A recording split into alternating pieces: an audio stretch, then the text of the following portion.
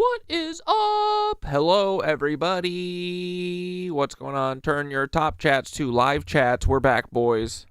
We're so freaking back. Hello. Are you ready to remember your roots? Are you ready to remember who you are? Hint. You're a mushroom. Start acting like it. Start vibing like it. Right? They got us out here acting like a bunch of idiots. A bunch of disconnected idiots. No, dude. We are one with the all. We are one with the all, and they got us out here acting like competition's the shit. Nah, dude. It's about our individual experiences and combining them with the all. The claw. What's up, boys? All right, no dilly-dallying. I'm going to go feed the cats, and we're going to get frickin' going. Ready? You're watching the news, you're being pumped full of fear. There's floods, there's AIDS, there's murder. Black Deathicus X Mark Beats. Buy the Colgate. If you have bad breath, all right, they're not going to talk gonna go to feed you. Squeaks before he eats his sister. The girl's not going to fuck you. And it's just this, it's a campaign of fear and consumption. And that's what I think that it's all based on, is the whole idea that keep everyone afraid and they'll consume. And that's really as simple as it can be boiled down. Gotta admit, in a world so dark, it's hard sharing hope, work to death. I will always miss my parents both. Despair has a way of trying to tear out throats, eyes, windows to the soul. I'm trying to air out ghosts. The devil always targets who you care about most. Drug-like bodies, that's wearing down rope. Scream as you disappear into the white smoke. Looking through the rifle scope, I really got both eyes closed. Only a few miles from home, left my parents a nice note. Stressed, making sure I manifesto the right quotes, carve words into bullets. Never knew I could write jokes. All it takes is a rifle to stifle the life with high hopes. There's no coming back from hell once you get sent there. For you, it's the end of the world. For me, I have to pretend that I care. Looking in the crowd like I swear I haven't blessed them in years. I left the world, but the people, I left them in tears. This actual tumor has cancer. I'm passing boomers in traffic. They want rumors, not answers. I'd rather them assume I'm bad shit. Half the time I am still over here trying to mastermind a plan. Won't live to see kids that have kids. The math is simple. Some of us don't get the diagram. At no point in my life did I actually live, but I did fail, and I was too afraid to try again. Hurt people and do anything to make it hurt longer. The first active shooter that came back to murder the first responder. So die trying to 9/11 your head and kill every politician who tried to climb in bed with your kids. Only memorials should be reminding everyone what you did. This ain't killing for sport, this is hunting to live. I'm starving, homeless under a bridge. They thought I had nothing to give. You know what I mean? I want them to know what you did. George Bush can suck my dick. Fuck up in a ridge and every one of their kids. Look at this gun like Jenna Bush is a stuck up bitch. It's all control, opposition, bought and sold politician. Every president's a Freemason villain, and the reason for missing children. Towards Indians lived in tents, founded the building stall. Our modern houses are basically tents. Be careful what story your children told. It gets way worse, trust me. Clone devils hate hope. It's sick to think Epstein was a low-level scapegoat. This actual tumor has cancer.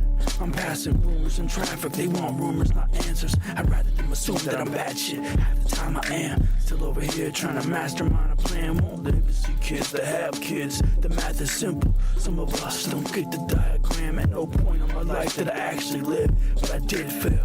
Was actually too afraid to try again. No time to whine. I find dying with a Molotov. Sign of the times. I've had my eye on my sawed off. It's like watch rot, especially when I die nonstop. Wide-eyed, reading the diatribe of onslaught. Choose your place. I use a clone for the cold weather. Lose your face. Thinking the plastic surgeon knows better. The world's fake. One day there's no fate. Earth's forever at the pearly gates. They'll prove you're fake with no effort. Too broke for date night. Trying to live through the hunger. Pick your favorite restaurant. We'll go dig through the dumpster. I'm a sad sack of skin, barely able to carry bones, no bias. Sometimes life's not pheromones. I'm a good friend, but I'm a terrible enemy. Convert your girl's pussy into shareable energy. Taking your head like it fits inside my carry-on. It's like I created a bottomless pit with a cherry bomb. This actual tumor has cancer.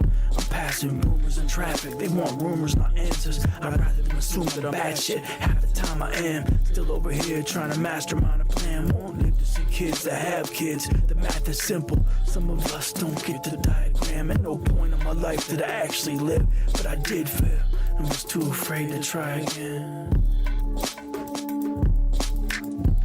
Too afraid to try again. Too afraid to try again. Too afraid to try again.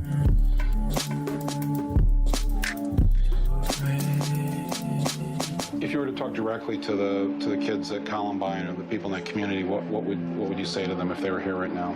I wouldn't say a single word to them. I would listen to what they have to say, and that's what no one did.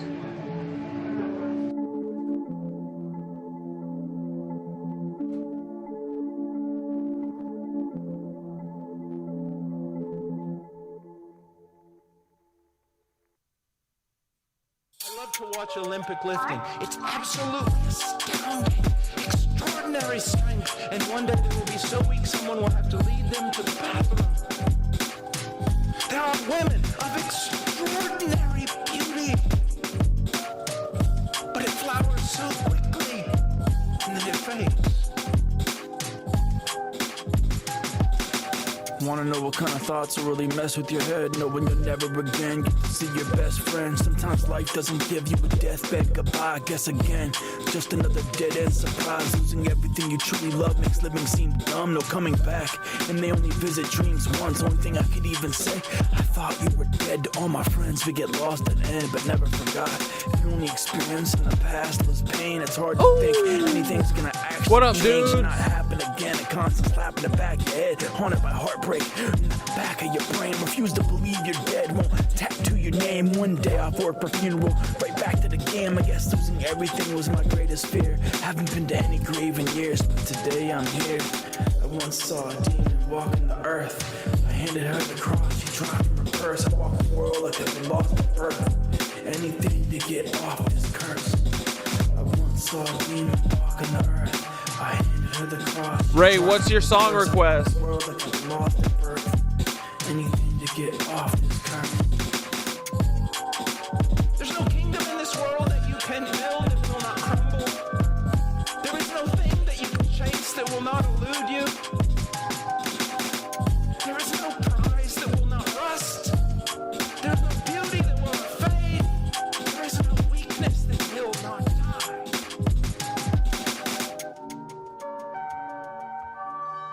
Let's frickin' go.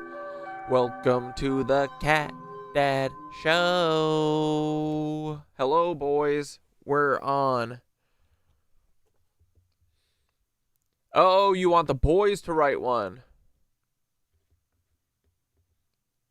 Hell yeah.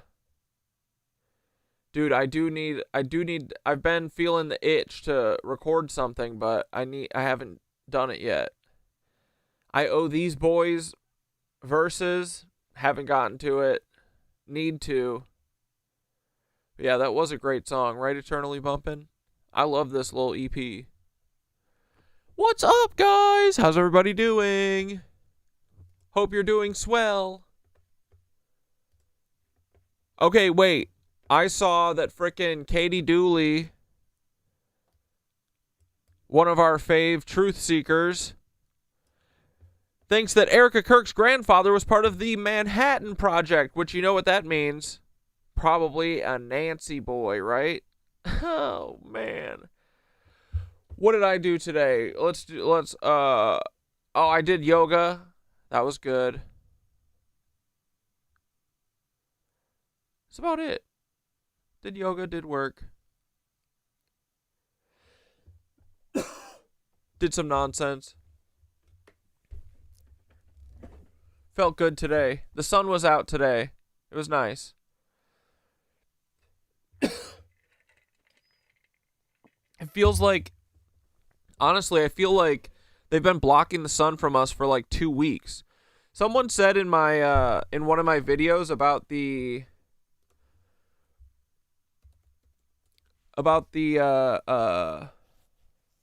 skies, the planes. Did I play the second Spirit Airlines ad? When did I post that? Did I post that after stream or before? I showed you guys the fuel shit, right? Or no, was that Tuesday? Was that Monday?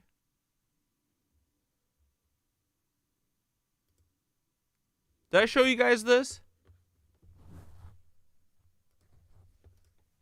Boys, so before I got on my first... But someone was like, in one of my videos here where I've been talking about the fucking covering the sun, they were like, they do be doing these big time during geomagnetic storms. So maybe it's reflecting off the power of the geomagnetic storm.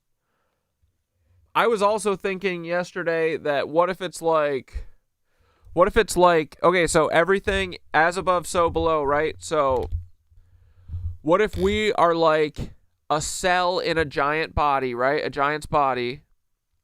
And the earth is like one cell in that body.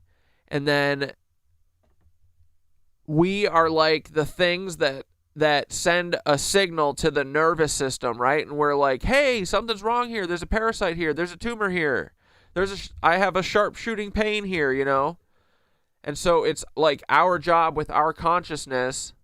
Like, how does a cell or whatever call for antibodies? It's probably the same as us. It's just like, it just does its job. But it's like, what if they gave the earth a opiate or something, which is like what the chemtrails are, and it's blocking us from sending the signal to the sun or whatever nervous system point that we connect to. And it's stopping us from being like, hey, something's wrong, send help. And dude, what if like all of the god deities that all of these old books are talking about and shit, what if they're just like, they're like white blood cells? They're like, yeah, they're like antibodies, you know? And they come in and they get rid of the parasitic infection. And then they float back off and we don't see them again until we need them again, right? Someone on Facebook said dude, Facebook is turning out to be some of the homies, man. Some Facebook people really be writing out thoughtful responses and shit. I haven't experienced that until recently. Usually it's just a bunch of corn dog goofballs. But no, some of these boys be spitting. Oh, I should have taken a screenshot of that picture. But yeah, anyway, this video was popping off on Instagram and Facebook. Freaking airplane ride, my Spirit Airlines. What the fuck?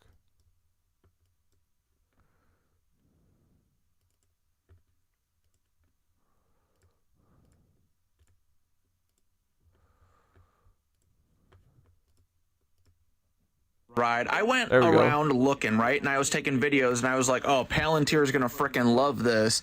But so I was looking for anyone fueling planes, right? I went and I found this truck. I was like, oh man, I wish he'd be fueling. I wonder how much fuel that thing holds, right? I looked it up, okay? I think it's about a 5,000 gallon fuel truck. So let's say it 5,000 gallons just to make everything easy, right? Most of Spirit Airlines planes are these A320s or whatever, different versions of them. So I'm pretty sure I was on one of those. And it looks like it's like, you know, let's say. Yeah, I just showed you guys the first Spirit Air, the trip to Wisconsin, right? I didn't show you the one with all the chemtrails that were flying next to us.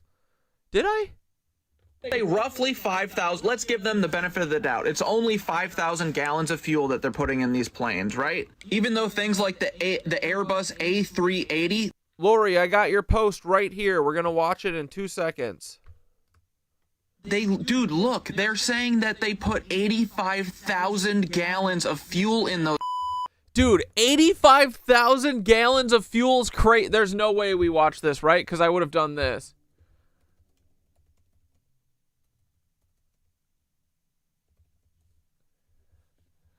Shut the fuck up, dude. Get the fuck out of here. This is an 80,000 gallon fuel tank. Look at that. They say this is on a fucking big old jet airliner. Come on. Grow up, dude. What are you talking about? 55,000 gallon tank. I mean, dude. Y'all have to stop. They're silly. They think we're silly. We're not this silly, dude. Like, come on. Yeah, try 8,500 maybe, dude. And honestly, bro, that's the other thing.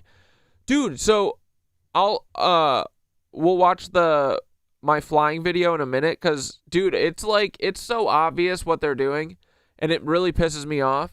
But fucking, I got on the plane, and we waited for an hour before they could pull away from the thing, because they go, the machine that turns our engines on just broke, so they're bringing a new one from a different terminal for us to use. It's going to be a couple minutes. And we waited for an hour, and I'm sitting there, I'm going, did I just hear that right? Did he just say that this fucking plane doesn't even turn its engine on? What do you mean?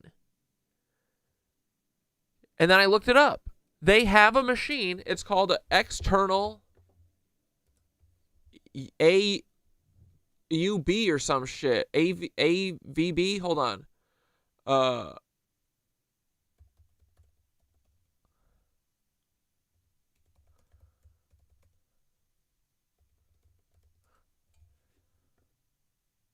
Yeah.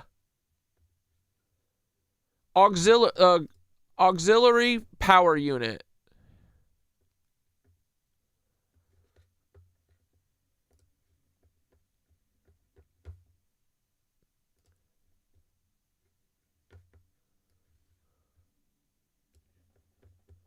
Thoth, what the fuck is... Oh, you're not working, you idiot.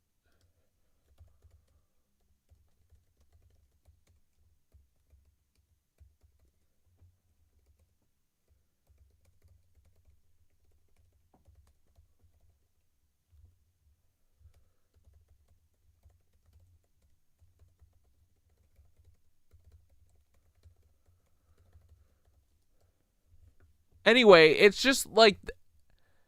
They get some machine to turn their engine on, and then I literally think the fuel is just to get the wheels moving.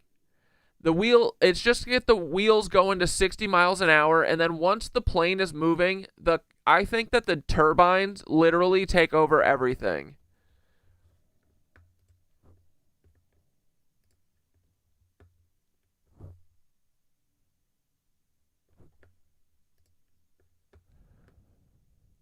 You're right to be curious. It's actually kind of fascinating how modern airplanes get started. Here's the deal. What is an auxiliary power unit? APU. An auxiliary power unit is a small engine, usually located in the tail of the plane, that provides power when the main engines are off. It doesn't move the plane. It's just for power. What does the APU do? A generator? 1. Starts the main engines. Jet engines need to spool up, get spinning to a high speed before fuel can be injected and ignition occurs. The APU provides the compressed air and electrical power needed to start that process. Think of it like jump-starting a car. The battery APU helps the engine turn over. 2. Provides power while on the ground. While parked, the APU powers the lights, air conditioning, cockpit electronics, etc., so they don't have to run the main engines just to cool the cabin. 3. Backup power in the air. If there's a failure of main generators, the APU can provide emergency electricity to critical systems. Why don't the main engines start themselves? Jet engines are huge and powerful, but they can't start from a dead stop. They need a big push to get rotating fast enough to suck in air and begin combustion. That push is provided by the APU or an external ground power unit, GPU. In military or older aircraft, they even used cartridge starts. Basically a shotgun shell that blasted air to spin up the turbine. TLDR. No, modern planes can't start their turbines on their own. They rely on a small onboard engine called an APU to get them going. It's like the heart defibrillator of the jet engine. Kicks it into life. If you're thinking this is all way too delicate for a giant metal bird to rely on, well, you're not wrong. Planes are magic. Yeah, they're magic because they fly from fucking free energy, dog. Yeah, dude, this is what the chemies be looking like today. Ugly as sin and very obvious. Who posted this? iKind, yeah. I know, dude. I posted a video like this earlier today, too. I'm sick of this shit, man. But my Facebook thing is just Corey CatDad. Do I just share this?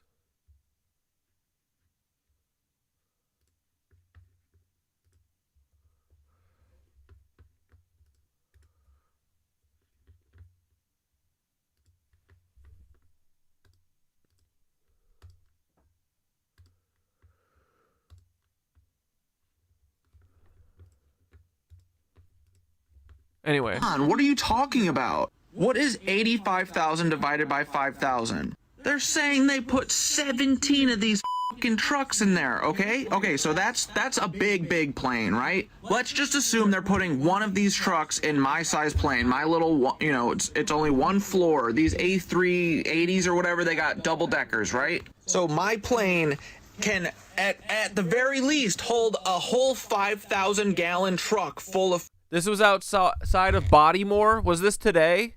Yeah, dude, the skies were clear as fuck today, and then they started doing this shit about, like, 1 or 2. And, like, really blatant and obvious bad. Fuel, supposedly, right? So, why are they showing up with this? What the hell is that? Look, again, Jet A. Bro, this video has, like, 500,000 views between Instagram and Facebook, and hundreds of comments.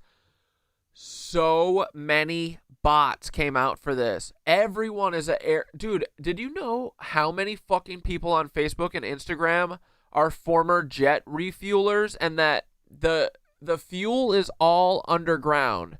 It's all underground, and they are definitely pumping 5,000 gallons up through that tiny little garden hose in 3 minutes. But also, planes don't really fly with full capacity fuel. They only put in what they need. So the reason for them having a 7,000 gallon fuel capacity is for nothing. It's just in case they want to go around the world 700 times. But for the most part, they only use, like, these are the fucking comments I'm getting over and over and over. All the same kind of comment. Like, Peter Thiel's internet is so boring, dude. But I think we struck a nerve with this. A fuel, okay? Where's the what is it? They're not putting 5,000 gallons of fuel into this wing, and then don't even get me started on the fact that they say it's in the wings, dude, right? Think about it. You're a big old jet airliner. You're going, what does water do? What does jet fuel do when it tips? It all sloshes, okay? So if you're sloshing it around, do you really want that in the fucking wings? Minus that, if you ever watch outside of the plane wing or the plane windows, what are these wings doing? They're going. you putting flammable fuel inside of a the Baltimore skies was on Monday. Floppy little wing noodle? What are you talking about? Then also, how long would it take to put 5,000 gallons of fuel? How long does it take to put 10 gallons of fuel in your truck, right? This hose, not that big. It's not that big, right? So this guy was there for like 3 minutes. What the frick are they trying to pull on us? I don't understand what CatDad is trying to say, though. What's the point of this? Of saying that that they're lying about the fuel? Okay, well, many things, right? Let's assume. So I'm not crazy, right? I'm not saying that fucking planes are holograms and you get in them and it fucking teleports you to your destination and it implants memories or something nuts. I'm saying, dude, that these things, they say that they run on fuel, and an absurd amount of fuel at that, which is like cost prohibitive if it's true at all. Like, they wouldn't make money if they were using this much fuel at this point. So I think it's all literally because they're hiding the free energy. Dude, up in the sky, once you get like 30 feet off the ground, there's electricity in the air that you can harness. That's what all these old buildings were doing. That's what fucking Tesla was trying to do before they stopped him. That's what the fucking, that's what the blimps all, or, the airships all flew on. It was ether. These things, jet turbines, are literally just temple tech. It's old temple tech that they fucking stole. And they put them on little fucking, buses and made them fly through the sky. But they have to keep this lie, because if they say that they're running on free sky electricity, then we're going to go, why the fuck are we having power plants burn fossil fuels all day if there's fucking electricity 30 feet off the ground? You know? Like, only 4 companies, or 3 companies, I think, make these fucking planes. It's either the military or Boeing or fucking Lockheed Martin, right? This is proprietary. It's not even crazy to assume that there is a big secret about these that they're fucking hiding, right? And I'm not yelling at you. I'm just explaining it. But, and I'm so over this. I'm so over how, but dude, yeah, it's like, this is the fucking, it's everything. It's the big lie. It's that we live on a fucking planet with, you know, that we need to burn fossil fuel and we all got to work all day for that. And we, you know, once this domino falls, all the dominoes fall. I mean, that's not even true. I'm like all over the place and talking about different shit all the time because I think all of these dominoes have the potential to knock the rest of the tower down. Like, and this is a thing where you're like just looking at how much fuel they claim are on these fucking planes should make you go, why are they lying about that? There's no way, dude, you could fill the entire fuselage of the plane with gas and I don't think it'd be 85,000 gallons, you know? So then here's another question. Okay, if they're lying about the fuel, is that for fraud? What are they doing? What are they buying? You know what I mean? Like, is that somehow them paying off the Saudis or whatever for their global New World Order thing?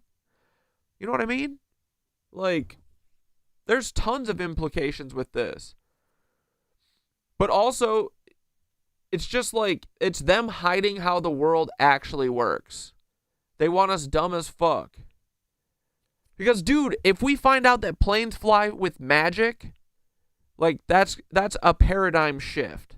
That's like, what the fuck? Because we don't believe this shit is real right now. They do. They know it's real. I don't think all the pilots know exactly how all this shit works, but Boeing and all those people certainly do. But yeah, they be lying. So at the very least, it's all just because we have that, what's that thing? What's that detrimental ADHD symptom where you have a inordinate sense of justice or whatever? Our Achilles heel, wanting things to be truthful and fair. But I think it's just to indicate, and dude, like, honestly, I think the thing that makes people think that this is an impossibility is just, once again, like everything, how widespread, like, planes are everywhere. You'd think if this was true, we'd have known this by now. But, dude, honestly, I don't think it's that hard to keep these big, giant fucking secrets, because everything just works in a hierarchy. If you become too much of a problem, like, if you're a professor at a college, you have to teach the way that everything is fucking understood. Like, you don't get to go and be like a fucking thinker and be like, well, what if we lived inside of a giant's body, you know? Like, you don't get to do that shit. You get fired. So you start asking questions, you get fired. And then no more access. You can't do anything about it. It's like the gravedigger guy. That gravedigger guy starts talking about funeral homes fucking selling people's bodies or whatever and burying caskets with no bodies in them, and he loses his job. This is how the world works. It's all lies.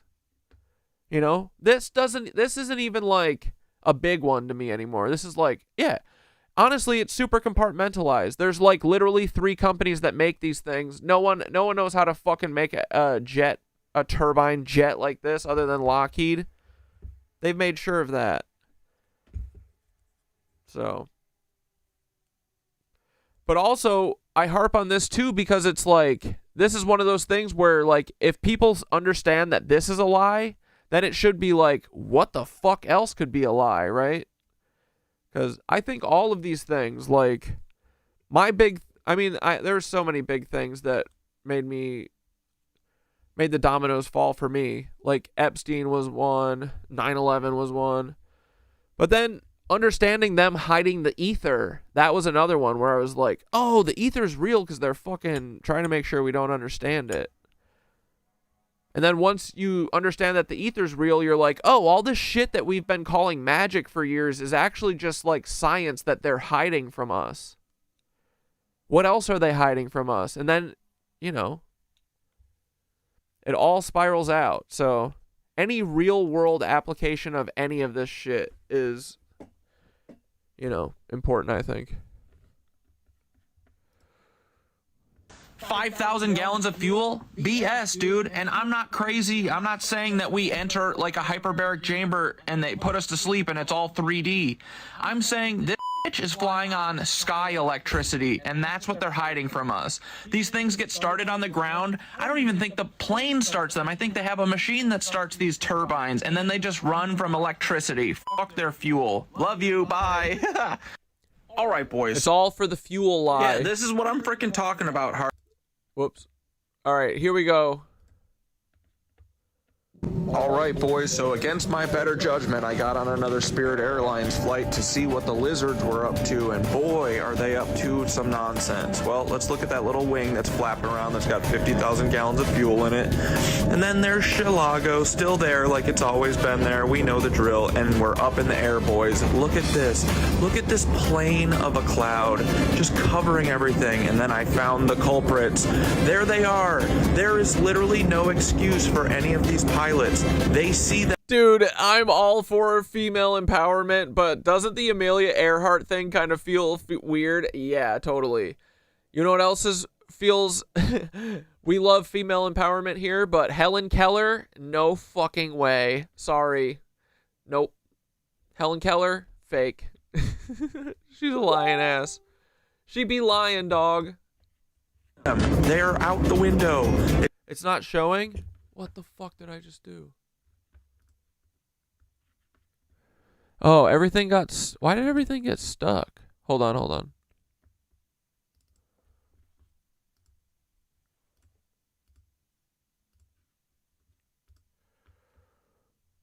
I think it's because I didn't eject my hard drives.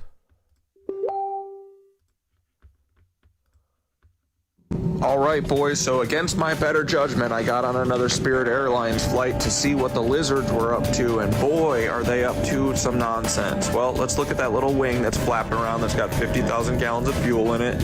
And then there's Chilago, still there like it's always been there. We know the drill, and we're up in the air, boys. Look at this. Look at this plane of a cloud just covering everything, and then I found the culprits. There they are. There is literally no excuse for any of these pilots. They see them. They're out the window. It's like they're all racing each other to ruin our day. Oh, and then we look at that. There's a bunch of fake dunes in the sky. Fake cloud dunes. How are those formed? Sound frequencies? Oh, and also another thing too with like if these pilots could keep their mouths shut about all of this shit, of course they're keeping their mouths shut about these fucking planes that don't have any fuel in them. I don't know. I mean, 5G frequencies? They've got like 50 gallons of fuel in them, maybe, to get the wheels rolling off of the runway and then landing. That's it. I'm not sure. I'm a dumb guy. But check this out. Then I'm flying next to a pancake flat cloud. This is what it says in my McGraw-Hill textbook, is that this is a pancake flat cloud, a long pancake flat cloud. Sorry, I got the scientific name wrong. But these are just right next to the plane, and I'm like, oh, look. You know how when you look up in the sky and it looks like there's a giant X covering the sun? Well, I met the X. J Love said, I love the long flat clouds on a curved ball. Dude, at this point, I'm just a flat earther just to be a pain in the ass. I don't care. X, there it is. It's right there. It looks like that. It is true, though. These lines do be looking straight as fuck. And I feel like the higher you are, right, the more it would look like it curves. Like, to me, in a sense, I do think that the Earth kind of looks like it curves, but it also does. But also now, it's like I can't tell because everything's so hazy. I feel like I used to be able to see the curve very easy, but now, I don't know. It does kind of just look like it goes off at the horizon forever. And these lines from the planes did be looking straight for the whole, like, as far as I could see. Isn't that weird? But no, I love the flat earth, even if, like, I don't even subscribe to any theory about anything anymore, because I'm water, I'm fluid. I'm trying to figure out the truth. I don't give a fuck.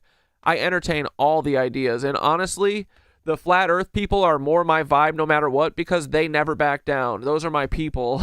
Even if they're wrong, I don't give a fuck. I love them. But yeah, I think it's probably most likely that we're just in a black hole, and this is an infinite purgatory, where we are living literally every single possible reality ever that's ever possible. We're living it all out inside of a black hole. We are the cell inside of the giant's body, and we're also the giant's body. Right? We're an Ouroboros of infinite fractal reality, stuck in a black hole, never escaping.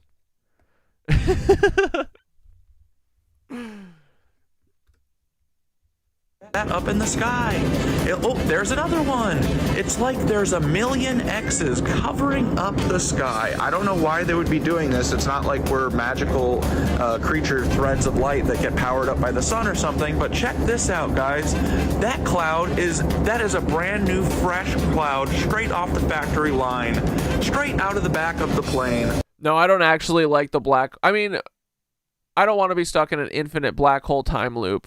I'm just being a doomer for a second, but I'm not actually a doomer. We're good. We're good. Everything's happening the way it's supposed to, and it's all dope. We are the universe experiencing itself. On there, look at them. They're racing across the sky, ruining our lives. Look, it goes on forever. Is that just condensation? Looks like it, right? That is just condensation. That couldn't be anything else. And then we definitely aren't about to get more evidence of them doing horrible things. No one's saying anything. The pilot's smiling in the front, ignoring this. And then look, guys, this guy starts taking a little bit of a turn. He starts coming up behind us. He raises his elevation to get way above us, because I guarantee this guy's not on a flight tracker, you know? And then look, and I missed it for a second. Don't be mad at me. I was looking at it with my real eyes, but here we go. Look. Oh my goodness, he's going and doubling up over us. And then he flew on the other side. And look, here we are just flying through another flat pancake cloud, long cloud. And it's just normal. Bill Gates said this is to help us, guys. It's because of global warming. Don't you feel warm right now? This is good because it's protecting us from those awful UV light that ruins our lives, ruins our skin. What is going on up here? It looks like a mess. It's a rat's nest in the sky, and no one cares. Oh, there we go. Look at the beautiful work that they've done. Yeah, we can be the universe experiencing itself while also being in an infinite loop of everything forever. Both can be true. Yeah, I agree. Isn't that sky just normal looking? It doesn't look like a mess. It doesn't look like a squirrel nest whatsoever. There we go. There's that flapping little wing that's got probably 15,000 gallons of fuel in it, just like all planes, because that's where you would put the fuel, right? In the thing that turns so it can slosh around. Oh, man, and there's the Death Star. Man, what a great day I had. There's the Death Star, real nice. Oh, man, it's so... Filming said, I bet Anne Frank is Helen Keller. Yeah, dude, because I honestly, the Anne Frank story, now that we know what we know about everything, dude, nothing is real. So, I'm sorry, all female heroes have been chopped down. They're all gone. You lost Helen Keller. Now what, ladies? Now who do you have? Ruth Bader Ginsburg? Being a planet is a psyop. Being a human is a psyop. I agree, dude. big and looking scary and perfect to make eclipses.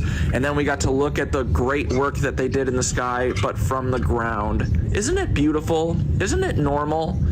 Just everyone just looks up. Actually, I don't think anyone looks up. At least the sun looks kind of orange like it used to. There's another one of our friends just doing what they do. Another Mormon lizard friend. The beautiful trees.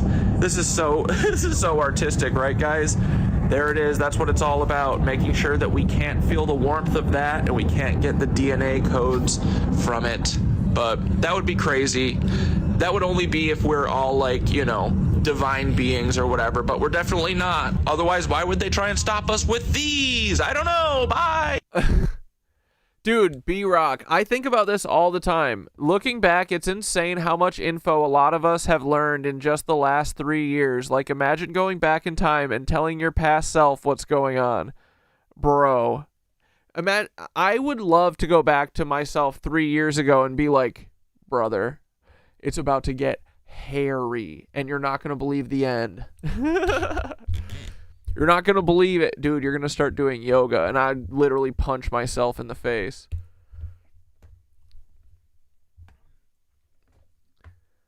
But, yeah, I think about that all the time. I would love that. All right, boys. So against my... All right, boys. Yeah, this is what I'm...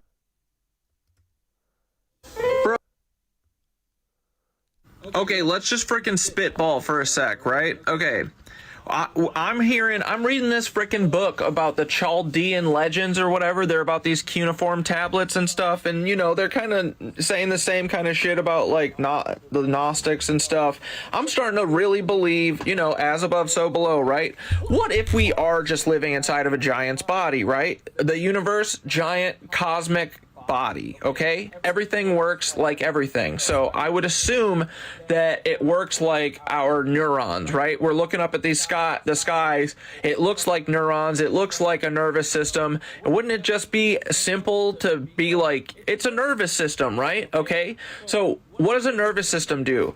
I've had this sciatic pain shooting up my freaking leg the last couple months, I think from yoga and stuff, changing the arrangement of my body and my spine and stuff.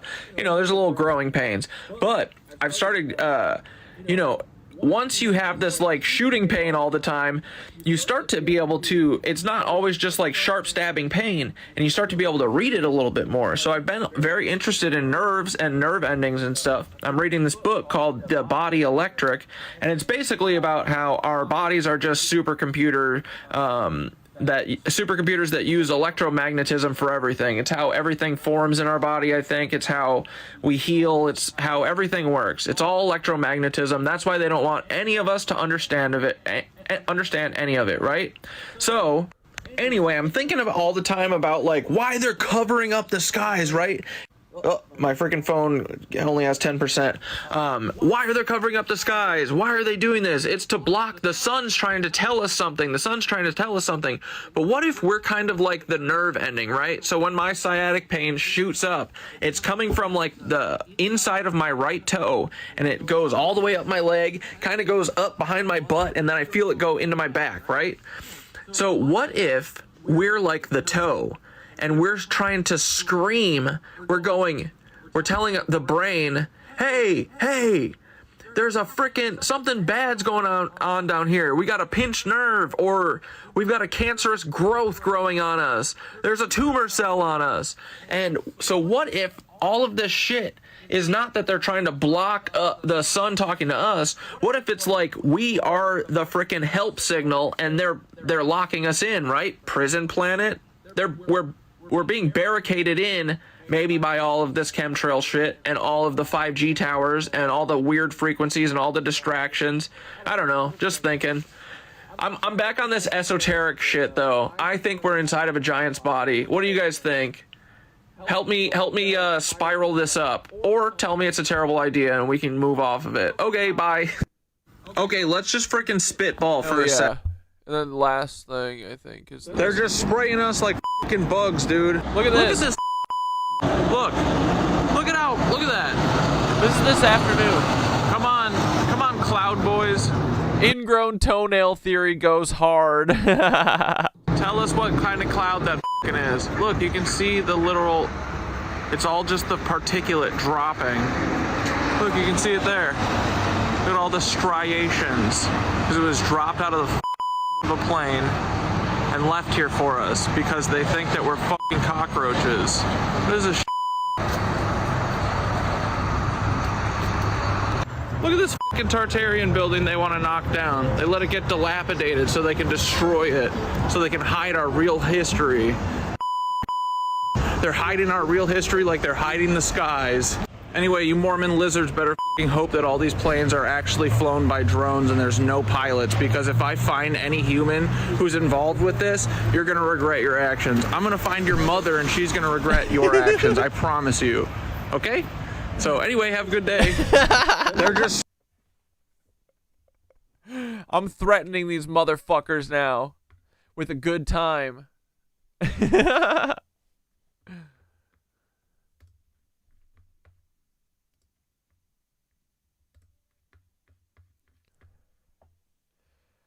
Where are you getting your books? Can you post what you're reading? I would love to hear your recommendations. Dude.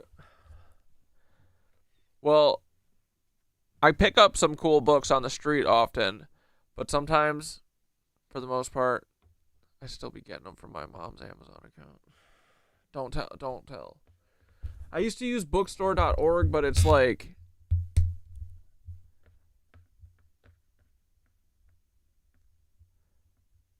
expensive. But anyway, the books I just ordered, I'm going down on this this old Sumerian shit hard. So I just got the Epic of Gilgamesh, the Enuma Elish, the Chaldean accounts of Genesis, which is this thing that I've been reading on archive, but I want the paper copy. And then the Nag Hammadi scriptures. And then someone recommended this book that sounded kind of cool by, what's his name? Rudolf Steiner. Is he a cuck or is he good? Knowledge of the Higher Worlds and its attainment.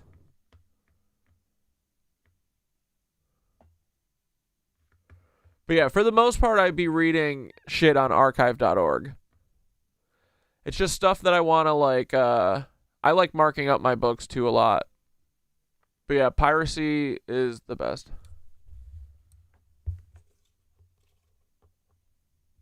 Plan 10 from Outer Space. Ooh, is it about Mormons? Okay, I'll add it to my list. Okay, Steiner's cool. Those books look kind of boring, like they don't have pictures. Well, actually, I'm on page 58. This thing has some cuneiform tablet inscriptions. See? Look at that. Winged mantis people. What if it's all just literal? You know? I don't know. What if there were winged mantis people? That's right, Aunt Deb. You calm down over there.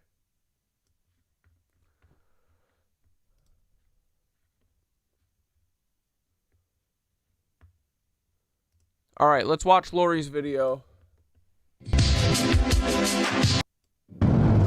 don't think there's anything going to get me in heaven. Okay, I really don't. I think I'm not maybe heaven bound. One of my favorite Trump clips.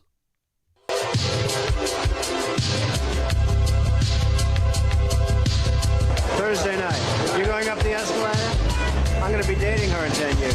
Ah.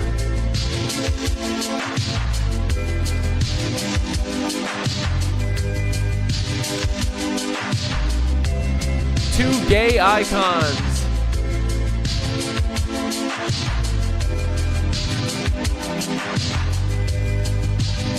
Bill Barr's father, Donald Barr, was Jeffrey Epstein's mentor.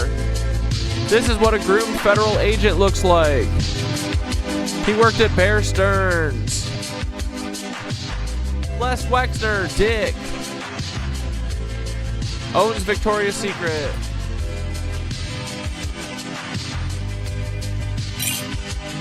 Epstein controlled his bank money.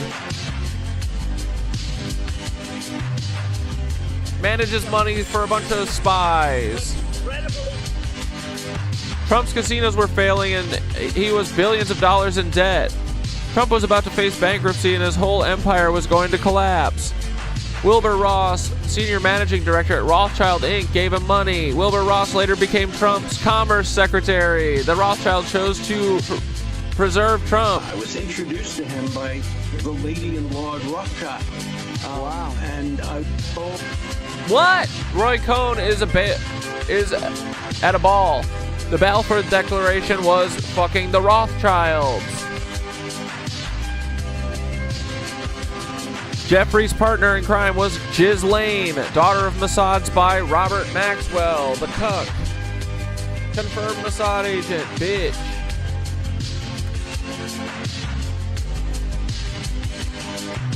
Big old cuck. He's a fuck. Alex Acosta is ugly, and so is a Hood Barak. He's a bitch, boys. Carbine 9/11 was pitched. Well, this goes too fast. Chinese surveillance. Peter Thiel mentioned. Uh-oh, jump scare. Epstein owned Zorro Ranch. He openly told scientists he wanted to seed the human race with his DNA. Isn't that interesting that everyone kind of looks like Jeffrey Epstein with those that big ass chin, that big ass forehead, and the big old fucking ears? I would say that Jeffrey Epstein succeeded.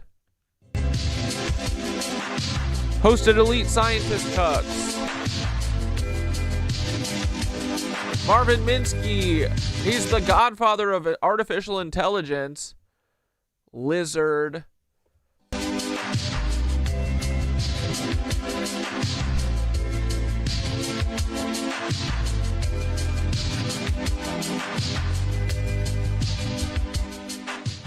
Woo. I don't think there's any. Nice vid, Lori. All right, let's learn about Erica Kirk. Her grandfather being a Nazi. Is really onto something. Lovely image of me there. My bullies will enjoy that one. That's okay. I feel like this ancestry discovery is really onto something. Lovely image of me there. My bullies will enjoy that one. That's okay. You can send that one to your friends. But look here, 94 views and 17 likes in 2 hours. Let's go watch.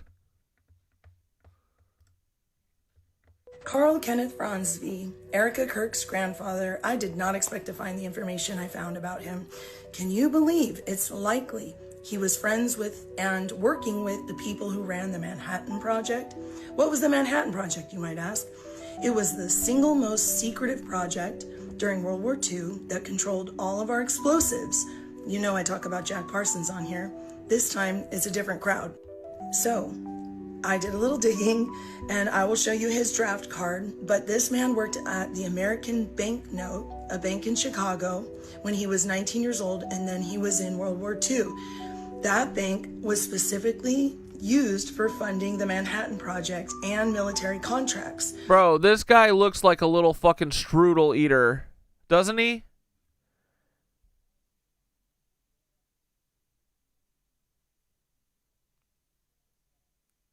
This dude be eating fucking liverwurst. Carl, the training that he had, that a and German the awards thing? that he got, if you look at his medals, put him in the Pacific Island Theater in the Philippines. Oh, I love that. Erica Kirk is descended from Ava Braun, Hitler's girlfriend. Let's go. Dismantling bombs and like figuring out how to do them. And this was all trained by Leslie Groves, the leader of the Manhattan Project. So it stands to reason Carl Kenneth was trained in Belvoir, Virginia, where Leslie Grove was a teacher, but also Leslie Grove's son, Richard Grove, would have been the exact same age as Carl. Carl fit the criteria, which was Scandinavian and highly intelligent. Now, why is Carl Kenneth Franzby's information so easy for me, Katie Dooley, to find? Well, Erica, everyone's got an aunt like this. Aunt Kendra couldn't wait to post all his information about his military service. So I looked up his medals, how he would have gotten them, where he would have been stationed. Combine that with the fact that he was in Chicago and had joined World War II 6 months prior to the 1942 detonation underneath the University of Chicago, which was the first experiment of the Manhattan Project. So he went from working under the finance department of Manhattan Project to dismantling bombs in the Philippines, and died a very, very well-decorated corporal. And he actually served in a second war as well. So why is this man's information so easy for me to find? And Erica Kirk is kissing Trump on TV, but the middle generation, his son, Kenneth Fronsvie, is nowhere in the records except the 1950 census. And I just want to point out, when you can learn a lot by what is not said. I'll just say that. Oh, and also this guy, he got married at 18 and that poor girl died of hepatitis. Carl Kenneth Fronsvie's draft card that gives the bank name that he worked at that funded Manhattan Project. Here is Carl Kenneth Fronsvie stationed in the Philippines. I could not get confirmation on who those other men were, but if anybody knows, feel free to share. Here is his award for the Order of the Northern Star from Sweden. He was born in Sweden. And Sweden? Oh, brother. Sorry, Agneta. Also, because he ran those Vikings groups in the United States for many, many years and helped a lot of Swedes. Here's the photo of Carl Kenneth Fronsvie in his office at home. That's how I researched all of those medals. Here's the wedding picture of technically his second wife, since his first wife died of hepatitis, but this is Erica Kirk's grandmother here. They were happily married for like 60 years. Here's the house that Carl Kenneth Fronsvie's original first wife, Doris Virginia Skoogs, lived in when she died. You can see it's boarded up on Langley Street in Chicago. Carl Kenneth Fronsvie, Erica Kirk's grandmother. Anyway, the mission continues. Okay, and then here, let's check in with Neuralink. It's not looking great. Through what the product evolution is going to look like in the next 3 years. So now, just to step you through what the product evolution is going to look like in the next 3 years.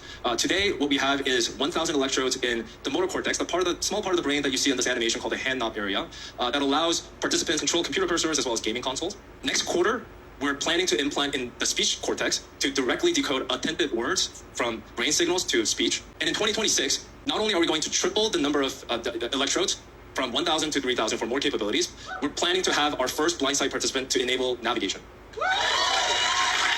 That's DJ CO, Neuralink's co-founder and president, walking us through this very polished 3-year roadmap during their summer update this June. Unless, what if this isn't a roadmap at all? What if this is just the cover story? Now, before I get into this whole mess, if you want the receipts and all of the sources for everything I'm talking about in this video, then go over to my Substack, The Dre Dossier. It's free to subscribe, the link's in my bio. Also, just as a heads up, I'm going to be moving this entire series over to YouTube so that each episode can actually be in the long-form investigative format that it's meant to be. So if you want to keep following along in this series, then I suggest going over to my YouTube channel, The Dre Dossier, and subscribing over there. The link's also in my bio. So I check Neuralink's clinical trial site every single week, and I know that sounds probably paranoid to a lot of you, but honestly, if a private company is putting devices into live human brains, then I think, honestly, a little paranoia is probably healthy. All of these trials have to be registered on a government website called clinicaltrials.gov. It's public, anybody can go look them up. So I'm doing my usual check-in mid-November, right? And what do you know? All of a sudden, a new trial pops up. It's called Voice, Speech Restoration, and it takes place in Dallas, Texas, and it was posted on November 4th, 2025.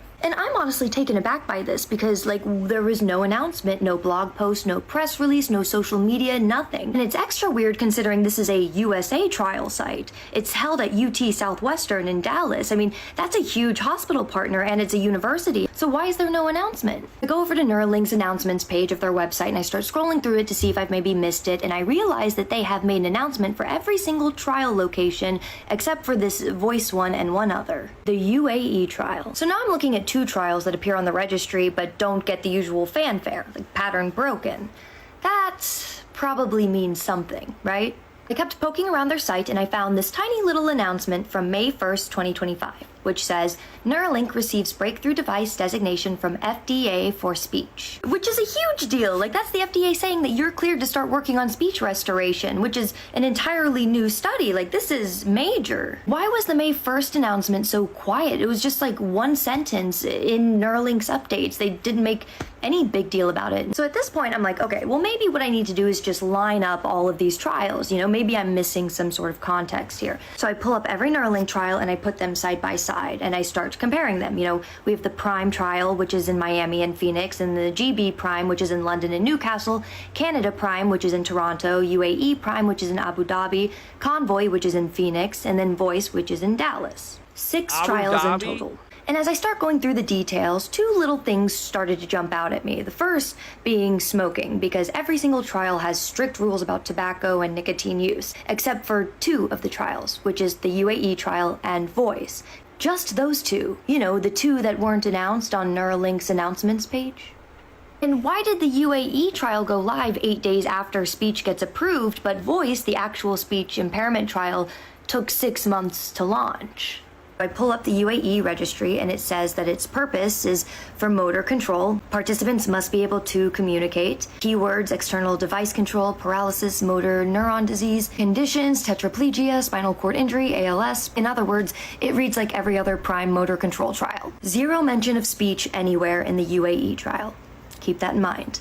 And then I pull up the Voice registry, and this one is very different, and it's supposed to be, right? Its purpose is for speech impairment. It's Neuralink's first ever explicitly speech-listed trial, and it's measuring speech-related outcomes, words per minute. And all of that kind of makes sense, right? I mean, Voice is clearly the speech trial. But the UAE trial just rubs me the wrong way. There's something off about it, and it's not just because it launched 8 days after the FDA-approved speech work.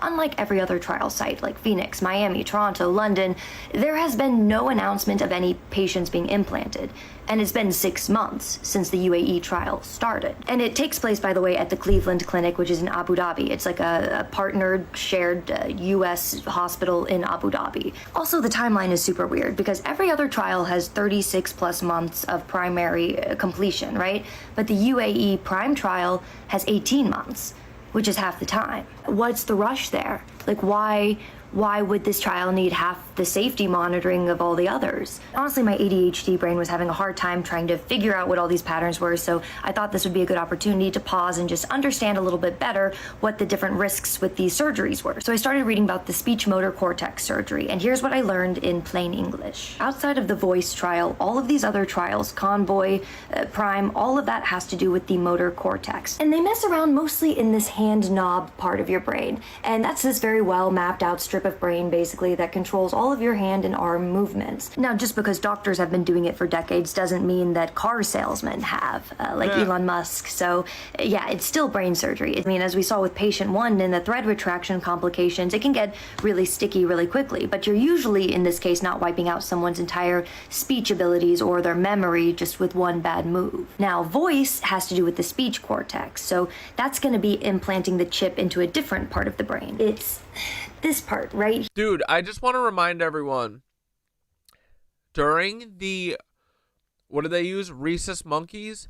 During the monkey trial on Neuralink, they killed every fucking monkey with horrific, like, not like at the end of the study they killed them with infections mostly.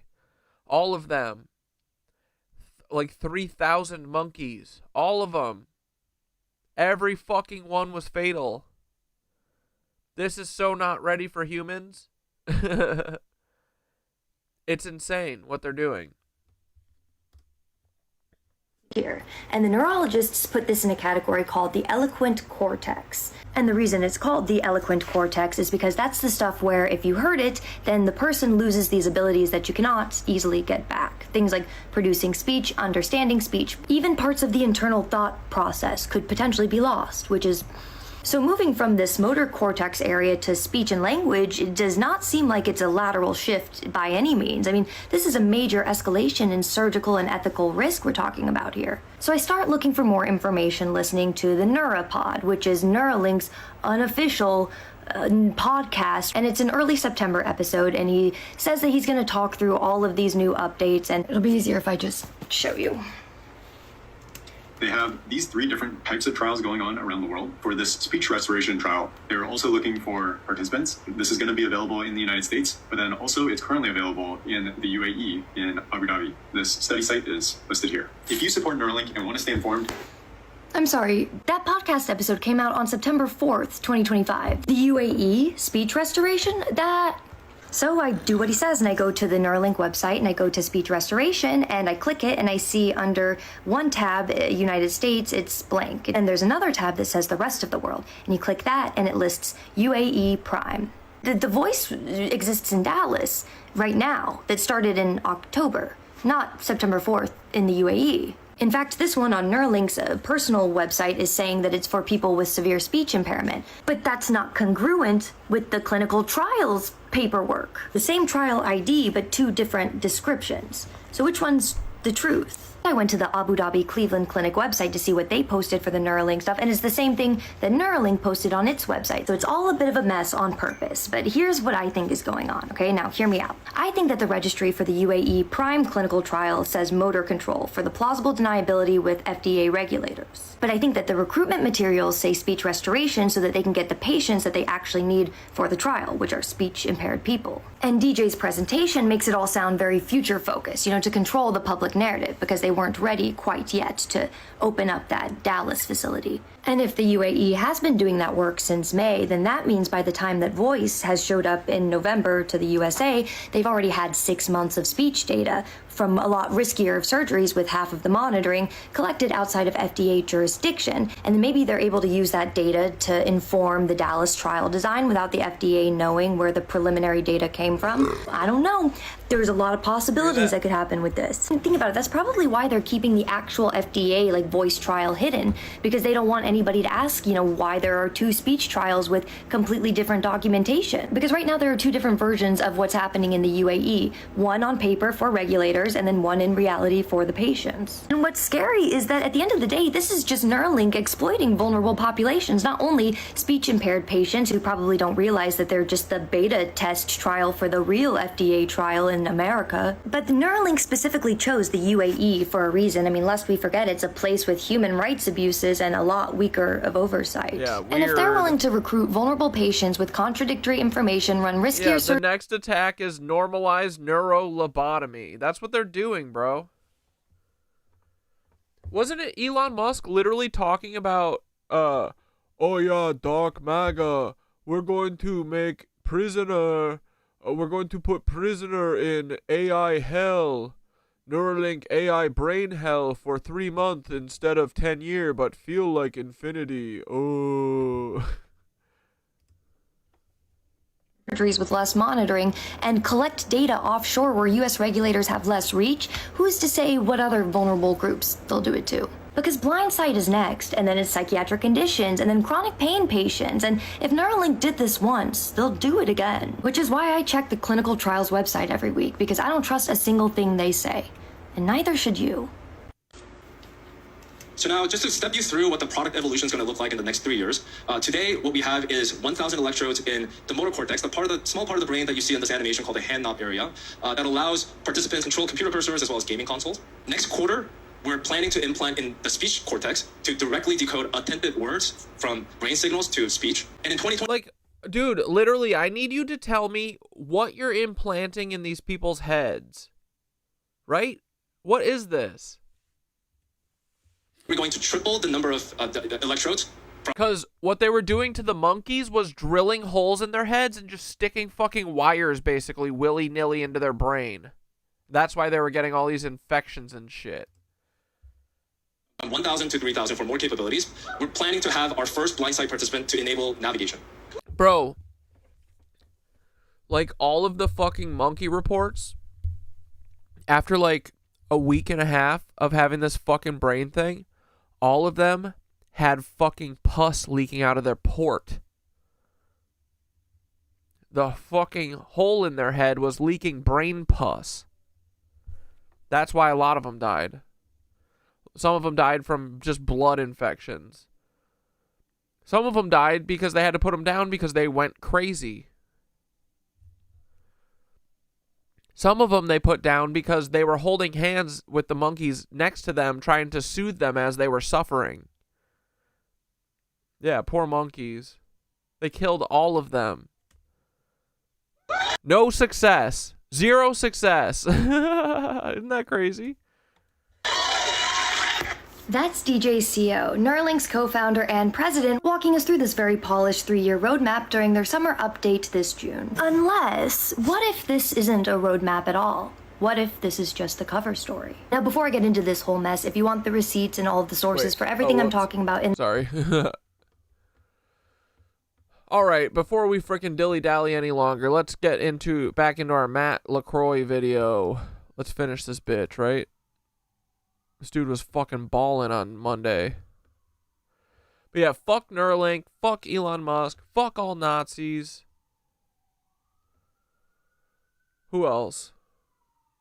All the cucks, right?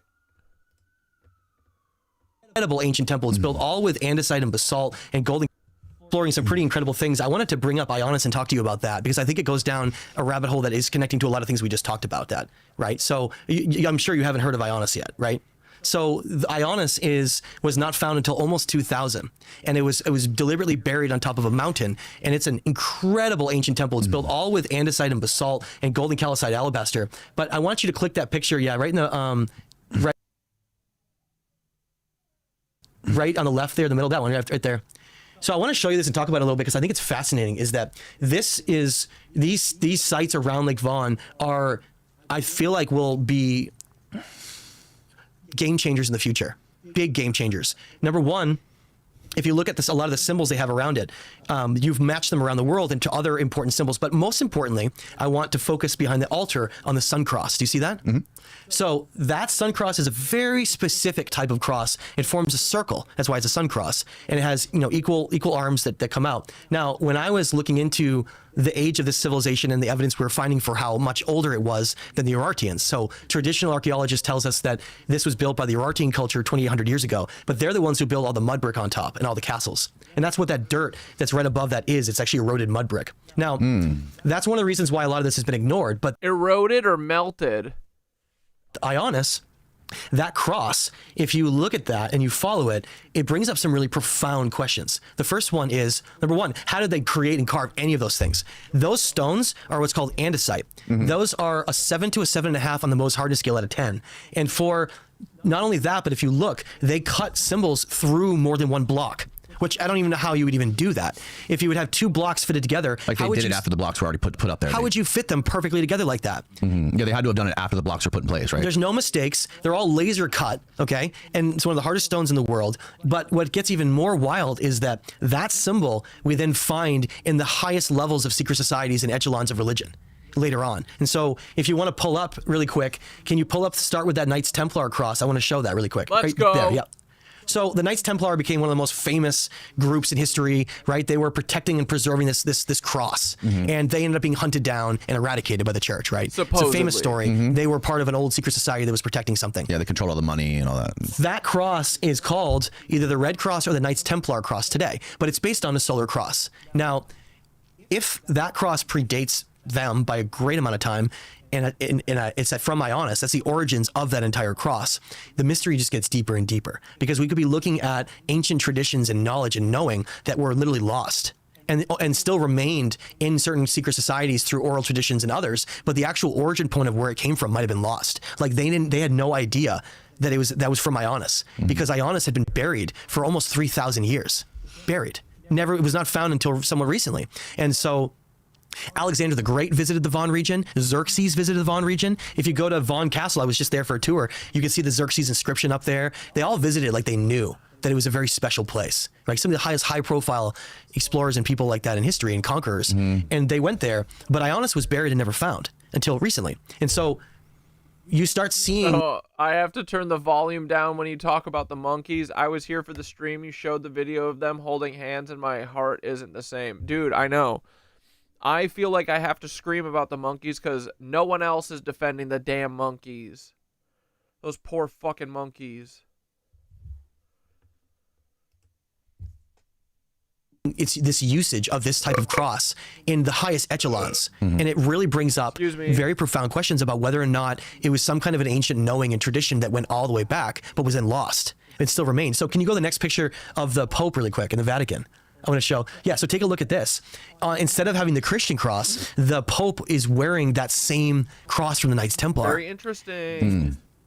All the way back to, I believe, is this first one that came from Ionis. And so it gets into some really profound areas of exploring whether or not we could be looking at an entire area of lost history that could redefine religion, could redefine philosophy back to what it used to be, ancient teachings, understandings of sacred geometry, all kinds of things that come back in opening the doors of what this civilization may have left behind for us to find our way back. Let me give you another example. Can you go to that image that's on the left there, right on the left, that T-pillar right there?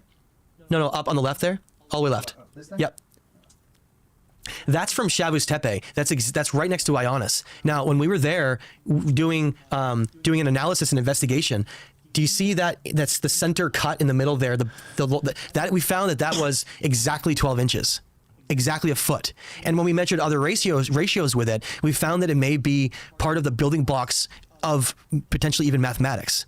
So I found also areas that looked like a compass was used to design some of the symbols.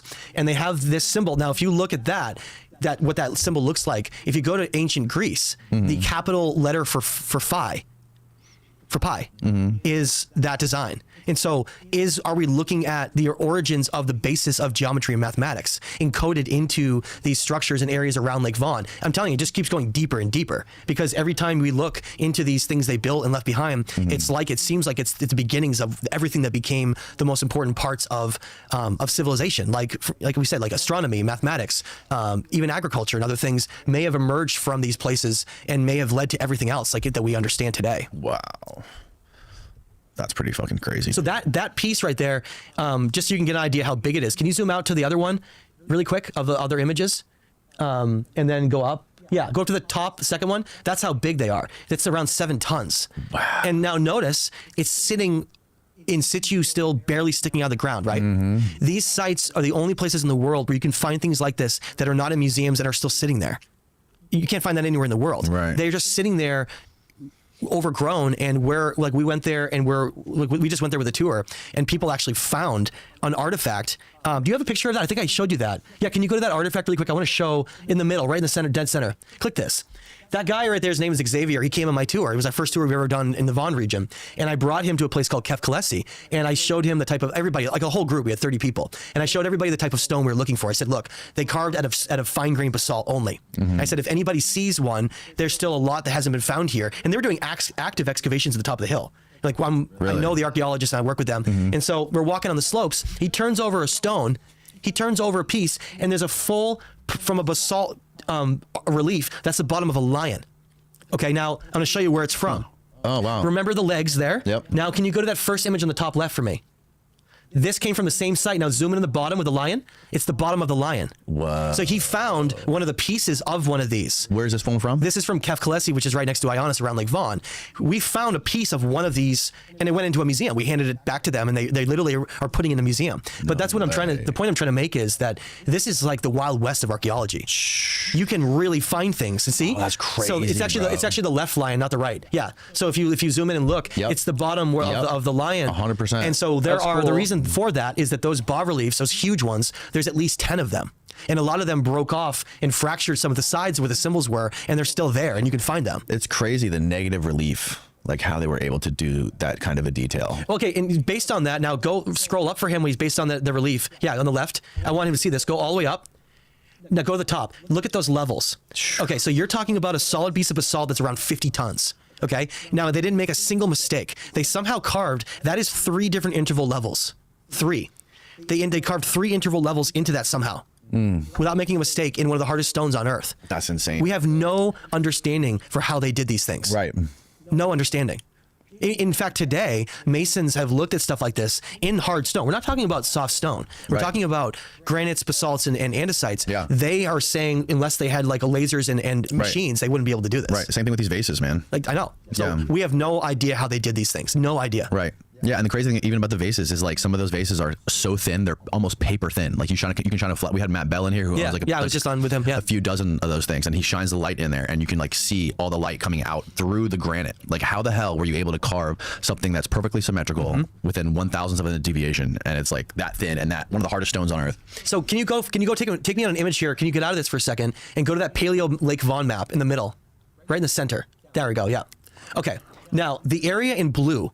Dark blue and light blue is the original size of Lake Vaughan. It was less than half of what it is now. Okay, and I want to add this because we kind of jumped over it and missed it. The underwater ruins are right in the area that's called Carbonate Mounds in the northern part. In fact, those Carbonate Mounds were why Towson went to dive in the first place, and then he found those ruins. Initially, when he told the government and others, they didn't believe him. By the way, now what I found and discovered is, do you see those? Wait, what is CatDad?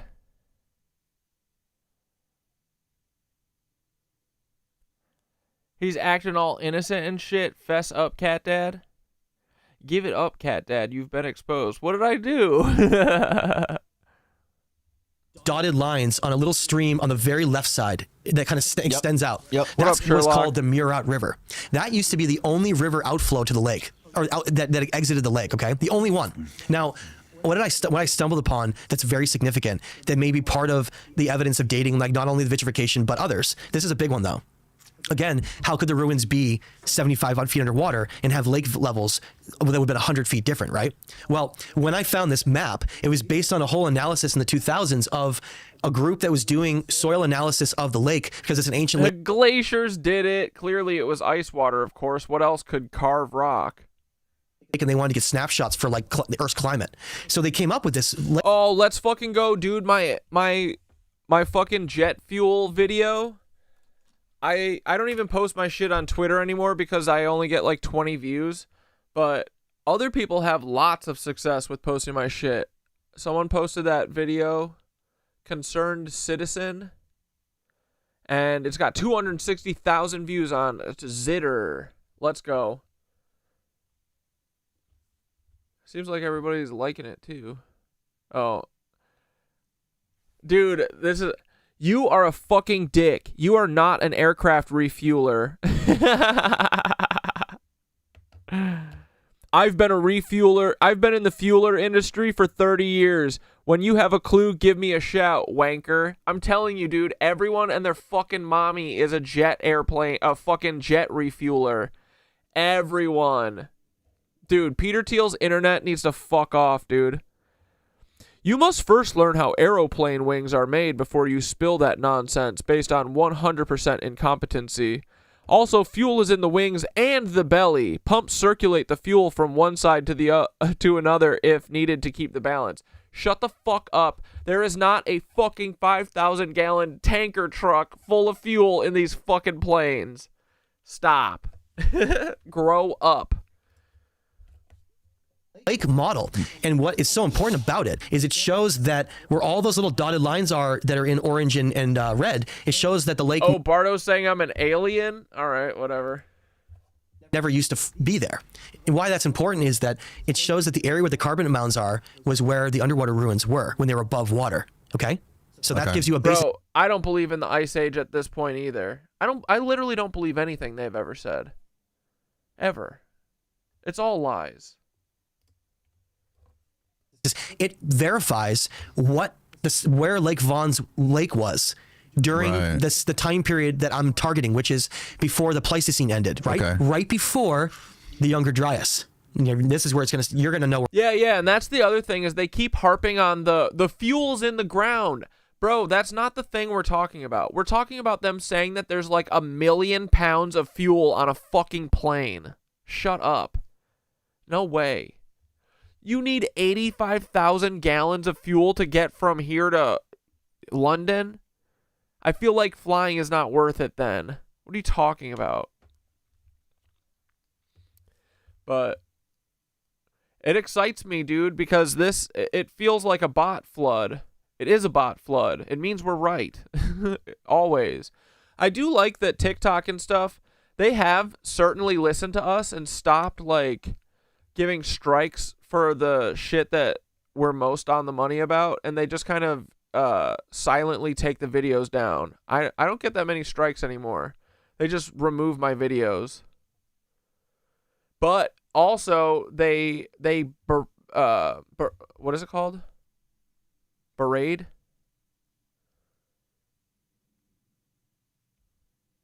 What's it called when a bunch of people, when they raid you with bots? They send a bunch of naysaying bots. That's how we know we're right. Where I'm going here. There is a huge volcano on the south part of that lake called Mount Nemrut. Not the Mount Nemrut with the statues on it. There's 2 Mount Nemruts. That volcano. Dude, literally, the next comment. I started working as an FBO at a regional airport at the age of 17. I was a shop runner, refueled general and commercial aircraft, loaded planes, dispatched planes, eventually became an aeronautical engineer. The problem with people like you is you use your limited and lack of understanding, blah, blah, blah, blah, blah. Everyone, dude, literally everyone refuels planes except for me, apparently. It's crazy. Yeah, barrage. Thank you. It's called Mount Nemrut. It's one of the largest volcanoes. Brigade's what I was actually looking for. Yeah, that's it.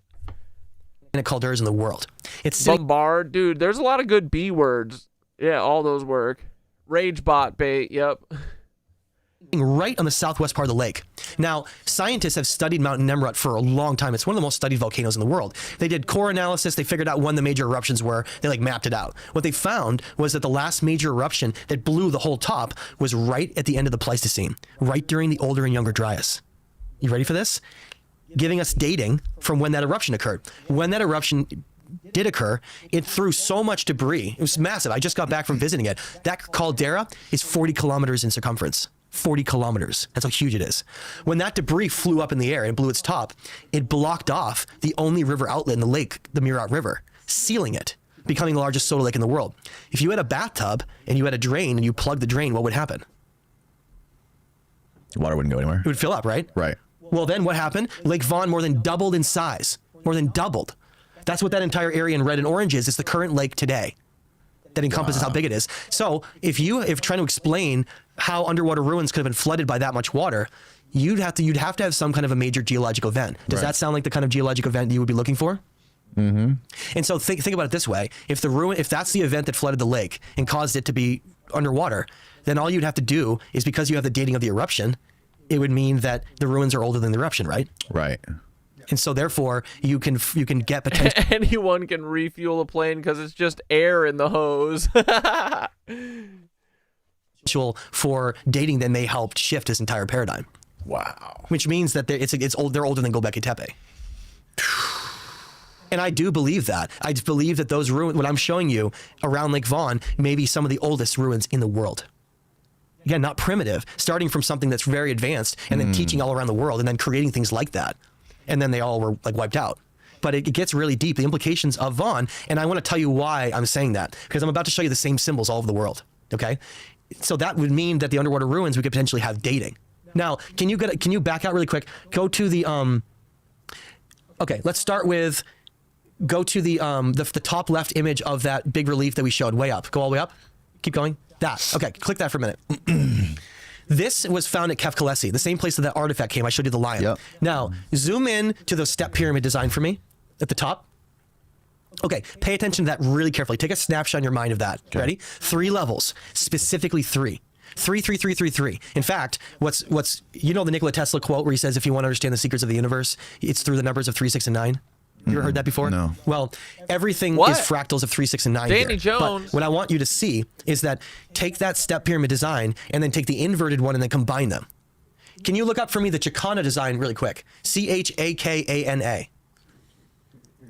It's the most important symbol in South America. Chakana design. Okay, so Chakana, yeah, like go to the left one or whatever. Go to the very left one, that's fine, or whatever. Yeah, so if you take the middle piece, which is like the dividing of realms, and you just take the step pyramids, you can see it's just the top step pyramid, the lower step pyramid, right? Mm-hmm. Well, that's the most important symbol in South America. Okay, now go back to what we just looked at. Okay, now go to the image on the right there with the spring that's flowing over the water, 3 down on the right. This is in Peru at a place called Ollantaytambo. Look, it's the 3-level step pyramid. Wow. It's in Peru across the entire world with 3 levels with the water flowing over the very top of it. Same thing we see at a nearby site called Napa and Glacia as well. Okay, and it keeps going. I'm not done yet. Now go back out really quick for me, and then scroll. Is at the bottom for me? Okay, then okay, go down. You can do the one in the middle down there. Yeah, this is in Saudi Arabia.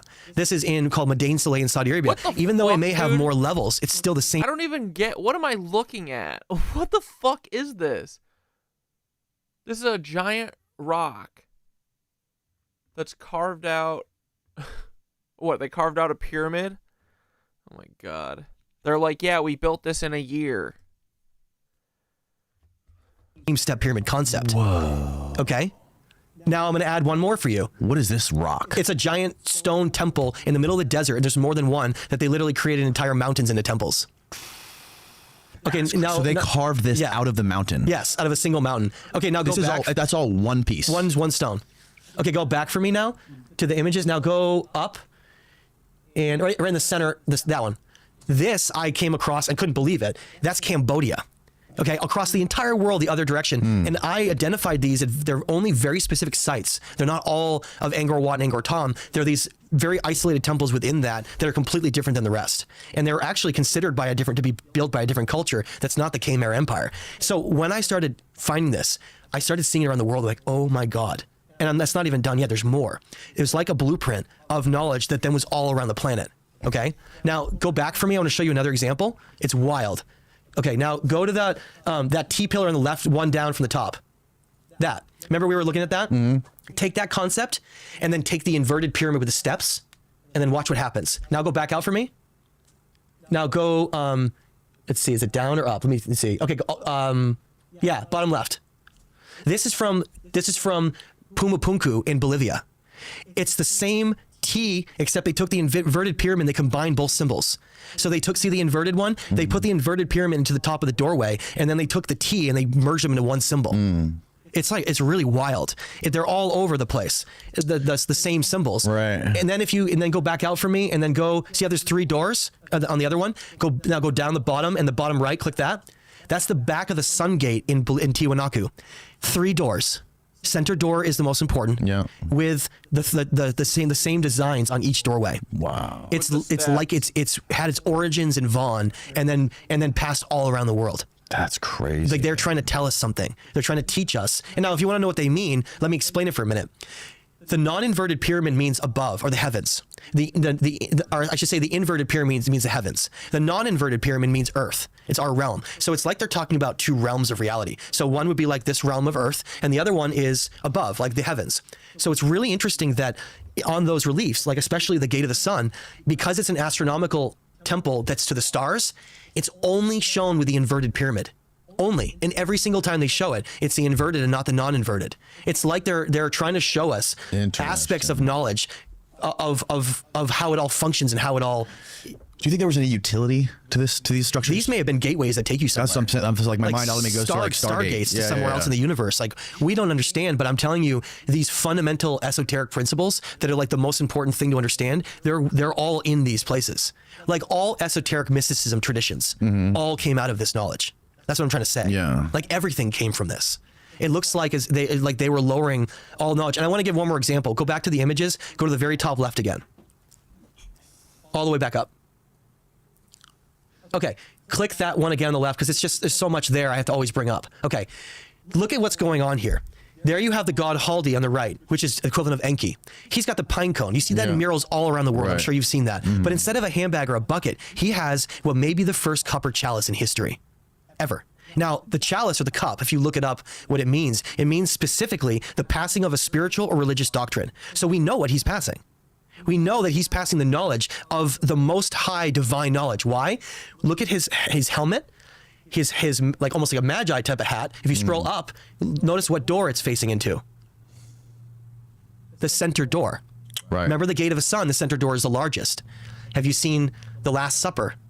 The famous Last Supper from Da Vinci? The 3 doors are there in the back. Can you pull up the Last Supper from Da Vinci? I'm telling you, it's like they knew. Even Da Vinci knew that there was like a deep understanding. Yeah, just pull up any of those.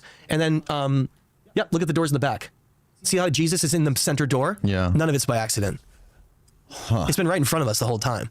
there's a deep understanding of the three doors represent the three aspects that of like the universe. And the concept of three is a fractal that goes all the way back to us too, Danny. Now, go back to your religious understanding. What was the Trinity? Father, the Son, the You remember? Holy Father, Ghost, Son, the Holy Spirit. Or the mind, the body, and the soul. and the spirit, like soul. Okay. So three components make up us of what we are. Three fundamental components. We are the body, we are the mind, and we are the spirit. So they're showing that if you balance all three of those things, you unlock something. You unlock a doorway.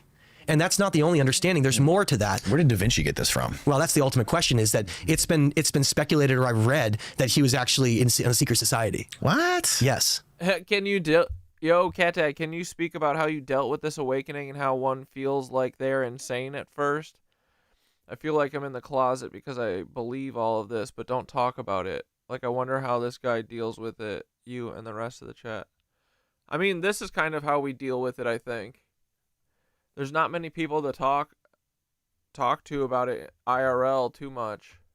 That's honestly why I started talking on the internet, because I wanted to talk about all this shit and no one around me wanted to talk about it. But, yeah, I mean, we hang out here and talk about this stuff. Makes us feel a little less nuts, but I mean, they want us to feel nuts and crazy. That's what they always want. But I'm over it, you know. We're not nuts or crazy. We're not doing anything. We're not hurting anyone. Who cares even if we're wrong, you know? But yeah, it's lonely, unfortunately. I don't think it'll be lonely forever, but yeah, I think it's definitely, it's part of the awakening, I think. It makes us strong. You know? But yeah. But yeah, we hang out here. You can talk your shit here. That's why his work is codes. And it's like codes embedded in it. Yeah, helping people helps. Like including the Vitruvian Man and all of that. Right. And so you get into this idea that goes all the way back to also the Vedic and Hindu traditions, what's called the Trimurti. Can you pull up the Trimurti for me? Trimurti. Find that. I got to take a leak real quick. Okay. We'll be right back. So what are we looking at here? So again, we're looking at these concepts and these teachings that seem to pass around the world. You just have to go to India and find a direct comparison to it. So when I showed you that last relief showing Haldi and then his counterpoint on the other side and then the Tree of Life, here in India, you have what's called the Trimurti. Now what the Trimurti is the ancient understanding in Vedic and Hindu cultures about the three fractal components that make up reality. So I mentioned that there was a fractal component that makes us too. Remember, everything seems to be fractals, which is what's really fascinating, meaning that we seem to be a fractal of the entire universe in some ways. Yes. It's really weird when you look into actually the comparisons of us in terms of how we, or even like we have the same percentage of water as the earth, like the same iron in our blood that runs it. We seem to be a fractal of everything else. And so those concepts are within us, but they're also on the greater scheme of things. So for instance, in the Trimurti, it's described that there's three guardians that basically manage and balance all of reality. Everything. That it's not random at all. In fact, that everything is being carefully managed in our universe. And that they describe it as being the center, or we think of as Brahma, their version of Brahma, or we could consider it like almost like the Tree of Life on that previous relief. They consider like God or Source. And the reason they often show it in nature is that the ancient cultures believed that Source or God was simply in everything, but especially in the balances of how nature flourishes and grows. Like nature itself is God. That's what they described it as. Right. However, they state that growing and that flourishing is not the difficult thing to happen. That happens no matter what. It's the balancing of that's hard. That they describe that the two on either side, that's what their roles and responsibilities are in the universe. Meaning that the individual on the right is known as Vishnu, and he would be the equivalent of Haldi. And his role is he is a preserver of knowledge. He is a fertility god, preserver of knowledge, and balancer of cycles. And on the left is what we think of as Shiva, the destroyer. Right. Now, that equivalent in Urartian was showed is, well, the other mural is called Shiva. And it's like that everywhere in the world. Like if you look at even other traditions like we see with Zeus and others, this counterpoint is very important because they describe Source being the center of everything and that there are beings that have to maintain both the preservation and creation and balance of life, as well as the destruction of it. So this might help people understand a little bit more, is that the figure on the left, Shiva, his job is literally to be a god of destruction and renewal. So destroying old things and like a war god, like all those things. And whereas the opposite is Vishnu is trying to preserve that knowledge and balance it. Now, why does that make sense? Well, go back to ancient Mesopotamia. What is Enlil and Enki doing over and over and over again in every tablet? Do you know? Remind me. They're playing duality gods of each other. Always, no matter what. Every single text. Enki is this god of knowledge and wisdom, and then Enlil is always trying to destroy it. He was the one in the Garden of Eden that banished them. Right. It was never really God. It was him. He was the one who banished them. He's the one that creates cycles of destruction and war here and deception. That's his job. Right. That's what his role and responsibility here, while at the same time, Enki's job is to maintain balance and basically pollinate the tree of life to continue it growing. So it grows eternally. They are, if we want to try to understand what the way that they describe themselves in all Hermetic texts, all ancient traditions, all Mesopotamian texts, they call them, they're basically cycle masters and time lords. If you wanted to try to wrap your head around that without losing everybody who's listening to this, is they describe themselves as literally like time lords and cycle masters of everything. Interesting. Of the entire universe. And that's what their roles and responsibilities are. And that they were the ones who created our solar system so that this story can unfold. And that they've been managing this all along. And that we're created in their image to eventually become like them. And that all of this is actually just grooming us to become like we were meant to all along. All of it. And that's why all the esoteric traditions, and why at Ionis, it shows Haldi bending down on one knee and passing that solar cross and all of that, because they lowered the greatest divine knowledge of all time. And it led to what I believe was a golden age on Earth. And that's when they built all the things they did and left behind everything they left behind. And then they were wiped out and destroyed. And then we are putting the pieces back together and finding our way back to where we began. Yeah. It's all about the wandering and the journey as a microcosm of humanity. Our journey. That's what I'm feeling, dog. Of wandering is part of this. We're supposed to start from a spiritual place of deep connection to the all. Right. And we come into a material body and we experience incarnation over and over and over again as many times as is necessary until we finally walk that path that I've been describing, that they've been basically screaming at us about that we're not paying attention to, which is that they're leaving behind the blueprints back to where we began. Bro, when is Matt Lacrosse going to be like... he's gonna have some horrendous take, right? I still feel like he's trying to date us, you know? Back to source. And if we just follow them and listen to all the knowledge that they were trying to leave behind for us, we can unlock those doors just like they did. Now, wasn't the story, the Anunnaki story, that wasn't part of that story that they were trying to create a lower race of like slave species of humans to like terraform the Earth? Oh, wait, here's another comment on my airplane fuel video. To the guy narrating the video, you are an absolute idiot. Read your comments, I am. If there's one thing that pretty much works, it is the fuel system at airports. I commend those who provided a discussion of what is happening. Get a haircut. Bro, you know we are fucking... spiking the volleyball on their side of the court hard as fuck when they start pulling on the put a shirt on thread or the get your hair cut thread. What are you guys, fucking boomer parents in the 60s? Grow the fuck up, you little bitches. That's so funny, dude. Dude, they're big mad. Boeing is super mad. Okay, guys, if anything happens to me, it's because of Boeing. It's Boeing's fault, okay? They do not have 50,000 gallons of fuel in their fucking planes. They wouldn't send this many fucking people to whine and piss and moan at me. Like, dude, if I'm wrong, stop watching the video. Why are you so butthurt about this, right? Because it's fake. It's all fake. It's all meant to make me go, oh, I'm nuts. And everyone who watches it go, oh, I guess he's stupid. Are we stupid or are we critical thinkers? Dude, this is so good. Anyway. Yeah, like the chat if you like the chat. Be super careful with anything Zechariah Sitchin.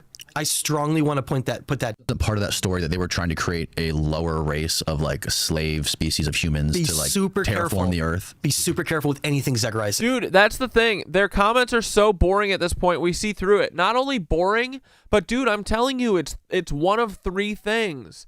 And dude, no one has any constructive actual criticism. No one is actually fucking, everybody's just going, it's a pump truck. The fuel is underground. It's all stored underground. The fuel's stored in the balls. And then the other one is, planes just top up. Okay, so this plane flew from fucking California and came here and it only needs 3 minutes of fueling? What are you talking about? Dude, the fucking thing is literally a gas hose. Like, if you wanted to put 1,000 gallons of fuel in a plane in like a minute, you need a fucking hose this big, bro. Those little fucking rinky-dink garden hoses, not doing shit. It's all the same shit. Same comments. It's template. So, I love being able to read their bullshit. I strongly want to put that down right now. Anything related to something like that is usually from Zecharia Sitchin. Okay. Not actually from the tablets. And so I want to be really clear about this. Zecharia Sitchin was not an Assyriologist. He was not a translator. He had no idea how to read. It's Sumerian, Akkadian, Babylonian, Assyrian. No idea at all. You look at who the expert translators were. The first one who cracked the code was in the late 1800s, George Smith. The guy is a legend. George Smith, and nobody has ever heard of him. He's the one who cracked a language code from the Sumerians that had been dead for thousands of years. Nobody knew how to read it. He cracked the code. That Epic of Gilgamesh was actually the first one that he cracked. Anyway, after him... So the story of them trying to create the lower slave race of humans to terraform the earth was not necessarily accurate. All Zecharia Sitchin.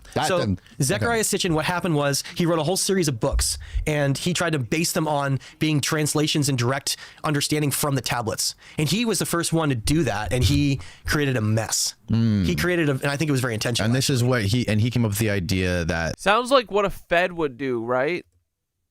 That there was this planet Nibiru that they came from? Yes. Okay. So what he did is he took pieces of truth from tablets and wove them into a very clever story. Yeah, I like Matt's shirt. I like that it doesn't fit. I like him. Very clever story. Seems like what a lot of people have been doing. Yeah. It's like for instance, when we talk about, if we get to astronomical things, like there is a planet out there, but it doesn't come through our inner solar system. So he took that and then turned it into something it's not. And then he took other things, like for instance, areas in the tablets that it's just discussing roles and responsibilities of the Ajiji and the Anuna, and then why we were created, and then turned it around to making it seem like we were created as a slave race to mine gold. Right. The whole thing is false. The tablets never talk about mining. They never talk about gold, ever. Really? Ever. Not a single time. The only mention of gold in any tablets is that it talks about in the Enkian World Order tablet, it talks about them bringing gold, lapis lazuli, and silver as an offering to the temple. That's it. It never mentions it ever again. Wow. The whole thing is bullshit. He made it up, and it's confused everyone to the point where you have two camps of people. You either have academics who believe the Anunnaki and a lot of those stories are just myths and allegories and none of it's real at all. Or you get a lot of people on the extreme other side where they believe everything Sitchin is saying is what the tablets say, and they don't go read the tablets themselves. Right. So then you're stuck in this weird place where I'm like, guys, that's not what the tablets say at all. And in fact, they say the complete opposite. And you're not necessarily reading these yourselves. You're relying on Yeah, we're divine beings. We're not fucking slaves, but they're making us slaves. If you wanted a whole race of slaves, wouldn't you tell them that they were that they were literally made as slaves? That's their origin story, right?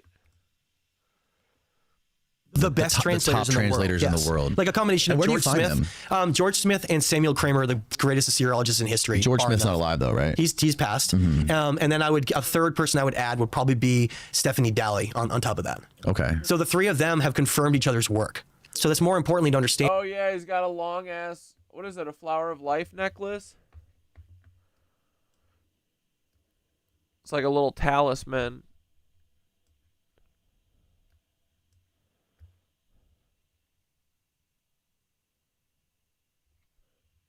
Huh.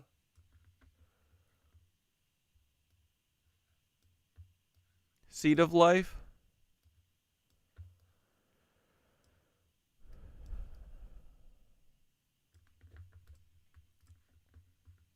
And is George Smith comes out with all these translations, then Samuel Kramer goes in with his understanding and then confirms most of it, which he did because George Smith is a genius. And then Stephanie Daly came in and basically confirmed the other two people.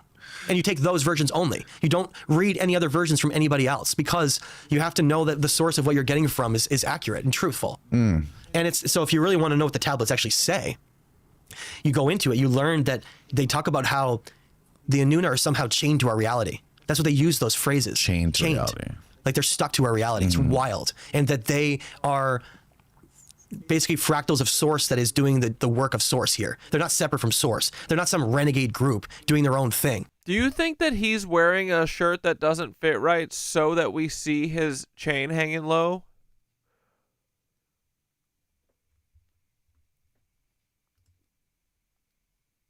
It's not like that. They're described as being fractals of source. I don't even really like dudes like this, but Mr. Croy could get it. I know he's passionate, right? I love him. He's omnipotent. And they're assuming roles in the universe based on what are called natural law. So laws laid down by source, one of them being duality, polarity, fundamental constants,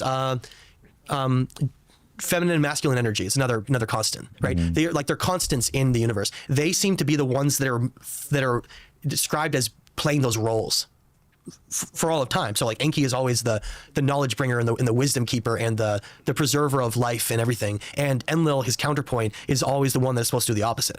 Okay. And it's a never-ending perpetual cycle. Right. Let me give you an example. The yin-yang symbol. Yep. Okay? You have light and dark, and then inside each of those, inside those fish, like people describe it as, you have light and dark within each self. The light can never eat the dark, or they wouldn't exist for each other. They're in a perpetual balance always. Right. That's what Enki and Enlil do. Right. Their job is to maintain duality and polarity here. Okay. So they're like playing good cop, bad cop, because that's one of the most fundamental things that exists in everything. And so they describe it as some other form of that's like them, like a demigod version called the Ajiji. Okay, let's set this story straight. Okay. So that we don't have all these misconceptions. Okay, it's described how. Yeah, I was gonna say your shirt's linen earlier because I have a linen shirt and it does that too, where it just ruffles up all over and folds in on itself. They came here, and that we'll lay it all out. The Enuma Elish, we'll take the Atrahasis, we'll combine it with the myth of Adapa. We'll just put the whole thing together, okay? They describe as the Earth being a very special place. Very special. That we are perhaps falsely trying to understand that there are infinite like worlds, and there maybe not. Not like this. Not like what our Earth is. Right. That it was actually picked in the entire universe. I like this. That's the first thing. They called it Ki. It was not called Earth. The Earth had two names. It was called Ki, like Ki, or Tiamat. Tiamat was the primordial name for Earth when it was violent. They describe coming to the solar system, the Enuma Elish, and the Earth was violent. No life was here. Right. We're talking billions of years ago. Right. That's why time doesn't matter for them. They don't exist in time. They're higher dimensional, multidimensional beings that don't exist in time or space. Okay? Which is, okay. Right. They're omnipotent. They can do whatever they want. Yeah. They can manifest in anything they want. Right. So that's where this whole thing comes from.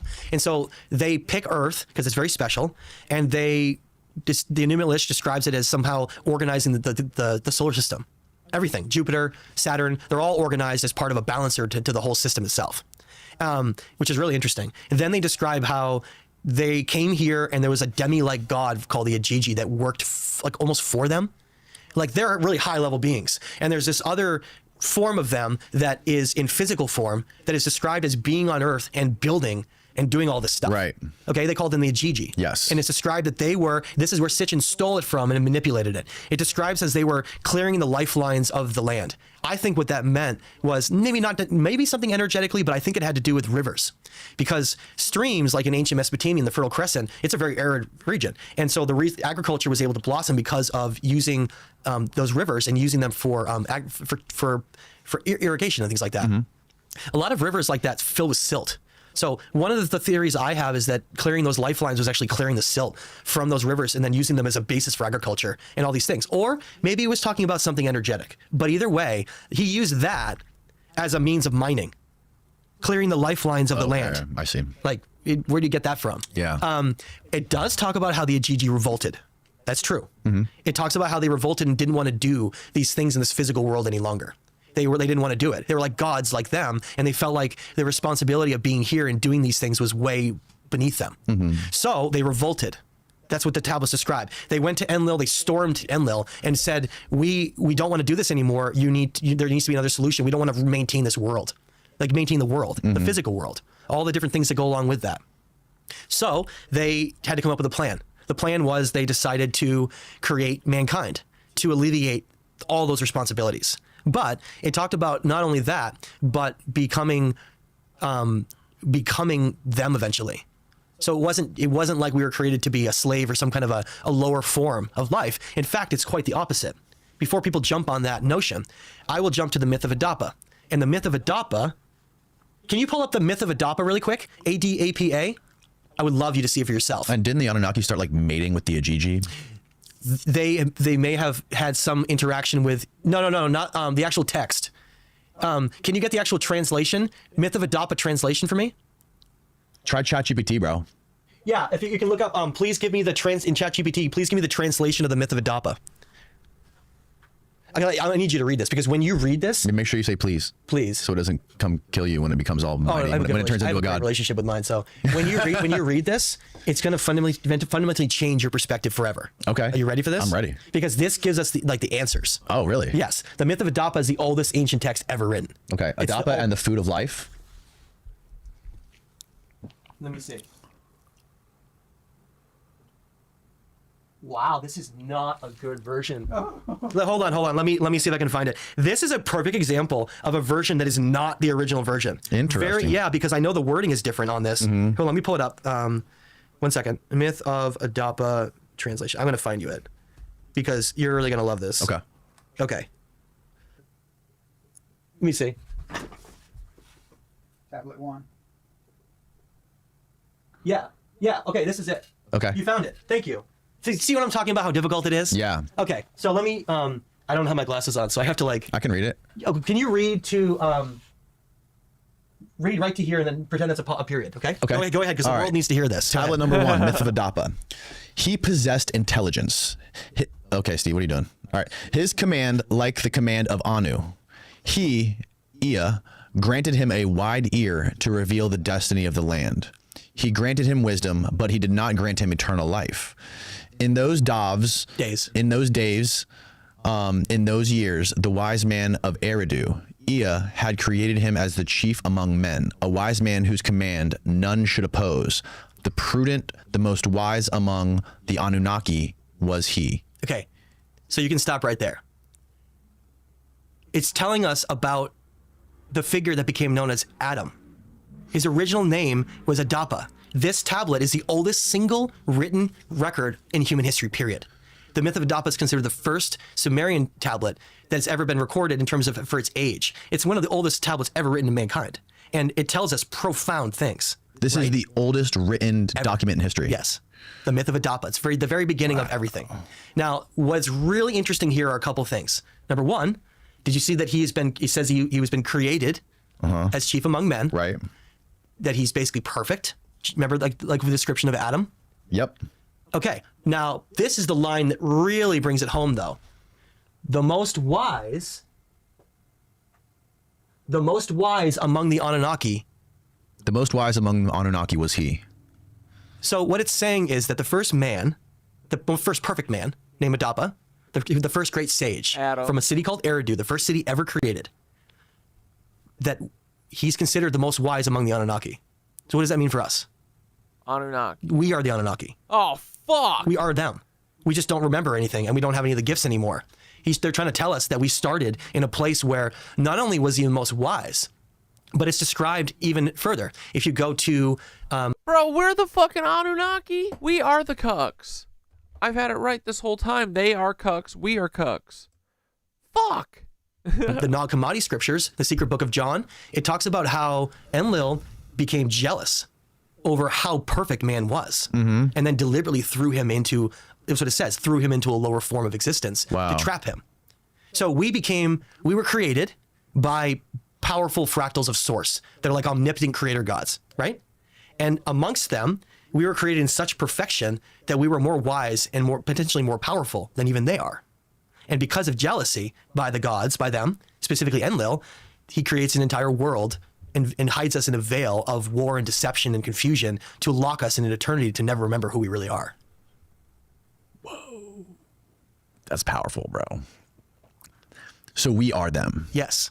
And we have all the gifts they have. We just don't remember or have them unlocked yet. We are now, look at how we're perceived in the world today, how we're taught, right? Darwinianism, we're just a survival of the fittest species that's destroying everything around it. And we got here only because we got smart and the luck of the draw.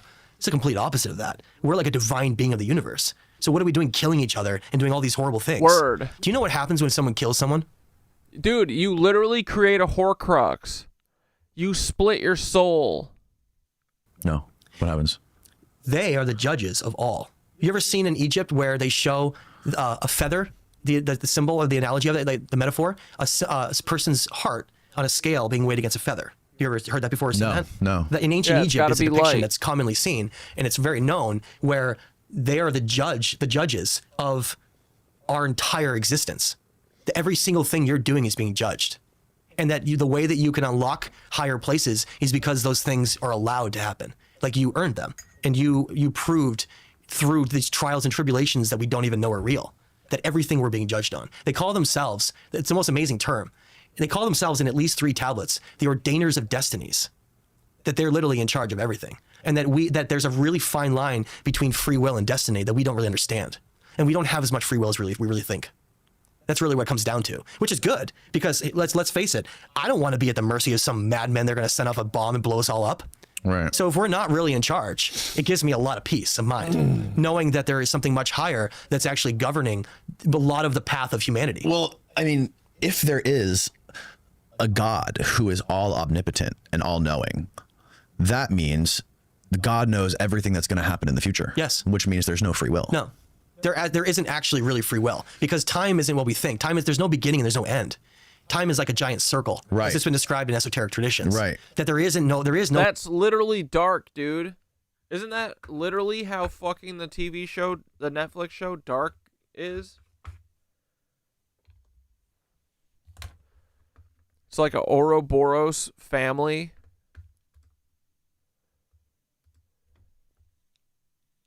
Beginning, and there is no end. That it's a giant circle, and that the whole point is that we start somewhere and we get completely lost.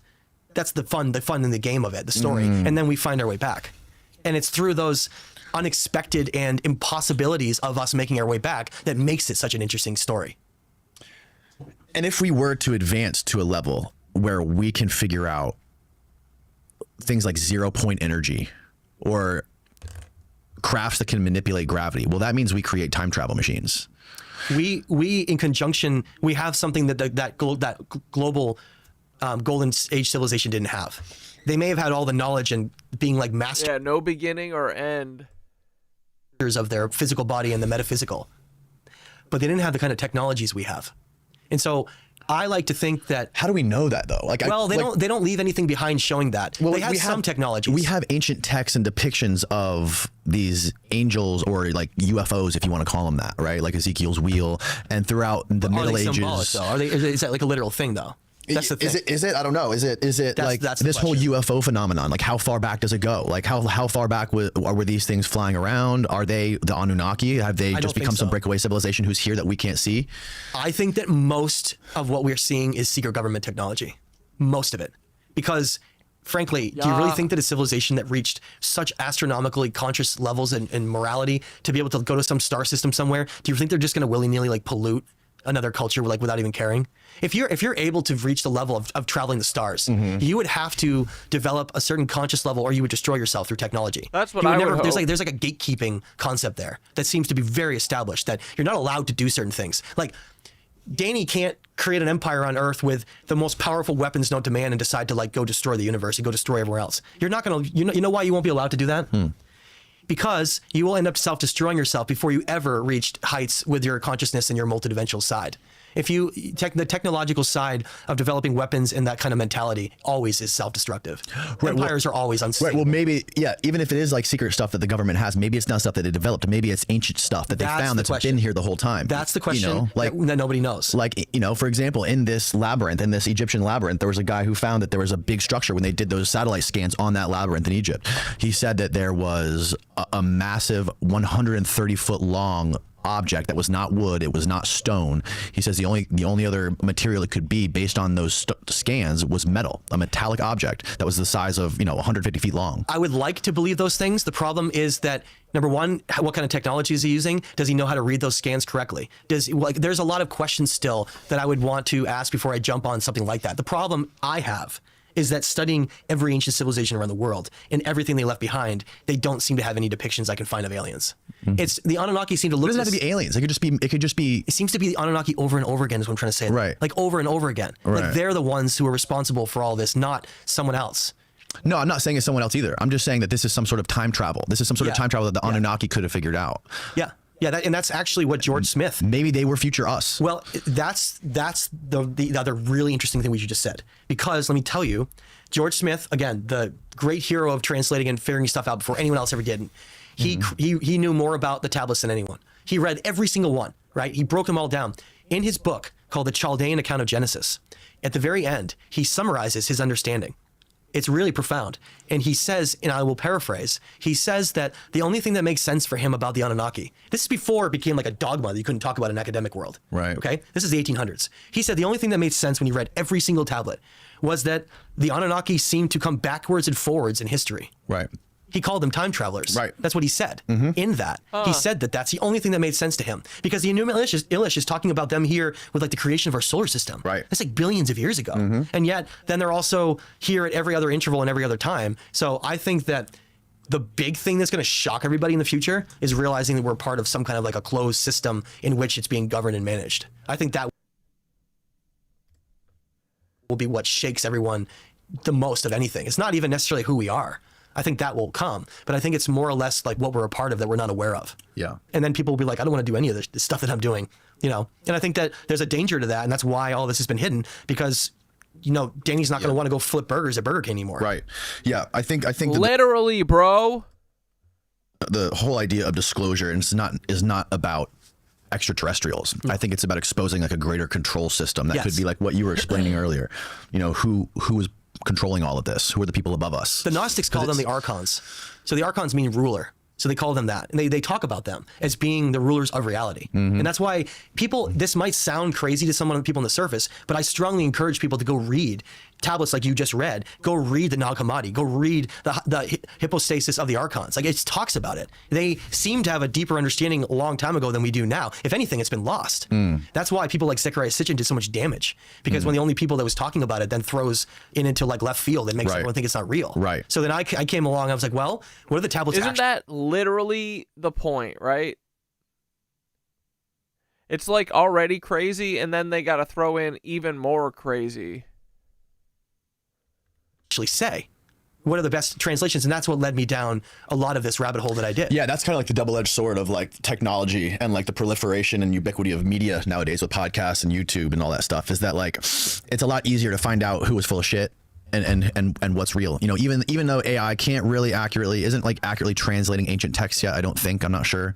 I think it is now. But like the story of Atlantis is a great example about is like how that story has been bastardized over time. And I actually come from a completely different angle of that, to the point where I feel like I've found some evidence that actually brings a lot more credibility to that entire story. Yeah, the Atlantis story is fascinating. Like when you actually understand the real chain of transmission with Atlantis, you realize how fucking crazy it is. Like if you think the chain of 1 second, boys. It's 8:17. We need a word from our sponsor, the Cosmic Ripple. Oh yeah, we gotta look at this again. 369. Damn, she's fine.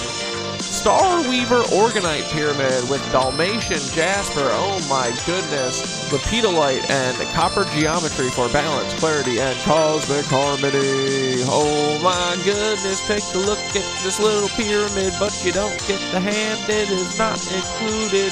Not today. Wow, dude, these are freaking sick. Made by our very own Skitteroni. Clear quartz, Dalmatian Jasper, Lepidolite, copper.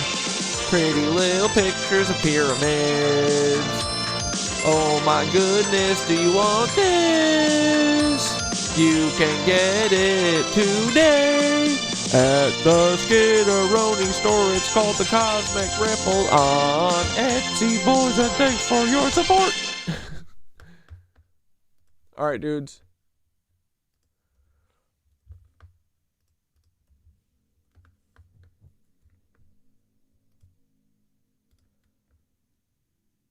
Back to the show. Chain of transmission with the Bible is crazy. Atlantis is that on steroids. Yeah, because it was transmitted orally for 1,000 years before Solon. Yes. And then it was passed to the Egyptian priest who had no records to corroborate any of it. And then it was passed down to Pliny the Elder, and then the Younger, and then it, eventually gets to Plato, ending up in the Timaeus and Critias. Like it's crazy. There's a whole facet to that story you may not know. And Plato wasn't a historian. No, he was a philosopher. Yes. Okay, so I guess I should bring this up because you just brought it up. I have a whole other angle that may give validity to the Atlantis story that people don't talk about. And I found it in digging into a very interesting individual named Plutarch. Mm-hmm. Have you heard of Plutarch? Oh yeah, I've heard a lot about Plutarch. Okay, so Plutarch, he came hundreds of years after. He was actually 400 years after Solon visited Egypt. Mm-hmm. Okay, Plutarch's story is a dangerous one because Plutarch brings credibility to something that's supposed to be an allegory, like nobody else does. So I would also encourage people to look into Diodorus too. Yep. Very interesting. Yep. But you're very well versed on this. So let me see if you know this. So Plutarch he's a very unfortunate individual that what he's known for is almost unknown. And what he is known for is somewhat irrelevant. Okay? So Plutarch was actually a temple priest. I don't know if you know that, of Delphi. So he was actually a temple priest of Apollo at Delphi in Greece. Mm-hmm. He was a pretty high level individual. You could call him the last of his kind because after him, everything changed. And I'll tell you what I mean by that. He was a great philosopher. He was a temple priest. He was a mystic. He knew a lot of knowledge. And he has been totally glossed over in history for some reason. And so I've been digging into that and found some really interesting stuff regarding that. So why is Plato's work considered an allegory and not real? Well, Plato doesn't give us any specifics about who these temple priests are that Solon meets with. He doesn't actually say any names. The only thing he says is the name of the temple. He says it's the Temple of Sais, S-A-I-S. Mm-hmm. So that's all we get. So what happened was scholars came back and said, well, Plato made the entire thing up. None of it's true. The only part of that story that's true is that Solon did visit Egypt, right? Well, also all of the people around Plato were constantly saying he was a liar and he was full of shit, including... I'm not sure I buy that they are who will judge us, but regardless, do we think they're benevolent or are they keeping us in prison, trying to see how much is just the game? Yeah, I mean, what if they're kind of like the lower god, EGG or whatever, and they're not actually the judges? I do think that everything that we do and every single thing that happens is being recorded somehow through frequency or whatever. I don't know. I don't know if that means you're going to be judged or what, or if it just goes into the record. But, yeah, I don't know. I mean, at what point, which inversion is correct, right? At this point, I'm like, anyone making us or doing, I mean, to be fair, they did make us because they were sick of, manifesting this reality. They were like, let's get all these little bitches to do it for us. I don't know. Sounds pretty fucking lazy if you ask me. Just saying. Being Aristotle. Well, I think it's because there was a mandate and there was an effort to basically disprove and quiet that whole narrative. Like, for instance, Socrates was murdered. Yeah. Right? Socrates was murdered. He actually ended up being able to decide his own death. Did you know that? Yep. So he picked hemlock because instead of leaving, yeah. Plato was devastated. Socrates was his great mentor. He was devastated. I think that was why he hid a lot of that information as an allegory, because I think they would have killed him too. I think Plato hid that information because he knew the nature of the world that he lived in. Okay, that's why I think he did it. But the reason why scholars and academics don't think the story is real is because they think that it's only based on Solon's visit to Egypt and that everything else was made up. Okay? But what Plutarch brings is credibility to that early information that nobody else has ever done. So what happened? Well, Plutarch came out with 2 books. One was called The Life of Solon, and another one called Moralia that has a chapter in it called Isis and Ishtar or something.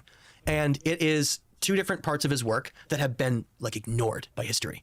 So anyone listening to this, go look up what I'm talking about. It will blow your mind. Because And I'll read, I actually have...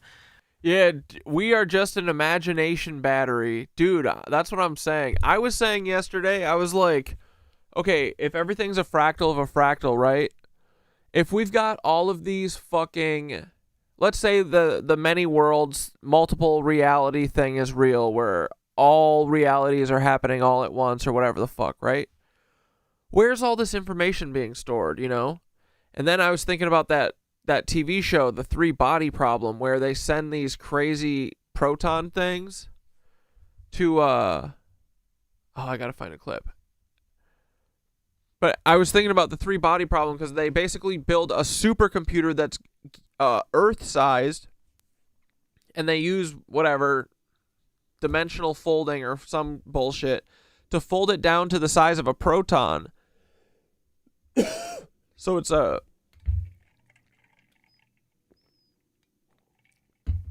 giant supercomputer that's, you know, minuscule. And, you know, one of the first things that I feel like expanded my brain and made me, like, that I vividly remember was watching Men in Black. And remember when you find out that at the end of the movie, when they're looking for, like, a galaxy or whatever, and they've been looking out in space for it, but at the end, you find out the galaxy's been around the cat's collar the whole time. And I was like, whoa. Galaxies could be small. So anyway, I was like, what the frick if all of our many billion realities or whatever, they exist in each of our cells. If the Earth is like a cell, maybe we have a bajillion cells inside of our body, and that's where all of the information is stored. Right? Imagination battery. I don't know. And, dude, that would kind of make sense, too, when Thoth's always like, oh, you can shift reality. All you have to do is change your vibration. It's like, yeah, you literally just got to change your vibration to that exact cell that's in your body that unlocks that version of the reality that you're looking for, right? You have it stored all within you. You just got to figure out how to open it up. Right? Where else would they store all this shit? Does Source have a big-ass cloud? I don't know. Yeah, the universes are in your pineal gland. Okay, I like that.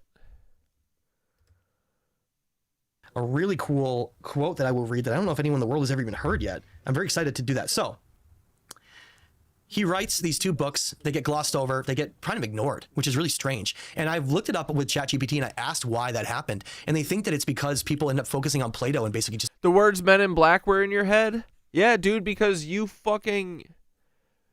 You caught it in the ether. Because I was thinking it before I said it. We're on that same vibe. Somehow ignored. Yeah. Plutarch. It's funny, all the classical scholars I've talked to, they all hate Plato. Do they? They all say he's boring. I think he's the best. He's amazing. I love Plato's work. It goes very far beyond just talking about Atlantis, too. So anyway. Oh, it could be stored in the water, too. I like that.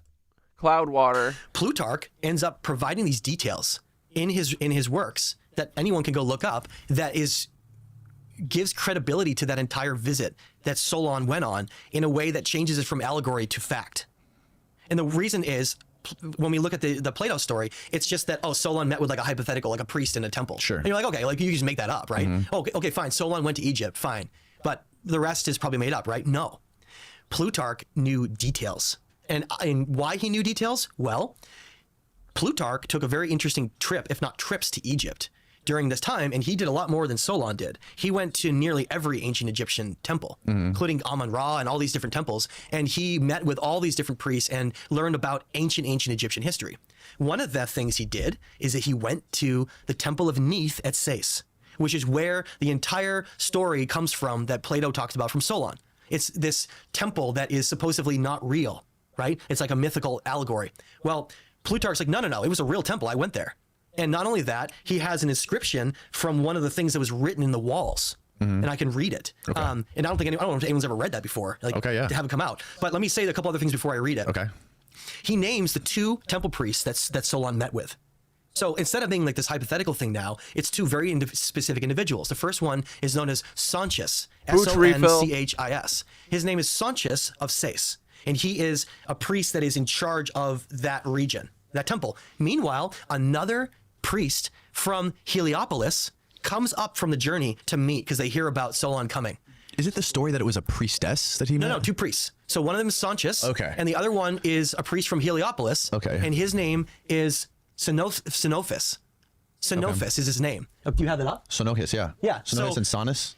So he meets with these two priests that are supposedly the greatest elders of, he says, the greatest elders of wisdom of anyone that was alive. Okay. Like they're the two individuals that knew ancient history and information that nobody else knew anymore. Mm-hmm. They were like the last two. And that the entire temple of Neith, the purpose of it was a temple of knowledge. But not just knowledge of the current times, it was a temple that was dedicated to the knowledge of everything, like the past civilizations, what they knew, the stories of them. And that's why Solon was able to learn the story of Atlantis. And that the walls actually had the story inscribed into it of Atlantis. Now, and this is where it gets really interesting, is that Xenophis of Heliopolis is he writes all about those two temple priests, and then he talks about how when he went to the temple, he wrote down the only inscription that's ever survived, because after he left, he went there 1,940 something years ago. After he left, the Romans and others destroyed a lot of Egypt, and it was lost. Right. So the temple of Neith at Sais was never seen ever again. Plutarch was the last person. Here, picture Mike. Okay. Plutarch was the last person to ever potentially, at least a philosopher or scholar, to potentially ever visit the temple of Neith ever again. After that, it was destroyed and never seen ever again, which is wild. So he says this in the temple walls. He wrote down one of the inscriptions. I don't know why he didn't write all of them down. I don't know, but he wrote one down. And where did he write this? In his book. It was from his chapter in Moralia called Isis and Osiris. Isis and Osiris by Plutarch. Yes. Okay. And so it's in a body of work called Moralia. Moralia. Okay. Yeah. So if anyone wants to look it up, this is what it says from the temple. You ready for this? It's from Neith. So Neith is like the Egyptian equivalent of Athena in ancient Greece. Okay. Okay. It says, "I am all that has been, is, and shall be. No mortal has lifted my veil." How wild is that? It's beautiful, isn't it? What does it mean? Well, we have to figure it out. But the point is that... What does that have to do with Atlantis? It shows you that then the conversations that we then pick up with Plato, the temple priests say to Solon, you Greeks remember one deluge, but there have been many, primarily of water and fire. And he then goes on in the Critias to describe and say that this entire story is not fiction, but is based on a real story that has been recorded in the temple. What I'm trying to say is, if we get validity to who the temple priests were, both of them, that the temple was real, and we have all of that, then at what point do we then say, at what point is that information that's being told from Solon fact or fiction? Is it all true? Right. Is the entire thing true? It's probably all fucking It then makes it a real event, a real place, that real things were being described to him. Does it make any sense? Let's go the other way for a minute. There's two priests that we know are real. There's a temple that's real. We know they visited. That was all real. Why then would they meet up with people like that and then tell them a bunch of bullshit? Or not tell us anything like they said at all? If he made the whole thing up, then what did they actually say? More importantly, maybe that is what they said. Is what I'm trying to say. Is at what point does it become them talking about something that they didn't even say, that became like an allegorical myth, versus something that Plato used as a real world comparison example of a civilization that became corrupted. Yes. As an example against another civilization, which then implies, and we have evidence archaeologically to prove it, that Greece had a proto-civilization before. He calls them the Athenians. Do you remember?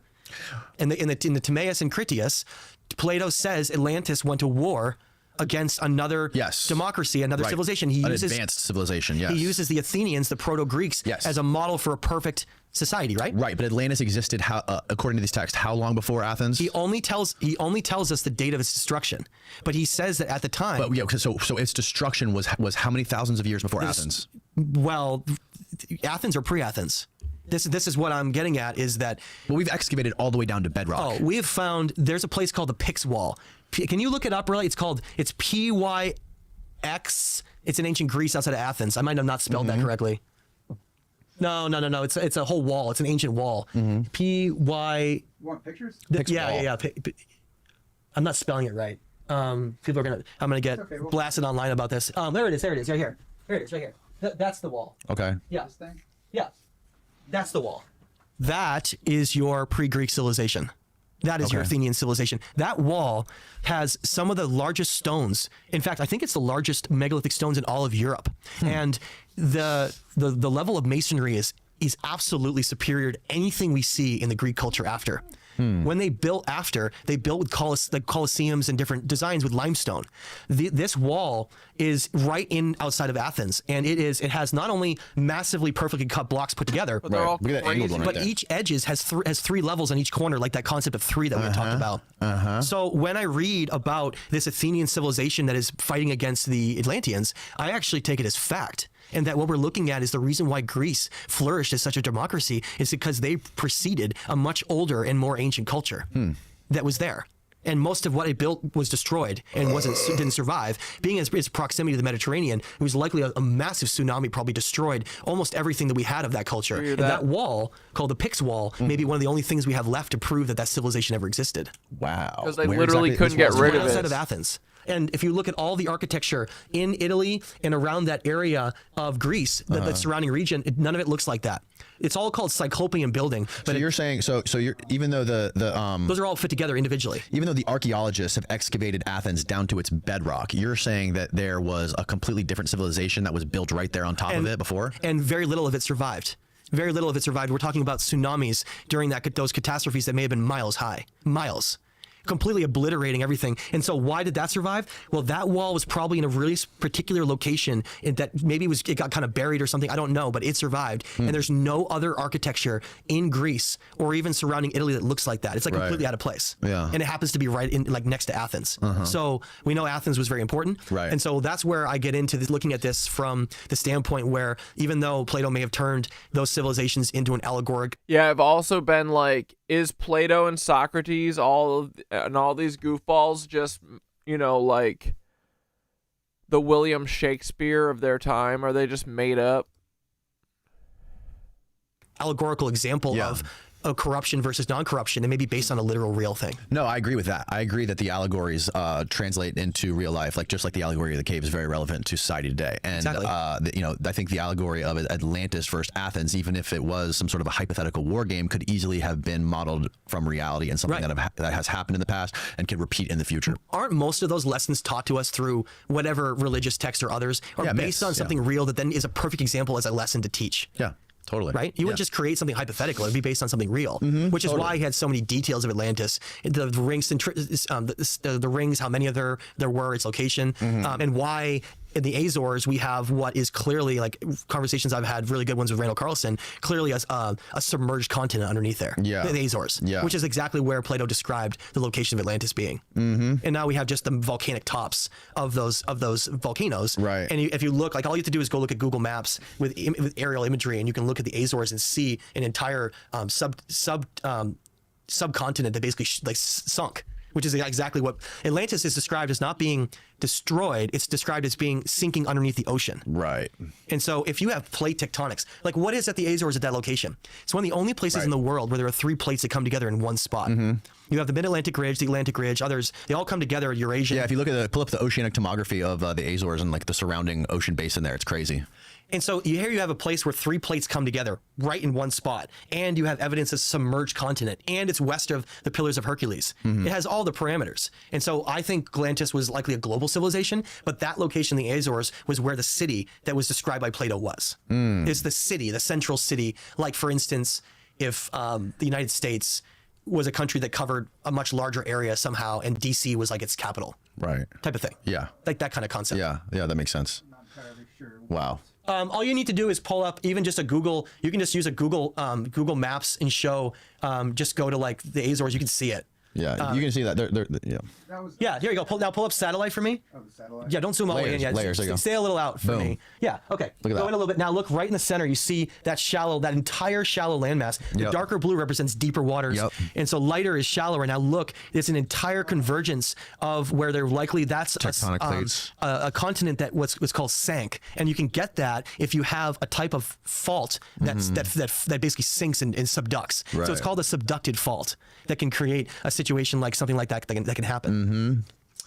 Yeah, man. There's a whole, and as well, there's theories out there that the Eye of the Sahara could be the Atlantis, but there's some problems with that theory though. Yeah, there's it's like 1,400 feet elevation. Yeah, and that whole part of Africa is like super unexplored. Like no one's ever walked around that area, that research structure. It's like inhospitable. Yeah, it's like a dangerous place. It's a crazy dangerous place. But it's just fascinating that no one's actually been there and like documented it on the ground. People have flown over it, but so why is there nothing left? Well, it looks like those tectonic events and what happened to it were so severe that nothing could survive. Nothing. So when people are saying what's the evidence of Atlantis, I point to things like that wall I just showed you, to things like Ionis, to things like in Peru and Bolivia and Egypt. I think that is all Atlantis. It was just a globally connected civilization that was all sharing knowledge and was all maritime. Right. They were all just traveling around. It was the whole world was connected. But I think they were living in conjunction with indigenous groups at the same time. Yeah, it's like we are today. Exactly. Which is like, to think about who the Inca were, right? Well, I think the Inca, they were only around for 400 years or less. And we're crediting them as building with some of the greatest megalithic structures on Earth. And yet they have very primitive building on top of this amazing stuff, right? It's more likely that what we think of as the Inca were actually a group that was living perhaps closer to like the Amazon rainforest. And that area was not impacted, but the higher areas were. Okay. And that culture that built everything in the highlands of Peru were wiped out. And that the Inca were just people that wandered up there and then found it and then adopted and built their whole culture around it. Right. That's what we may be seeing around the world in a lot of cases are civilizations that know that something is there that's important, sacred, and then build on top of it and try to incorporate a lot of it into their culture, but lack complete capabilities for how to build it. Yeah. Yeah, I think you're right. And try to model it and try to reconstruct it in their own way as well. Exactly. Well, Matt LaCroix, thank you for doing this, man. This has been fucking mind-bending. We'll have to come back. I'll have to do the whole Dead Star thing with you, the whole binary thing. We'll have to come back and do another show. Definitely. Because that's another rabbit hole in itself. I would love to do that. All right. No, I appreciate this conversation, Danny. I really like talking to you. Yeah, of course, man. Tell people out there where to find your work and your books, all that stuff. Yeah, please check out my website, thestageoftime.com. My YouTube is Matthew LaCroix, and I'm on Instagram, The Stage of Time. I'm in the process of editing to finalize a documentary. Yeah, thank you. To finalize a documentary, I'll be editing for a whole month, and then we're going to be releasing it next year, Q1 or Q2. It's going to be huge. We had 10 experts from around the world join us. 3 archaeologists, Dr. Robert Schock, a geologist. We had Robert Eber Grant. We had all kinds of people join us. Yeah, thank you. And we went around the world to explore what I just showed you to find if it's valid. And we put a documentary together that basically asks the important questions needed, but rather than just telling people how to think, we just simply take everybody on adventure to all these hotspots, show all the connections, show all the evidence, and then ask questions and let people decide for themselves. But I'm hoping that in conjunction with my new book, that they are the things that finally shift this paradigm. It's long overdue. Well, I appreciate your work, man. There's not many people who have the enthusiasm as you do for this ancient history stuff, so it's much appreciated, man. Yeah, let's go, like everything boys. Below, and we'll definitely do a part 2. Thanks. I look forward to it. All right. Good night, everybody.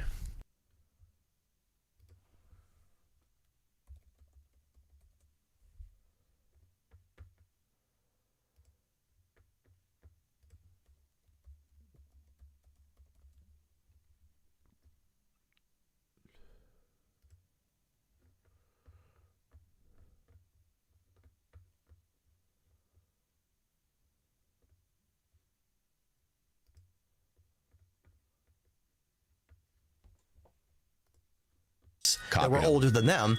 You told me a little bit that you've had some new discoveries in regards to Atlantis and a new angle on Atlantis. There's some new research that I've been doing that's really exciting, and it revolves into an angle of Atlantis. All right, there's his freaking Instagram, boys. We made it.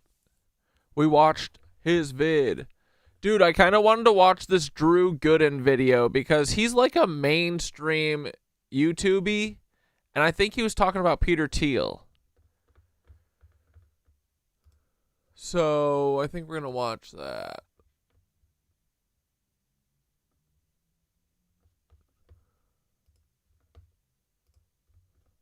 Three years, I've heard over 10-1. I feel like for the past 3 years, I've heard over and over again that a recession is about to hit. The stock market is going to crash. The housing prices are going to come back down to earth any day now, and yet somehow all of these things keep not happening. And for most people, it doesn't make sense. Make what it do you mean happen. the economy's good? My dentist just tried to get me to sign up for a credit card. Since the pandemic, the cost of living has skyrocketed, inflation is out of control, groceries have never been more expensive, layoffs are happening at an alarming rate. At this point, a college degree might be more likely to get you into crippling debt than it is to help you find a job. And even if you have savings, you're more than likely one stroke of bad luck away away from losing it all to medical bills. And yet some people will look you right in the eyes and tell you, I don't know what you're talking about. The numbers are green.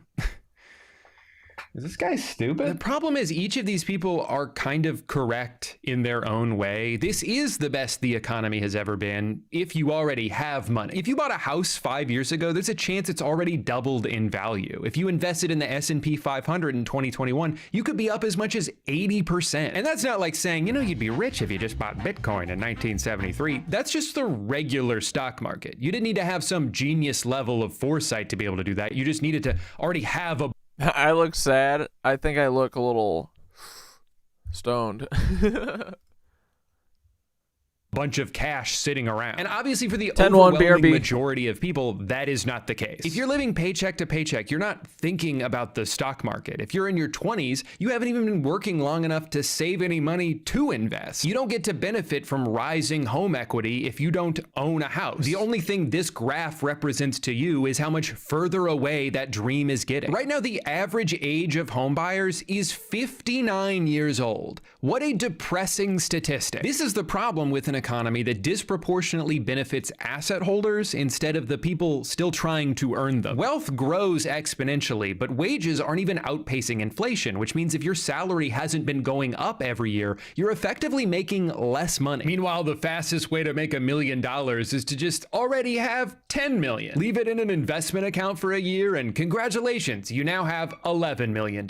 At a larger scale, this is why it feels like there's two different economies happening and they're both moving in opposite directions. 50% of the stock market is owned by the top 1%, and only 1% is owned by the bottom 50%. Don't let somebody tell you that these numbers going up should discredit your own lived experience. Don't let somebody who's benefited from untaxed inheritance or years of compound interest granting them passive income tell you that your problem is you're just not working hard enough. No, the real answer is sorry, you should have been born sooner. Have you thought about that? Maybe instead of wasting all that time farting around kindergarten class, you should have been investing in real estate. It's not my fault you're lazy. People are getting looking a little 9/11 over here, CatDad.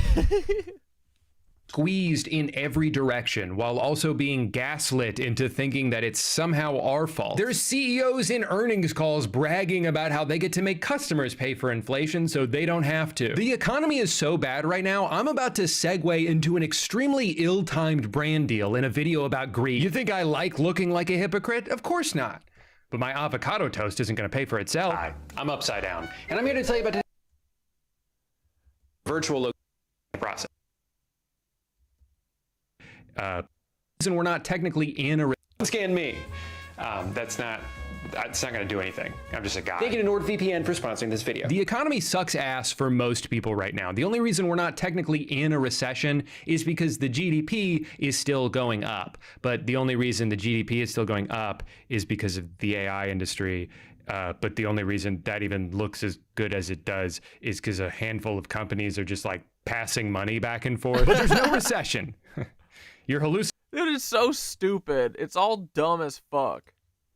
Because the AI industry is now single-handedly propping up the entire the entire global economy.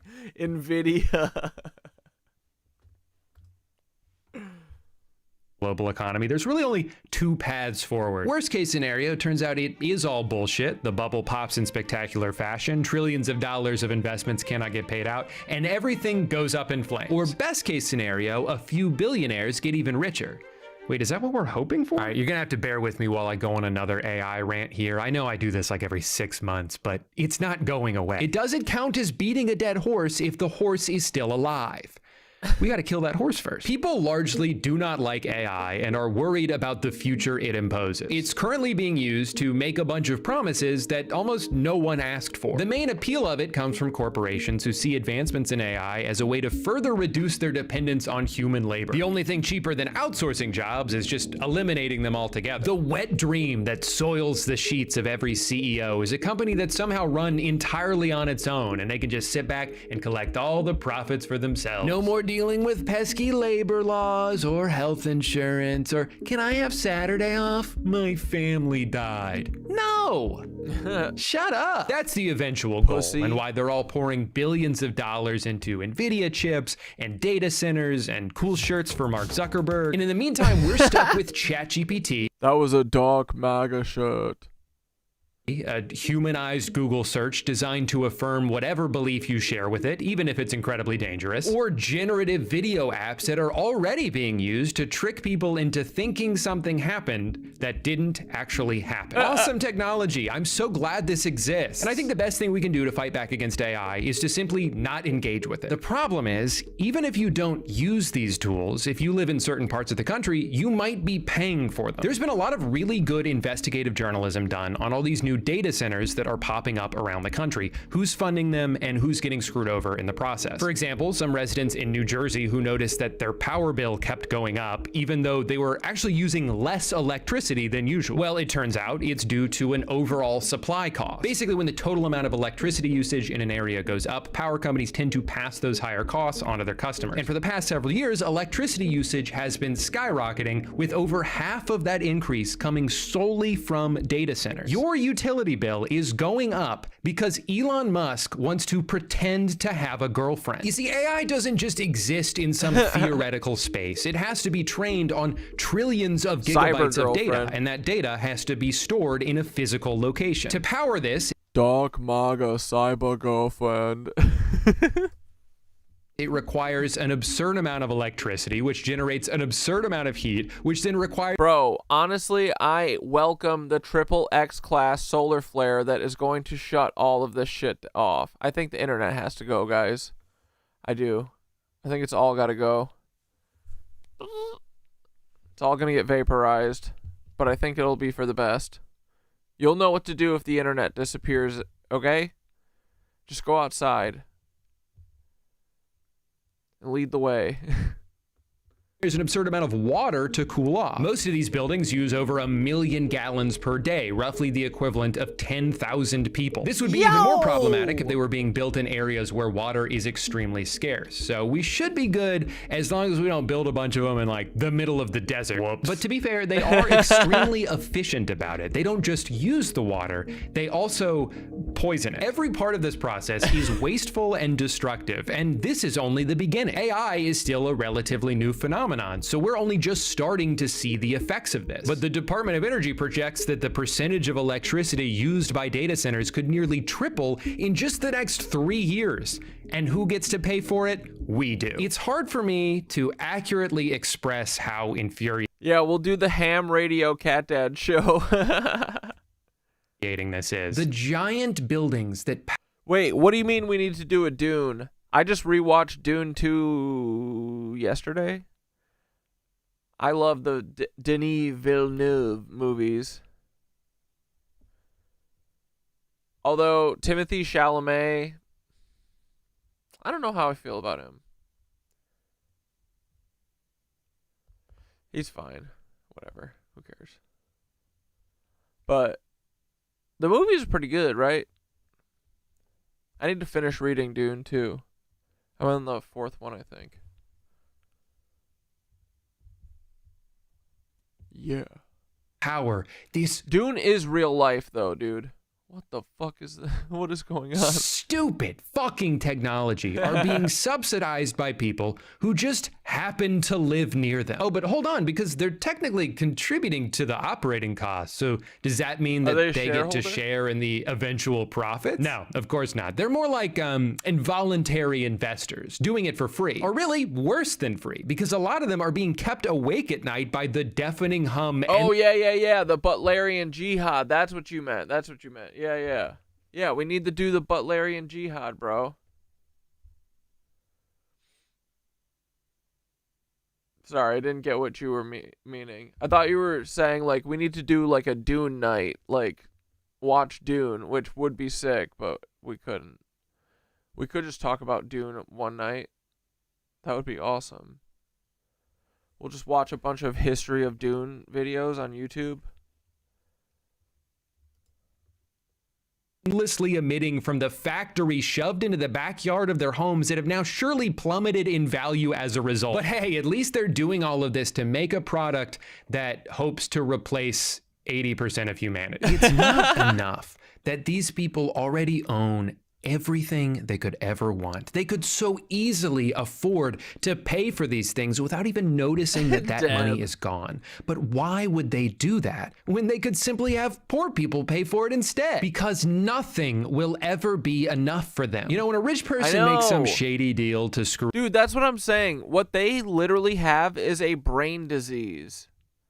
Their insatiable fucking thirst for more profits and more money is a literal disease. Brain disease. It's an addiction. Over the working class. People will joke that they just need that money to buy their 4th yacht. And like, I don't even think it's that. They could buy 1,000 yachts and still not run out of money. They don't want to spend their wealth. They just want it to get bigger. It's the same obsession with seeing number go up that keeps me addicted to old school RuneScape, except the only life that's ruining is my own. What they have is a disease. They have been scourged with the blight of insatiable greed, cursed to an endless pursuit of wealth that will never bring them true happiness. Yes. I would almost feel bad for them if they weren't actively destroying the world in the process. One of the most frustrating things about this problem is that if you even try to suggest that maybe these guys should just have a little bit less money, like you guys can still be rich, whatever, just turn it down a notch because you're kind of making shit terrible for everybody else, you're treated like you're crazy. No, this is the American way. If you don't like it, then leave. And yet these ideas aren't radical. They're not even new. Most people who advocate for a more progressive tax system are only calling for a return to something that used to exist in this country. We just forgot about it. So I think it's important to do a little history lesson here. If you can believe it, there was a time where the working class in this country actually had it really good. And it was mostly because things got so bad during the Great Depression that the government was worried about the country collapsing. Thousands of banks had closed, millions of people lost their entire life savings, unemployment peaked at 25%. So in fear of a revolution happening, the government was like, all right, fine, we'll give you livable wages. Just please put that musket down. I don't like the way you're looking at me. So the New Deal was born, and with it came Social Security, better labor standards, the right to unionize, a national minimum wage, an 8-hour workday. And over the next 2 to 3 decades, America became the most prosperous country on earth. Productivity skyrocketed and wages rose with them. Extra profits weren't just redistributed to employees, but their employers were proud to do it. They would brag about how lucrative it was to work for them. Look, 37% of profits went to our employees last year because this is a team effort, and when we win, they win. In 1943, Johnson & Johnson puts out this mission statement that's like, here's our list of priorities in order. Customers number 1, we got to make good products. Employees number 2, everyone who works here needs to feel valued and respected. Our community number 3, we all want to live in a better world, and as a company of our size, we feel like it's our responsibility to contribute to that however we can. And finally, all the way at the bottom, our shareholders can just have whatever's left. Of course, we need to make a profit to survive and grow, but that should just come naturally as a byproduct of focusing on these 3 tenets. Compared to modern corporate standards, this is all such a foreign concept that it almost sounds like it's coming from a fictional universe. But this actually happened. This was just America 70 years ago. Now, during this time, what do you think the tax rate was on the wealthiest Americans? For reference, in 2025, the highest income tax bracket is supposed to be around 24%, but because of how many ways there are to circumvent the rules, it often ends up being as little as 3%. For someone like Elon Musk, who doesn't take a salary from Tesla and instead just owns a large percentage of its stock, as long as he doesn't sell any of that stock, then technically there's no income to tax him on. Now, he can still leverage the value of those stocks to make purchases, you know, like how money works, but it's still not taxable because of the rules. This is how people like him and Jeff Bezos can be, in terms of net worth, 2 of the richest people on the planet, and in some years pay $0 in taxes. In the middle of the 20th century, the tax rate on the ultra wealthy was not 3% or 20% or even 50%. It was between 70 and 94%. It honestly sounds crazy, but even a lot of the people being taxed understood that it was necessary for society to continue to exist. And having a strong middle class class was a crucial investment into the future of the country. But I don't know, man. I just think it's kind of interesting that during what's referred to as the golden age of capitalism, the government did a bunch of socialism. During the period of time that birthed the idea of the American dream, the government was taxing the absolute shit out of the richest Americans and using that money to provide jobs and welfare programs for everybody else. A single income household working a regular ass job could afford to start a family, buy a house, send their kids to college, and retire at a reasonable age. No wonder people who grew up then gush about capitalism the way they do, because for them, it was great. But at this point, it is disingenuous to use that time period as the example for why capitalism works, because that version of it stopped existing a long time ago. The generation of people who started as beneficiaries of a more equitable system changed the rules once the roles were reversed and they had the power. So what the hell happened? Everything was going great. What changed? Well, there were a lot of things, obviously, but one of the first big dominoes was the US's involvement in the Vietnam War, which was expensive and deadly, but to be fair, also accomplished nothing. And this had long-term ramifications. America had been diverting so much money away from manufacturing and towards defense that it opened the door for other growing industrialized countries to surpass them. More and more products were becoming cheaper to import than they were to produce. This led to factories getting shut down, unemployment starting to creep back up. A recession hits, and we're now facing a pivotal fork in the road in the late 70s. Either we could go back to what worked in the past, prioritize the working class, reinvest into our own infrastructure, try to help lift people out of poverty they've fallen into through no fault of their own, or we say, fuck the government, we don't owe you shit, we're stupid, isn't that right? I don't even know my own name. Exactly, the deal is you pay taxes and we don't do anything. And you like that, right? They like that? Sounds good to me. The prevailing philosophy throughout the 80s became trickle-down economics. The logic being, oh man, these rich people are really handcuffed. You know, I bet if we lowered the corporate tax rate from 70 all the way to eventually 28%, then companies will use all that extra money to pay their employees more. I mean, if there's one thing we know about rich people, is that they're always looking out for the little guy.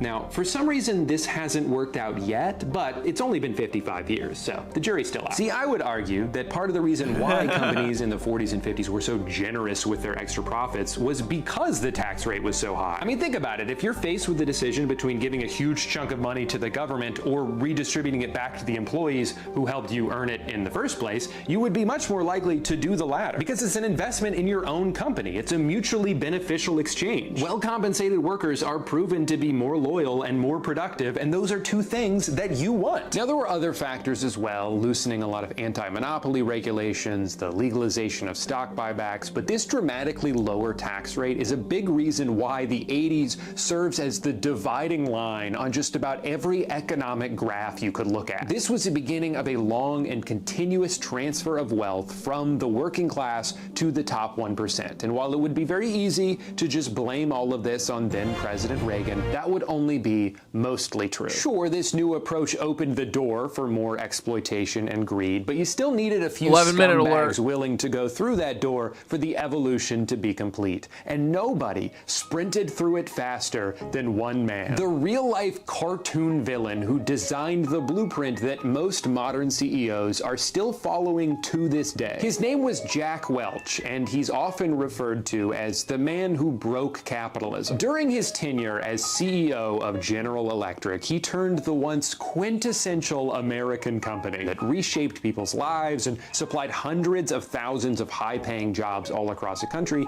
into a worthless carcass and a joke of a corporation, all while he became one of the richest people on the planet. In the century before Jack Welch took the reins, GE invented things like X-ray machines, jet engines, TVs, radios, and just about any kitchen appliance you can think of. In the 1980s, Jack invented laying people off. That was his big idea. What if we just fire a bunch of people? and then we don't have to spend as much money. It seems so simple and obviously very commonplace today, but before Jack, companies were not doing this. It was almost seen as un-American to fire somebody unless you absolutely had to. But Jack didn't think like everybody else. He was a pioneer. He bravely instituted the rank and yank system, where every year the bottom 10% of employees would get laid off no matter what. Not because they all deserved to be fired, but just because they fell on the wrong side of a spreadsheet. What's that? You were 3 years away from retirement and now you no longer qualify for pension? Okay. Then die. And to be clear, the layoffs were also not because the company wasn't profitable. It very much was, but it just wasn't profitable enough. See, when you routinely shut down entire facilities, you uproot thousands of lives, you create a toxic and selfish work environment where loyalty is replaced with fear, and if you're a company with the size and influence that GE had at the time, you can almost single-handedly destroy any semblance of a middle class. Oh yeah, I forgot about that John Hankey video. Not tonight. But maybe I'll think about it. Not sure. Kind of fuck John Hankey.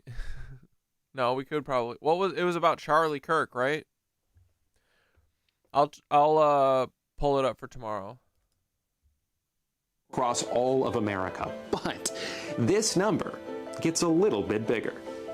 So it's kind of a fair trade. GE was at the forefront of this countrywide philosophical transition from an economy that cared about making things and rewarding the labor it took to do so, the to lizard an economy that only cared about shareholder value and would prioritize anything it could to make that number go up. But the thing about the stock market is it's mostly just about perception. As long as something seems to be growing in value, then people will be more likely to invest in it, which will in turn cause it to be more valuable. This is Drew Gooden.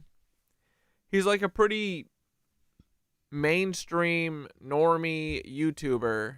So, I don't know. It's nice. Keep talking, Drew. Valuable, even if it shouldn't be. A lot of what Jack did during his time as CEO did not make... Bro, I could literally eat 400 clementines. Make the company better, but it did make it bigger. And in the eyes of Wall Street, that was all that mattered. I mean, come on, a business that relies on something boring like selling products can only grow so much. But a company that's constantly acquiring other companies simply has no ceiling. I mean, they could be worth infinity dollars when you think about it. So that's what they did. Over the next few decades, GE bought and sold hundreds of companies, and Jack was lauded for his brilliance because from the outside, everything seemed to be working. I mean, sure, they were becoming a bloated, nonsensical hodgepodge of unrelated businesses, eroding the company's infrastructure and prioritizing constant quarterly gains over any long-term sustainability, but no one gives a shit because the stock price has never been high. They've stumbled upon an infinite money glitch. They're just alchemizing value out of thin air. It gets to a point where the company founded by Thomas Edison doesn't even make their own light bulbs anymore. It's cheaper to get them somewhere else. Who cares? All they care about now is their ballooning financial division. They're issuing high-interest loans. They become a massive holder of subprime mortgages, a famously good investment to make in the early 2000s. Literally whatever it took to juice the numbers, that's what they would do. After about 30 years of short-term decisions that received instant gratification from shareholders but were gradually making things worse for the company and its dwindling number of employees, GE had become severely overvalued. And it wasn't until right after Jack retired with his $400 million severance package where his successors stepped in and were like, wait, this doesn't make any sense. The time bomb Jack planted explodes in their faces, and GE spends the next 20 years slowly bleeding out. And at this point, they couldn't fall back on just like selling microwaves because they'd been cutting corners on production so long that nobody wanted to buy any of their shitty garbage anymore. And of course, they had fallen way too far behind on innovation because they spent all their money on acquisitions instead of research. By 2021, the company that helped bring electricity to America was mercifully laid to rest, split into three separate institutions, none of which have come close to the dominance or influence that GE once had over the American economy. But here's the thing. You know who isn't affected at all by the cataclysmic downfall of General Electric? Jack Welch, because he's dead now. He already got to live his entire life of luxury and adoration without ever having to deal with the fallout caused by his actions. He took control of a building with a rock-solid foundation and just kept scrapping it for parts until the only thing left for it to do was collapse under its own weight. But by that point, he was long gone. I believe that this is the goal of those who now follow in his footsteps. They don't need to care about whether or not what they're doing is harmful or unsustainable. As long as the facade can be maintained long enough for them to reap the rewards, it doesn't matter that the ship is sinking behind them because they have a lifeboat. It doesn't matter that America spent the past 60 years exporting all its jobs and decimating the economies of small towns all across the country because a few hundred people responsible for those things already got to live long, happy lives. They don't give a shit. This cutthroat corporate culture that Jack pioneered is still seen all around us today, and through the magic of time, it's only getting worse. CEOs make $1,000 every second, while their employees have to piss in water bottles so they don't fall behind. Routine layoffs, regardless of if a company is even struggling, are so normalized that it's just something we've come to expect. The stock market rules the world. Every major decision is dictated by this inherently volatile and short-sighted metric, and look at where that's gotten us. Millions without jobs, an enshittification epidemic, and a concentration of wealth that should be— Dude, literally everything sucks. The world they've made fucking sucks. Yeah, seen David as a threat to— Zasloff, that's who was like talking about that dude Jack Welch dying or whatever. He's the cuck. Is he Discovery or Warner Brothers? I forget. He's one of these cuck CIA CEOs that's, you know, making all media suck ass so no one gets too smart. Humanity. Even while owning everything, billionaires live in fear of losing it. So they weasel their way into politics, they influence elections, they buy policy changes, they use their wealth to reshape the world to benefit them even further. They try to control narratives by buying up news outlets. They can dictate what's on our social media feeds. They spend an enormous amount of resources on pitting us all against each other, so we're too distracted to see that the real problem is them. Should the human race survive? Here we go.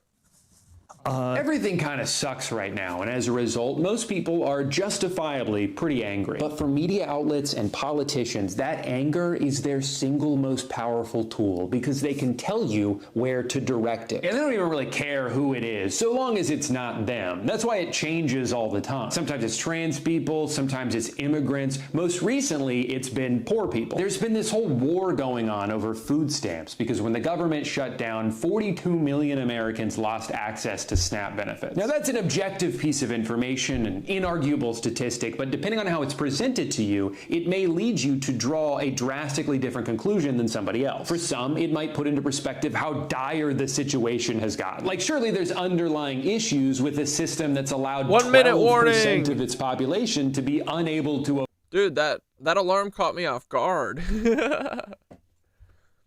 I had a little jump scare for a moment. 1 minute warning. Prepare your bodies and your bongers.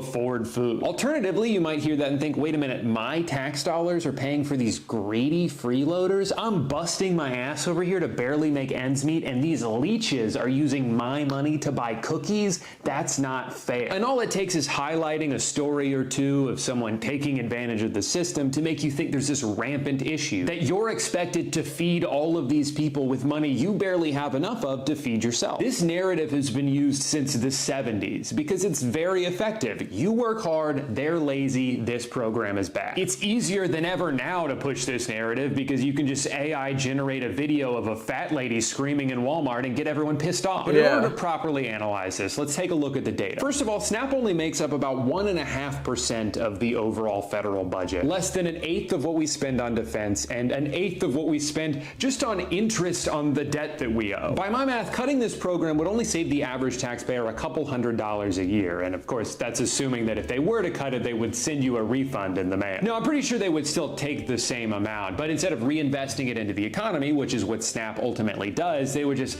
buy some more missiles or send a pile of cash to Argentina. Second of all, by definition, the majority of SNAP recipients fall under the umbrella of elderly, disabled, veterans, full-time caretakers, or just temporarily unemployed. Remember, not everybody who isn't working does so because they don't want to. It is very hard to find and keep a job right now. The fact that SNAP spending ebbs and flows so closely with the overall state of the economy should be proof that this program is primarily used for temporary relief. Even still, many of the people on SNAP do work, and about 70% of the ones that do work full-time. That doesn't seem like a laziness problem, that seems like a wage problem. They need supplemental income to survive because of how little they're being paid. Of those full-time employees, their two most common employers were McDonald's and Walmart, who combined to earn $23 billion in profits last year. $23 billion, and you're telling me they can't afford to pay their employees enough so that they don't need government assistance? See, what that means is you wouldn't have to help pay for these people's food if their employer, a nearly $1 trillion corporation, just paid them a livable wage. You're more upset at the people using the program than the companies who have put them in a position where they even need it in the first place. Also, Walmart double dips here. The majority of food stamps are redeemed at Walmart. So not only do they save money by underpaying their staff, but their revenue then gets subsidized by this program because that's where people tend to use it. Final statistic, about a third of SNAP recipients, over 12 million of them,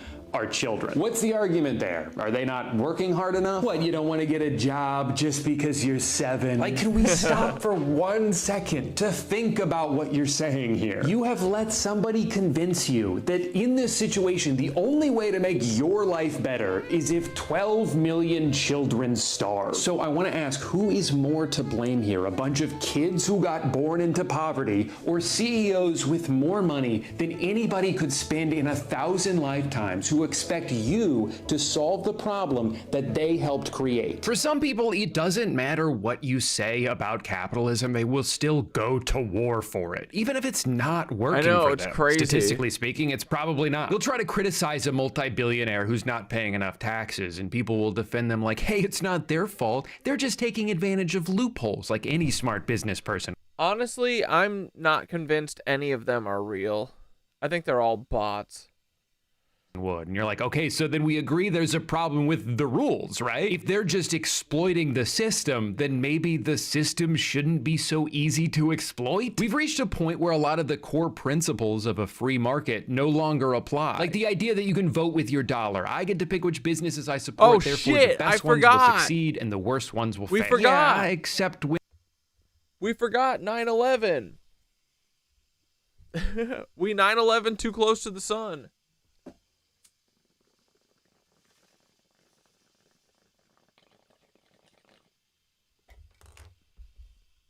Never forget, boys. Yeehaw!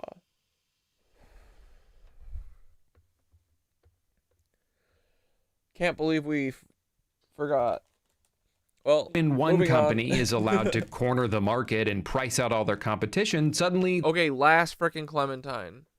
There isn't any. And we would have small businesses tell us if they walked into a Walmart or a Costco, the retail price at those stores, the price on the shelves at those stores is lower than the wholesale price a small business is getting. And so there are huge disparities here. And that's now feeding into itself, right? The more dire the economy is for everyone, the less freedom they have when they're deciding what to pay for. Amazon is certainly not the only place to buy things, but historically speaking, it's almost always the cheapest and most convenient. So how do you convince somebody who's also been forced to pinch pennies due to their own circumstances that they need to spend more time and money buying that same thing from a local mom and pop shop when they could just click 3 buttons and have it? I wish I knew how to quit you, Building 7.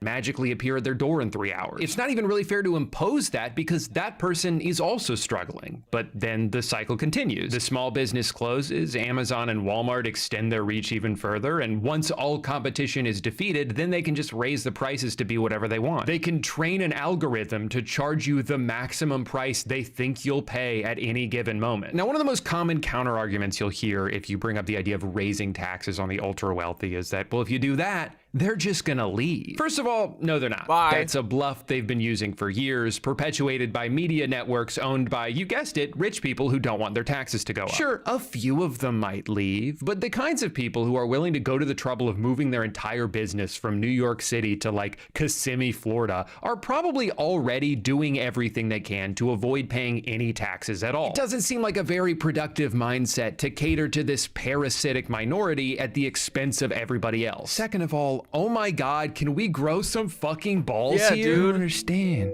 They're not gonna like it if we raise their taxes. Do you hear yourself? Do you Pussy. hear how pathetic you sound? Okay, so what, we can't do anything then? That's it? It's over? They won? I think Clementine count at 7 sounds accurate. Sorry y'all had to witness that. It might not be the end, too. I don't know.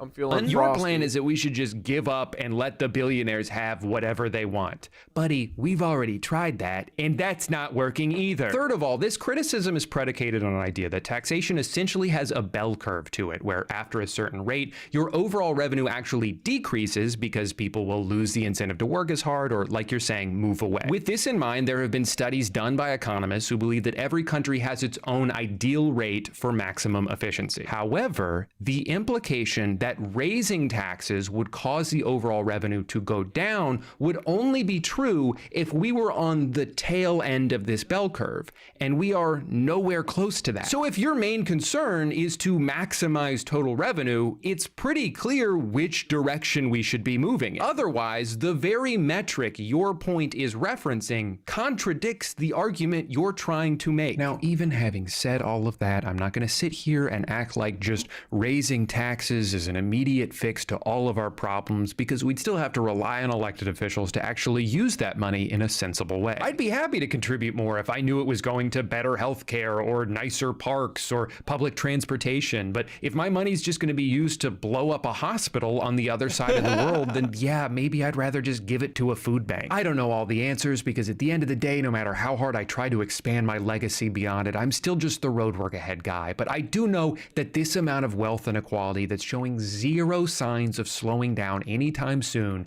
is not sustainable. Turns out that actually every single thing in the world becoming a for-profit commodity, from housing to healthcare, is just a way to enrich a few people at the cost of many. And I have to wonder if we've finally reached a point now where the greed has gone too far, that it's now so impossible to ignore that no amount of gaslighting about how the economy is good actually will convince people who are dying because they can't afford to go to the doctor that this is just how life should be. History shows that unfortunately sometimes things have to get worse before they can get better, and if this is what it takes for a return to class solidarity, then I guess at least we're closer to that than we've been in a long time. We just need to put down our phones, set aside our differences for a little bit, and unite on this one issue. They want us divided because they're afraid of how strong we would be if we stood together. Yeah. Do not fall for it.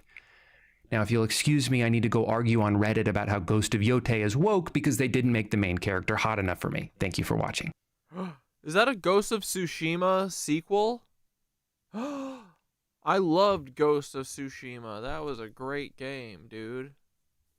Ooh. I haven't played video games in like 2 years.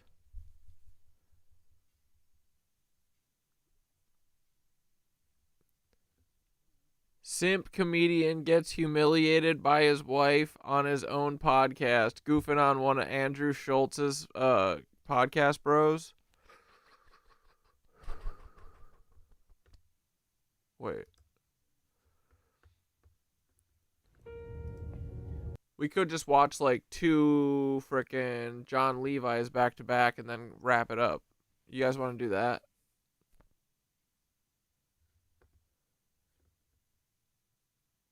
Yeah. That sounds great, right? Sarah Thorne, you look pissed. Don't try and rage bait me. What are you doing? What did I do to you? Don't shit in my turbine.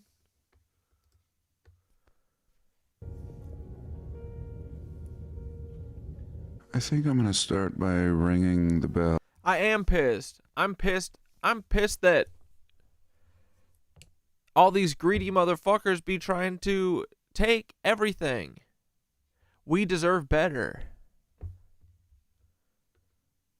Anyway, John Levi. Yeah, no projecting.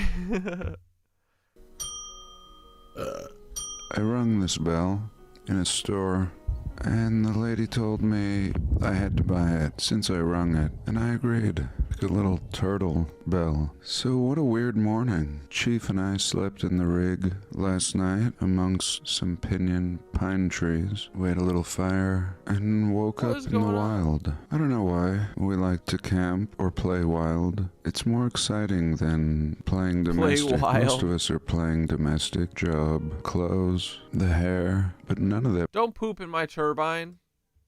matters when you're playing wild, when you're being yourself. And now I'm back in my domestic setting, and I thought, what does one do? Feed the chickens, cats and dog, and go to work. So here it is. I thank you for being here this week. I love you all. God bless, and welcome.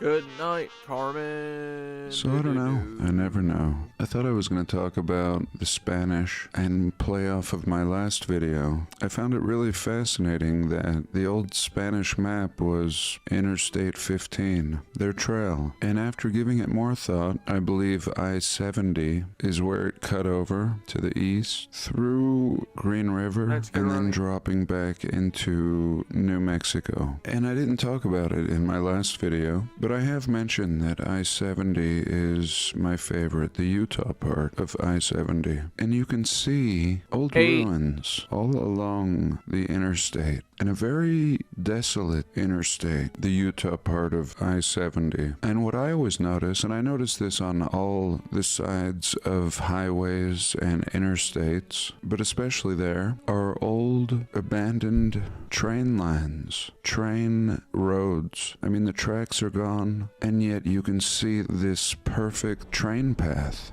And again, this is all throughout, not just Utah, but everywhere. Sometimes the path cuts through mountains, tunnels, and today abandoned. And sometimes they have the nerve to tell us portions of these old train lines are the Spanish Trail. One of my favorite rest areas, in fact, is on the Spanish Trail. This is on I-70. And couple that with the old maps that show castle cities, all along the interstate. Coincidence? And now there's grand temples. I love Chief. So anyway, that's enough of that. If you didn't watch that past video, check it out. But here, somebody has shared with me in a comment, and I thank you, that I should check out this video. A video of 1930s Chicago. A rare glimpse of the Depression era. 1930s. By now we have automobiles, but really... Bro.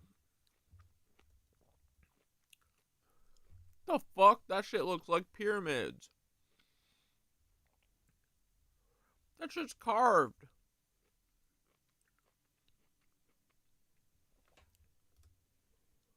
Really only 30 or so years after the World's Fair, and I really like these new enhancements of old footage. This is a blessing with this modern technology. I often found myself enhancing images, and now people are doing entire videos or film. So I thought we would just have a little look together.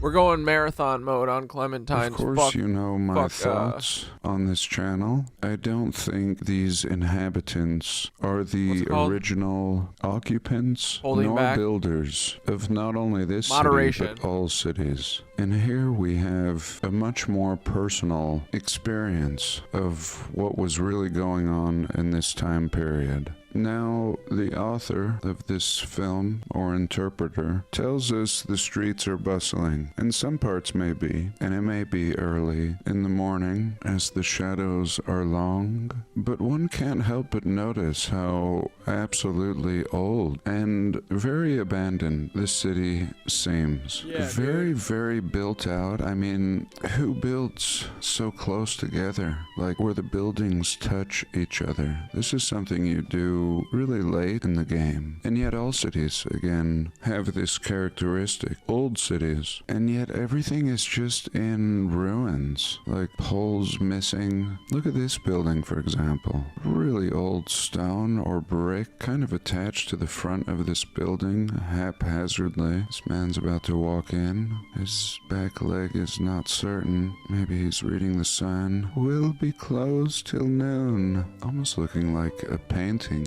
But again, the enhancement of the footage really gives us a more realistic feel of what's going on here. Now, I don't know if AI is having a hard time. This man looks like some Ninja Turtle or something. How about this next guy? Beard. Do you think you can get a tummy ache from eating too many clementines?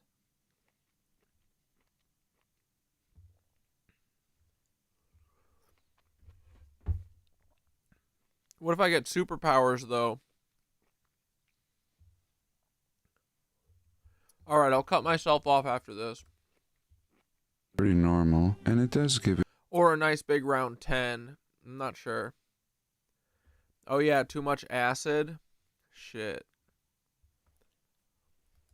Alright, I'm done. Kind of a painting feel. The gaps that would have to be filled in to make this high definition. But again, we can see the condition and the abandonment. Again, notice the windows. Everything having this afterthought kind of feel. So good. Like these stairs going up, a lot of stairs going down into basements. Even this little area where these trees are appears to have been a hole. How can you blame me, dude?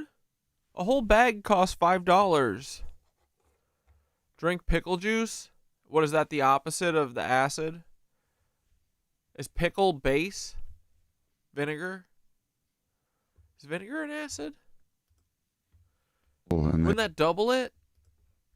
They've built this wooden railment around it to keep people from falling in the hole. And here, look at the debris on the streets, looking like the Bronx, looking like some aftermath in Iraq or any place that's been obliterated by Uncle Sam and friends. And pretty unbelievable, these apartment complexes, a city built for millions. Ray, don't slander clementines. What, I'm gonna get heartburn? I'm convinced that you can eat as much fruit as you want. There's no amount of fruit that you can't have. Again, when everything is touching, and then these entire sections where buildings have mouth sores, canker sores, irritated tongue, or gums. Stick to taters. Alright. Can cause gas, bloating, diarrhea, acid reflux, or heartburn. Double acid, mouth sores, canker sores, irritated tongue, or gums. Stick to taters, boys. Don't get too fancy out there. Pickle juice will make you feel at least 1% better.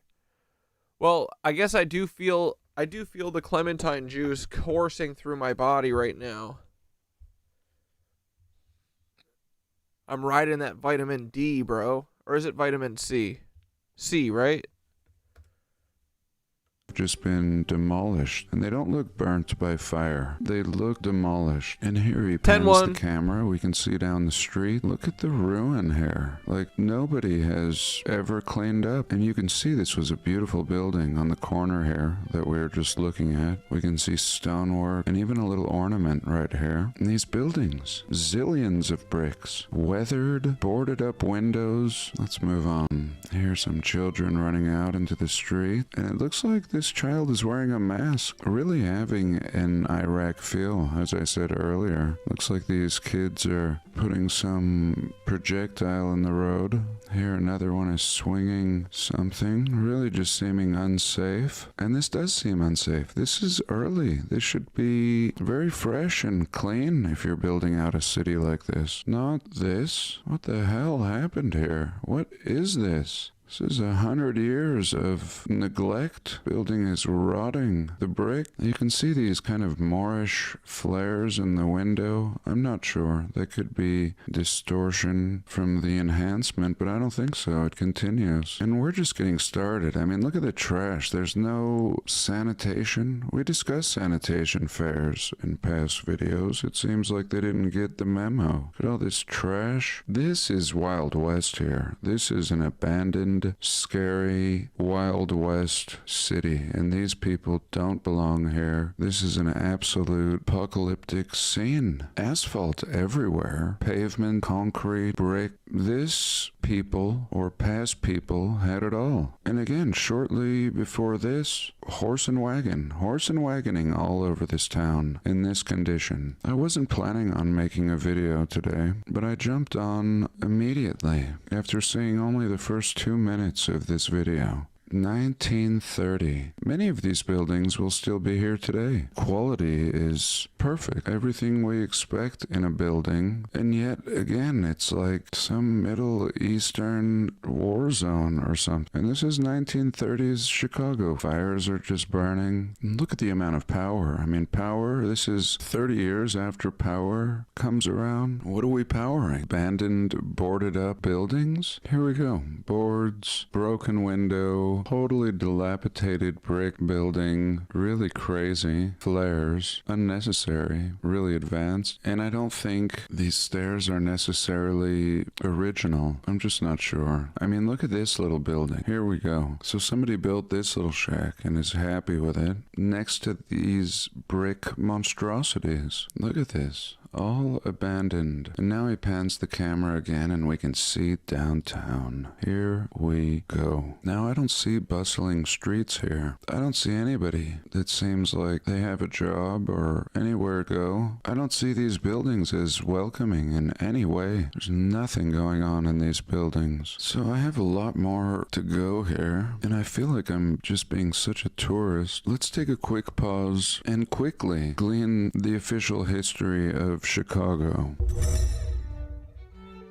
Okay, history of Chicago. Boring, I want to get back to the film. And of course they won't show us the maps with castles, showing Chicago depicted as Shilaga before the Great Lake. But here we see 1718, a French map. Here we see Ancien Village de Illinois, ancient village. Here we go, on this French map. So something more ancient. Well, better than pickle juice, what about kombucha?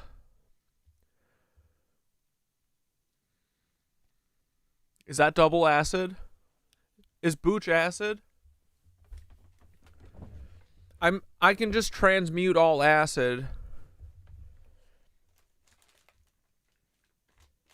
There's only 4 more clementines. It's like attaining the full bag in one sitting. Glory is like right there. Than the French, the nation de feu, the nation of fire, right here. And we see yeah, I'm convinced Chicago's just always looked like that. Chicago written here off on the distance, and we see a couple buildings similar to the ancient ones. Let me know if you know which city this one might be, if there's any remnants. But I think our remnants are what we were just looking at, that's all. That's the ancient ones as far as these people are concerned. These cities that look like they're 500 years old. Forgive me. So 1831, Fort Dearborn. Here we go. 1830. Very nice survey. A lot of land has been surveyed. Why? How about 1853? Bird's eye view. 1850. Let's keep going. 1857. Only 5 years later. Hallelujah. Look at this progress. 1857. Put a stamp of approval on it. We have a city. A city for 1 million people. How about 1898? Here we go. Downtown business district. All these beautiful brick buildings we started out the video looking at. Bridges everywhere for trains. This is before the car, mind you, before the car. All these bridges, all this infrastructure for the horse and buggy, only to be totally abandoned looking by 1930, as we started off the video looking at. Unbelievable. Here we go. What was this again? 1898. So 30 years before this abandonment. I mean, this is serious. This is everything it is today. Of course, they will have demolished a lot, but this is a pretty good head start here. 1898. And here's a picture from 1885. This is like stepping into that bird's eye view that we were just looking at. Look at this. Let's have a little look down here. Really nice horse. Nice wagon. Kind of sporty. It must be this man's. Kind of sporty. Like he would drive a sports wagon. Yes, that is my wagon. And this is my wife and child. And of course my house. What can I say? Well done. I don't know. Tho said that's a lot of sugar if you drink them in excess.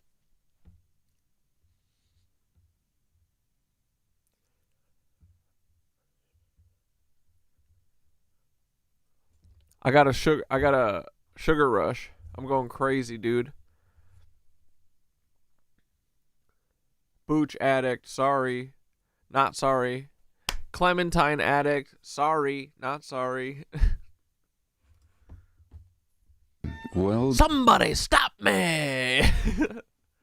Done indeed. Now let's go to 1893, bird's eye view. Thoth is just jealous he can't do yoga. Damn straight, dude.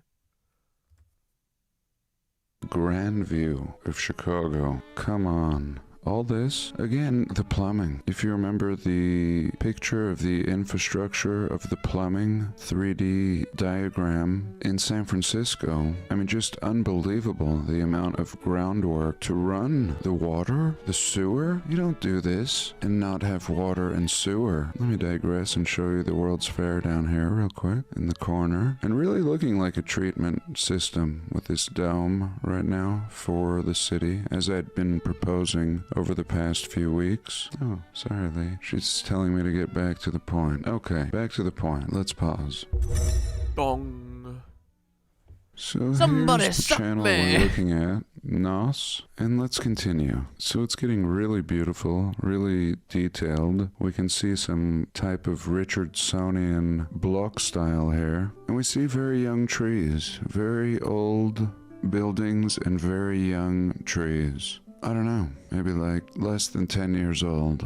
And here, look at this building, for example, next to the Richardsonian one. Totally busted out windows, and we could see all this, everything I'm showing, and he does leave a link to the original, can be seen in black and white, but it's extra special in color. And now we can see a glorious building coming into view. And here again we have the early arrival of the automobile, and this is the condition. I mean, Bless yes, me. we're told this is the Depression era, but the Depression should follow an era of greatness. It shouldn't just be Depression and then overnight everything looks like it's 100 years old and totally abandoned. Certainly people wouldn't want to move out of their places. It's the last thing you're gonna do. What are you gonna do? Go build a log cabin? Everybody is trying to occupy this city.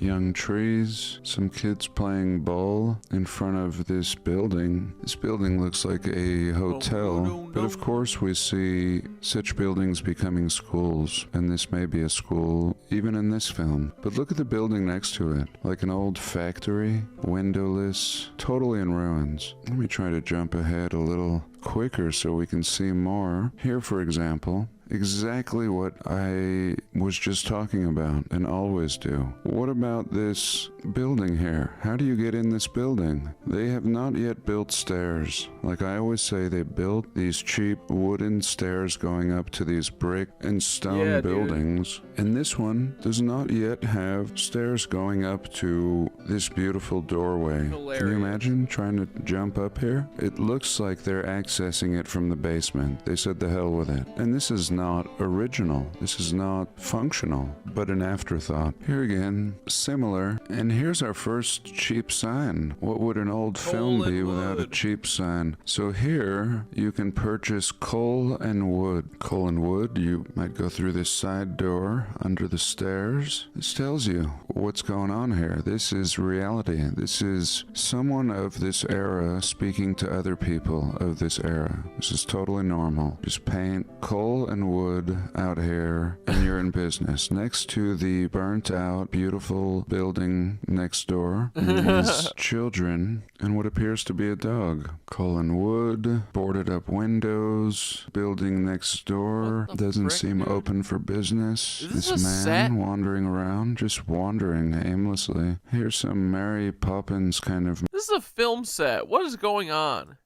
Is this drawn? This old Tuscan-looking building, and then this Richardsonian one next door. And here a decent tree, maybe 20 or 30 years old. Then look at this little waste in front of this Richardsonian-style building. Here they've just planted a little tree. Almost looks like some underlayment. Here's some people hanging out on the porch. I mean, this doesn't look bustling to me. Stray kids everywhere. Nothing is going on here. Let's take a pause for the hell of it. Okay, here we are downtown. Painted signs on the brick. We see an amazing cathedral in the background here. No turn signals in this era. Capital Dairy. High-grade dairy products sold here.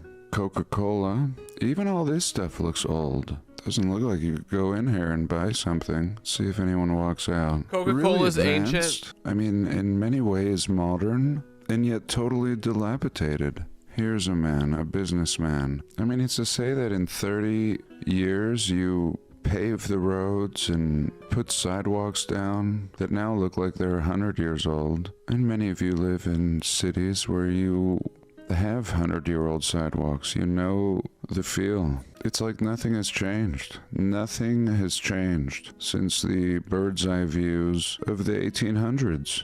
Even this old steel. Whenever you see these oversized rivets, as we saw in the 1850s, they had all the bridges, all the steel bridges for horse and wagon. And even in this time period, you still see a horse and wagon. Of course there would be. You couldn't get everyone to transition so quickly. This man passed out in his suit. And look at the brick here. Look at the condition of this brick. This is all the original city. And here we can see men without masks hanging out. Remember, this is the Great Depression. Is he acting? I don't know. But a lot of these people do seem down and out. And just this thing they're leaning on, whatever it is, speaks of a time of perfection, speaks of a type of perfection required by a people who have reached perfection. Whatever it is they're leaning on, I don't even know what it is, just some wall, some concrete cast wall. This certainly doesn't match these people, but what's even more ridiculous is that these are the ruins, if we're to believe the story, of a people that were in horse and wagon. So now I'd like to contrast this to... Is Coca-Cola really the only reason Santa Claus is real? A black and white... Man, this is boring. Gene, bro, do you not know John Levi? No, John Levi is a literal American hero, dog. White film. I'm not sure if it's the same one, but it's the Chicago era depression, 1930s, 16 millimeter. And here we go. We can see again the condition of the buildings, and it is the same film. We see the horse and wagon and the drunken man. Another drunken man by a beautiful Richardsonian block. And even in black and white, again, you can see the condition. Just a junk fest. These people have rolled in to buy it up. This stuff is not boring. This stuff is very interesting. Up for nothing on the dollar. What the heck do you want to talk about, Gene? Come on. What should we watch? Don't tell me some fucking flat earth shit. Not that I don't love flat earth. Here we go. Totally abandoned old businesses. 2.9. Meyer & Company, something Brown. All of these were businesses. Here we can see the Sheridan School. These kids pouring out of this door with no windows. Really creepy. And they're all fenced in. Looks like an afterthought. And maybe this is where they stay. This is like a boarding school. A little compound. So I think that's it for today. Just stay. Yeah, he's our meditation before bed. And guess what? We're going to watch one more after this one. And then we're going to wrap up. A quick little tour. Sorry, not sorry. I respect that, Gene. What would you rather watch? Let me know, and maybe I'll put it on the docket for tomorrow. What are you interested in? What, is this not lizard people enough for you? Huh? What are you going to call us, a lizard person faker? You're going to call us a lizard person poser? Yeah, oh, we could start a Mela Luca MLM, like fittest flat earther.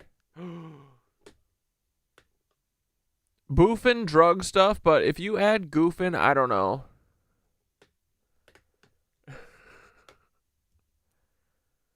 Of old Chicago. I watch every stream I know of him. Oh, you've been around, Gene. Well, seriously, what would you rather watch? Let me know. I will maybe watch some of it sometime.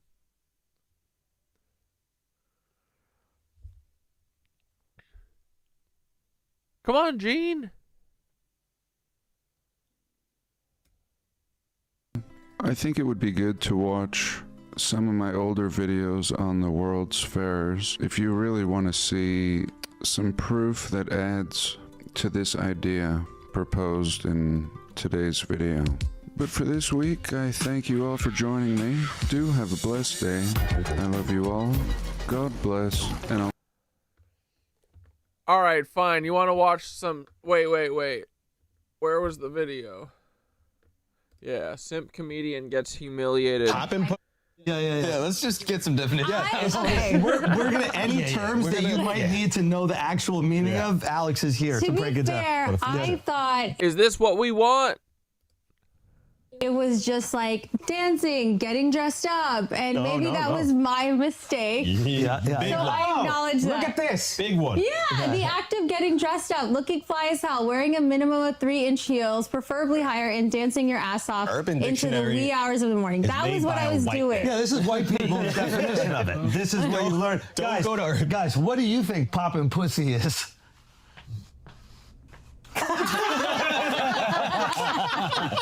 You see? Joey Curtis. No, eternally bumping. Should I watch Stranger Things?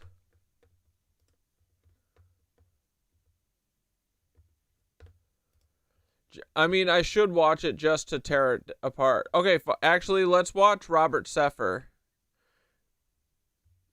Or do we want to watch another John Levi and tell Gene to fucking hit the road? We watched Matt, the rest of that Matt video earlier today too. Okay, you guys pick. Robert Sepper, The Evolution of Consciousness, and the first image he starts on is mushrooms. Or we could pick another John Levi. I don't care.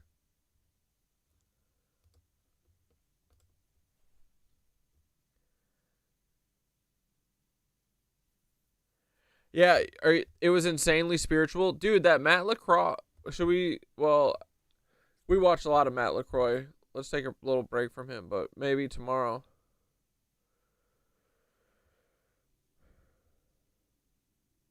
Stranger Things got a little dark for you? I heard that it's pretty bad.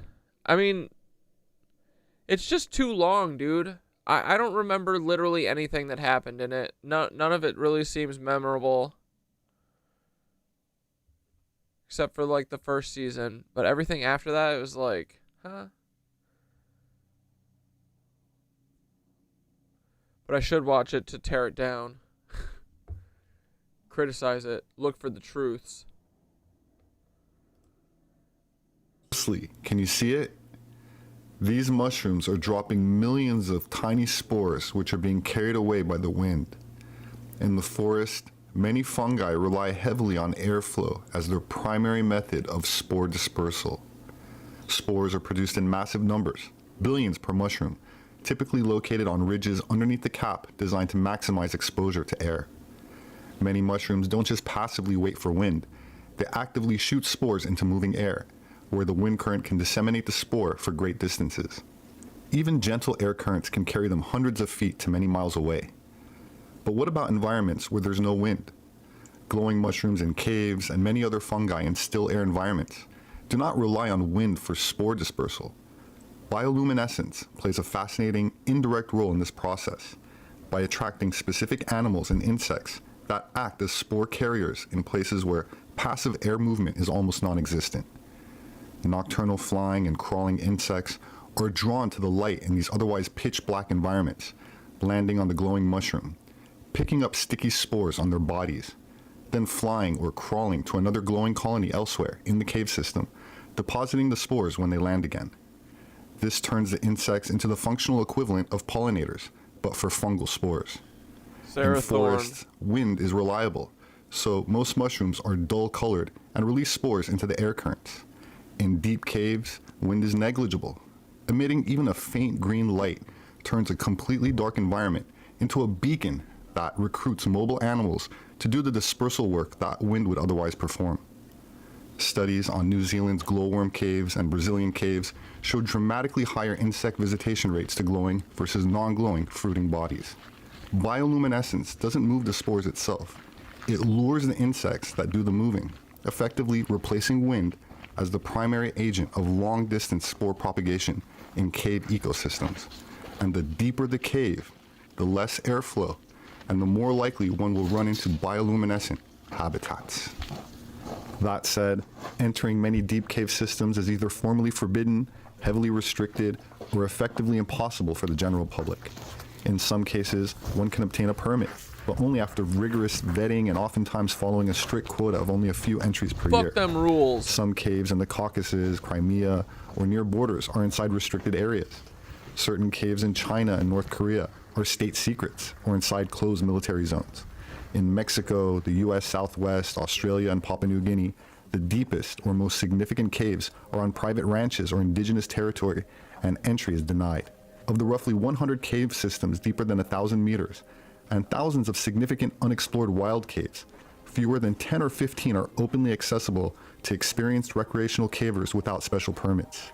The vast majority of the world's most spectacular or scientifically important deep caves are either completely closed. What porn star is, how you file your pairs.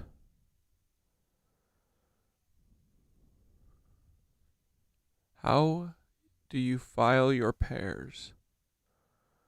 Look at this weird pattern on the wall, right? It's like little cubes everywhere. Heavily restricted that only a tiny number of people ever see them, which makes the world's legends regarding inner Earth habitats, such as Agartha, Shambhala, That's or real? Asgard, even more mystical. What the fuck? Are these actually real? No. Oh, it's all CGI?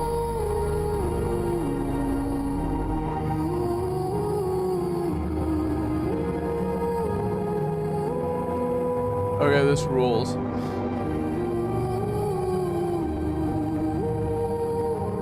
Where is he? What is this place?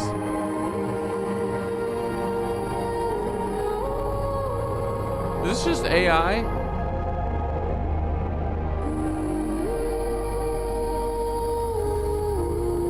Paul would fart in the cave. Numerous cultures worldwide have ancient traditions describing literal, physical, underground kingdoms, or advanced civilizations dwelling in vast, inhabited cavern systems beneath the Earth's surface, often portrayed as real places, accessible via hidden entrances rather than purely symbolic or spiritual realms. These include the Celtic people, with fairy realms and mounds leading to underground palaces, Hindu and Indian epics, populated with subterranean Naga and realms inhabited by serpent beings, various Native American tribes, such as Hopi legends of emerging from beneath the Grand Canyon, Lakota and other plains tribes, stories of cavern-dwelling ancestors, Paul Wysopal, Sarah. Amazonian indigenous groups describing vast lighted cities, 15 or 20 levels underground, guarded by entrances in the jungle. Germanic and Norse mythology concerning the literal underground realms of dwarves and dark elves. Aspects of Greek mythology that interpret Hades as a physical subterranean kingdom beyond the purely afterlife interpretation. Certain Inuit. Oh, you know what I am going to be fucking checking out? That Diddy documentary. I'm definitely watching it this weekend. I think me and Skidder are going to watch it. Traditions. Yeah, this is not John Levi. I put on Robert Seffer. I did want to watch this. We already watched it, John Levi. It's Evolution of Consciousness. Dude, he went all out. Where did he... How did he make this? Tales of a warm, lighted, inner earth inhabited by giant people. Some Chinese legends that speak of underground dragon palaces.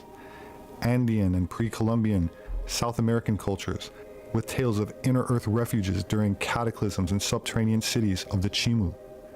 Irish and Scottish Gaelic folklore of extensive hollow hill kingdoms of the Tuatha De Danann and other beings.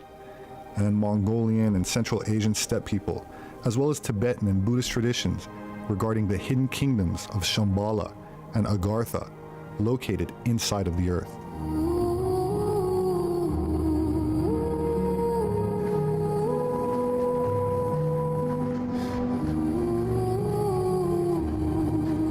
BRB, 1 sec.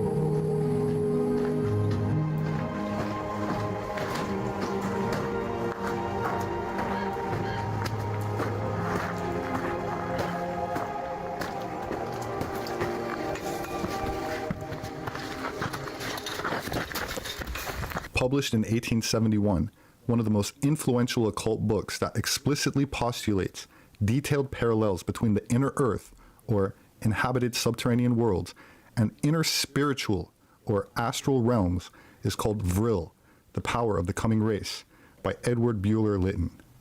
While it's presented as a novel, it was written and widely interpreted in occult circles as a thinly veiled revelation of esoteric truths. In it, the narrator descends into vast subterranean caverns and discovers an advanced subterranean civilization. It is implied that the inner earth is not merely physical habitat, but an inverted spiritual realm where higher beings dwell. The energy called Vril is simultaneously a physical force and a psychic power akin to Kundalini, Odic force, or Chi in other esoteric systems. The subterranean world mirrors the hierarchy of spiritual planes. The deeper you go physically, the higher you ascend spiritually. In the book, the Vrilya civilization, or inner earth dwellers, represent an earlier branch of humanity that retreated inward, both geographically and spiritually, and achieved godlike powers.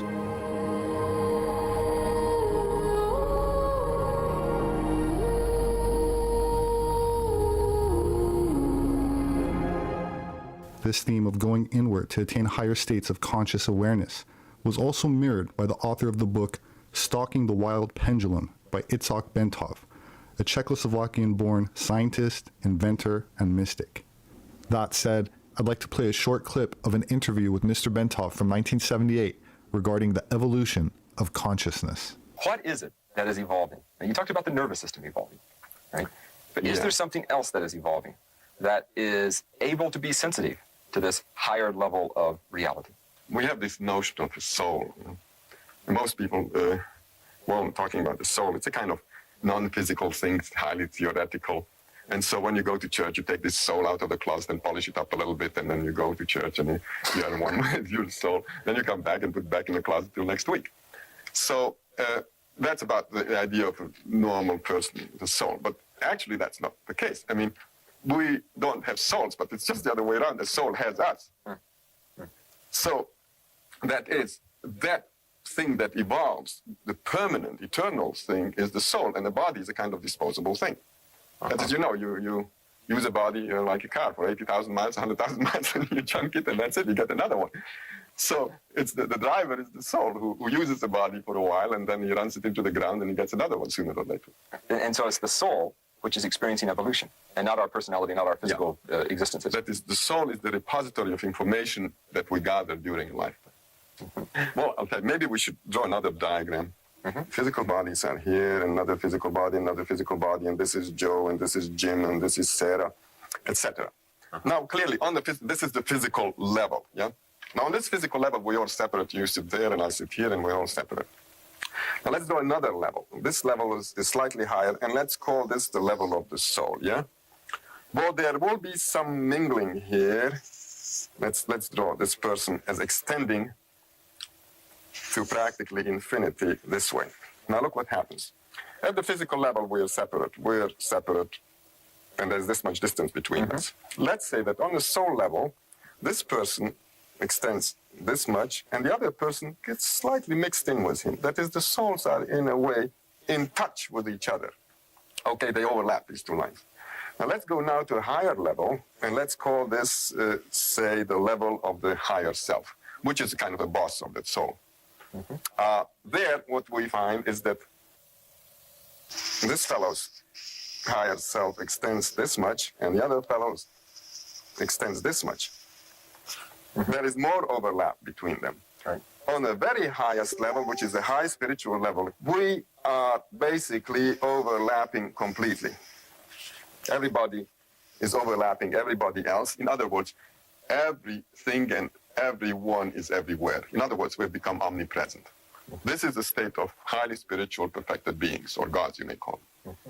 Okay? Okay, and so that we exist on all of those simultaneously. On all of them simultaneously, so then, but we're not aware of that. In your view, then, when we see each other as separate entities, that's only seen on one plane of reality. Correct. And so whether we like it or not, we're all evolving towards godhood. But you know, it takes eons, so don't hold your breath. Is that the purpose of evolution? Naturally. Because at that point, you start understanding how the system works. And one of the good things about the system is that the system wants to teach you about itself. What does it want to teach system. You? Yeah. Why does it want to teach you?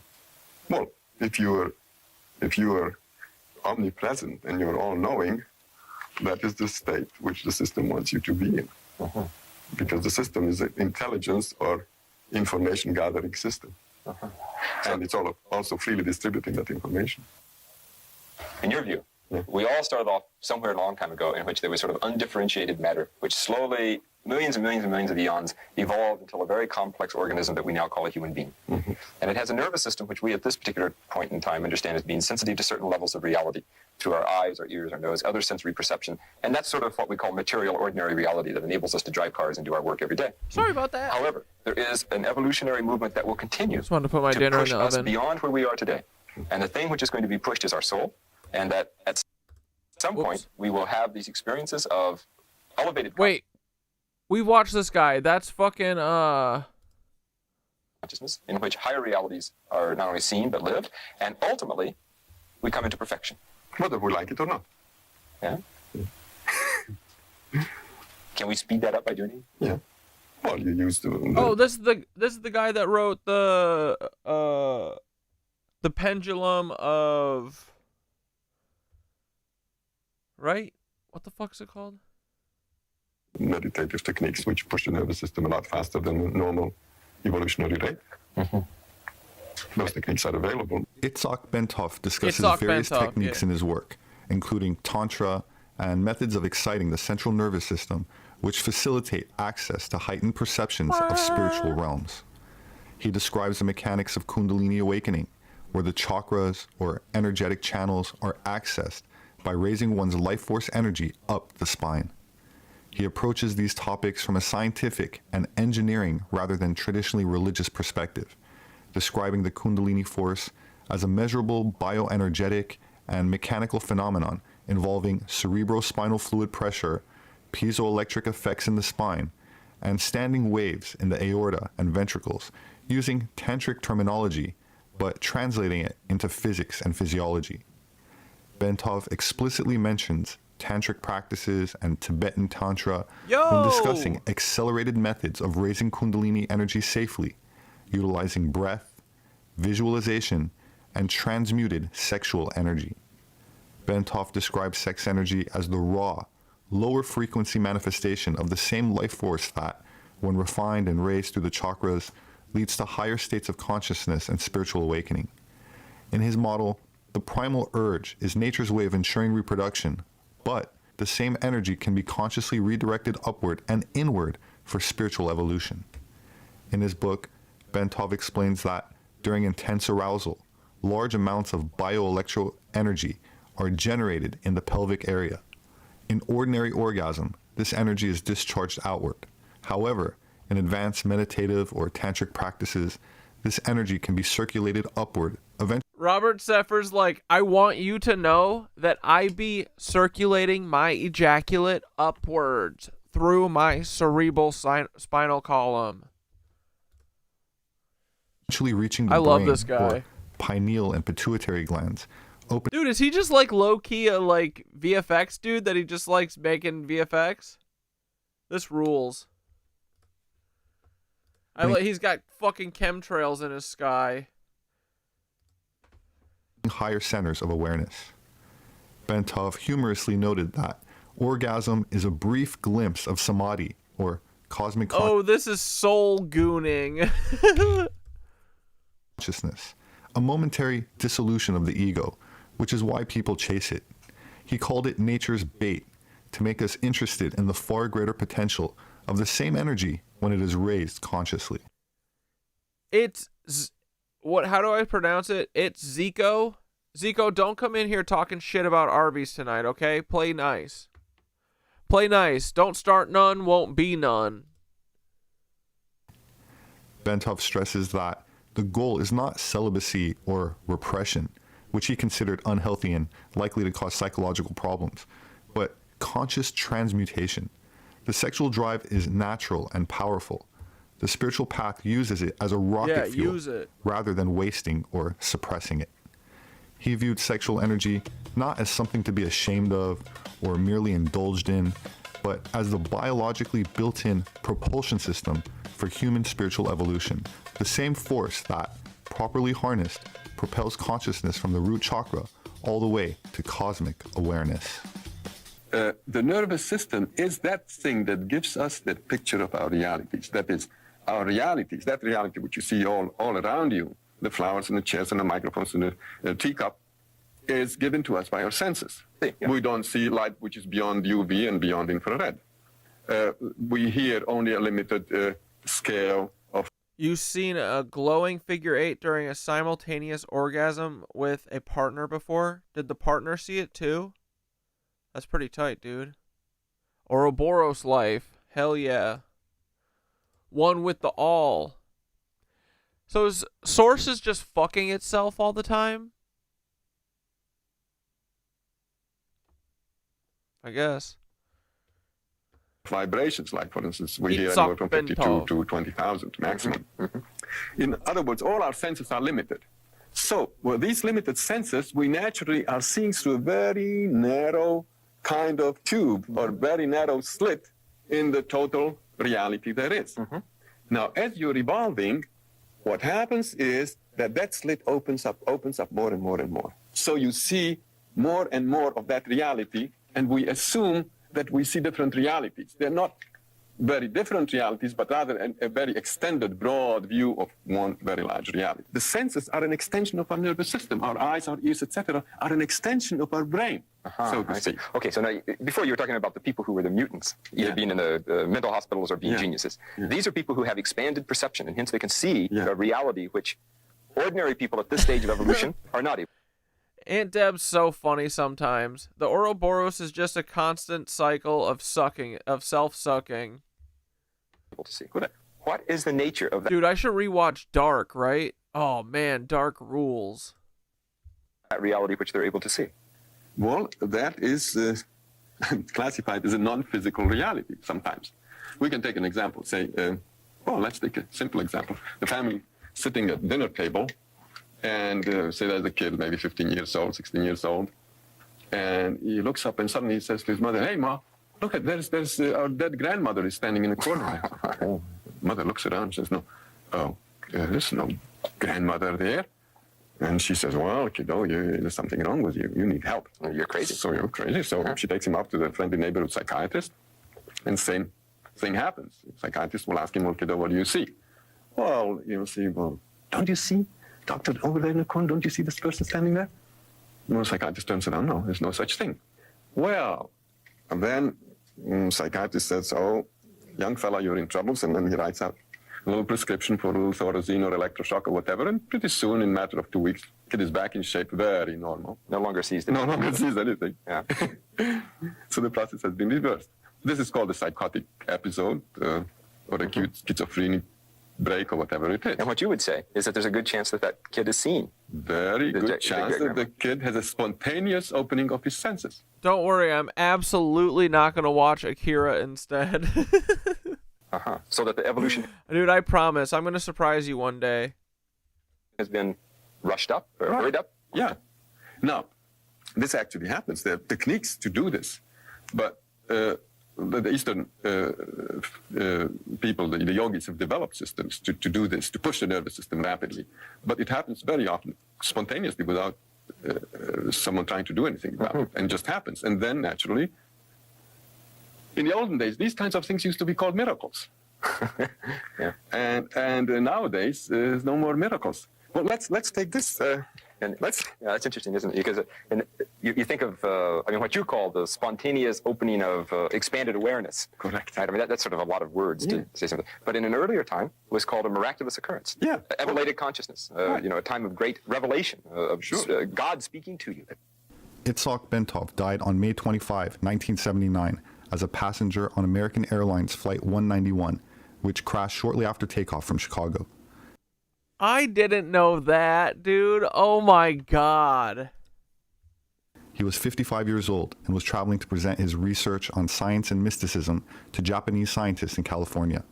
His theories on consciousness as vibrational, holographic phenomenon that everything... Bro, I didn't know that Bentov was killed with a plane. I didn't know they fucking did the CIA laser strike on his ass. ...in the universe vibrates, creating interconnected realities where mind transcends physical limits, caught the attention of U.S. intelligence agencies, profoundly influencing their classified programs on altered states, remote viewing, and human potential during the Cold War era.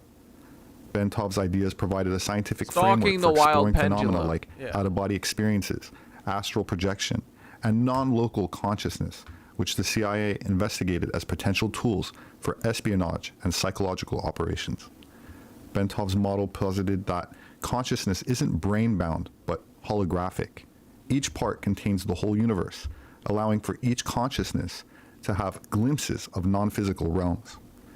Declassified files substantiate the CIA's serious investment of tens of millions into programs like the Gateway Process and the Stargate Project.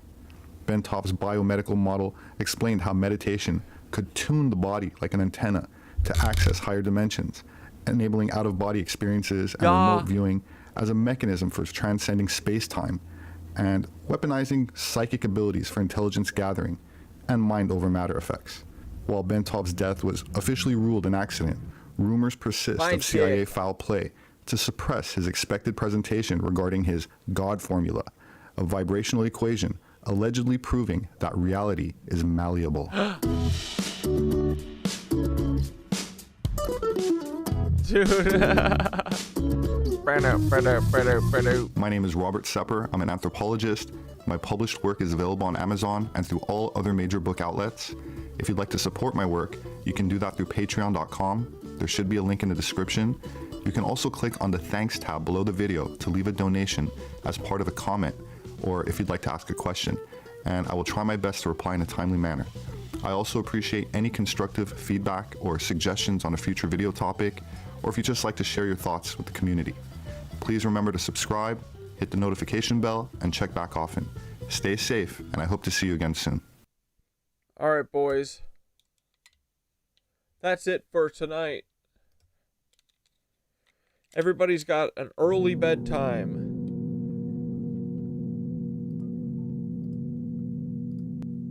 Okay? Don't be staying up too late. Don't be scrolling. Don't be doom scrolling. Close your eyes. Get some shut-eye, you know? Honk chew. Honk shoe.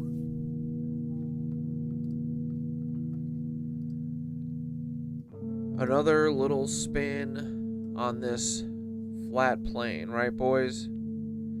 So wait, what's a day then? Just the amount of times that the sun circles?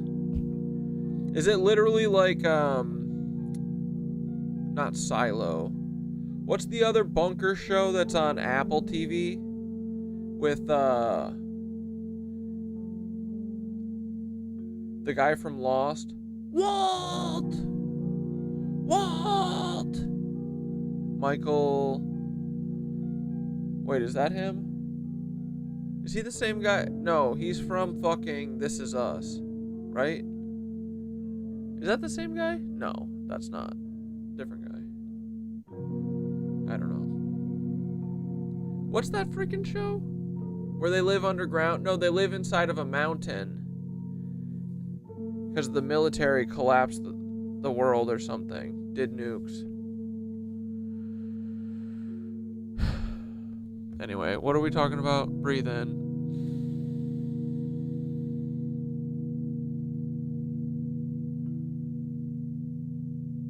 And out.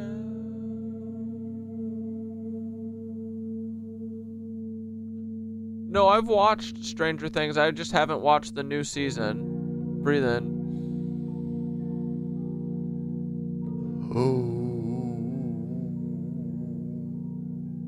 And out.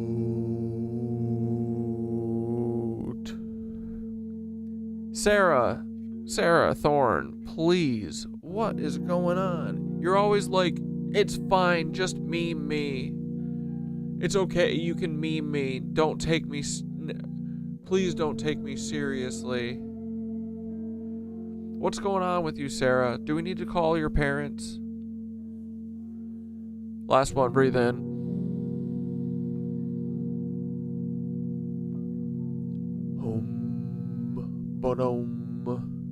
And out.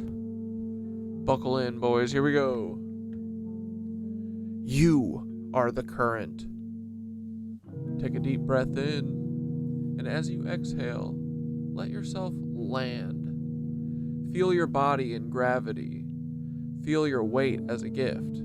You are not floating. You are plugged in.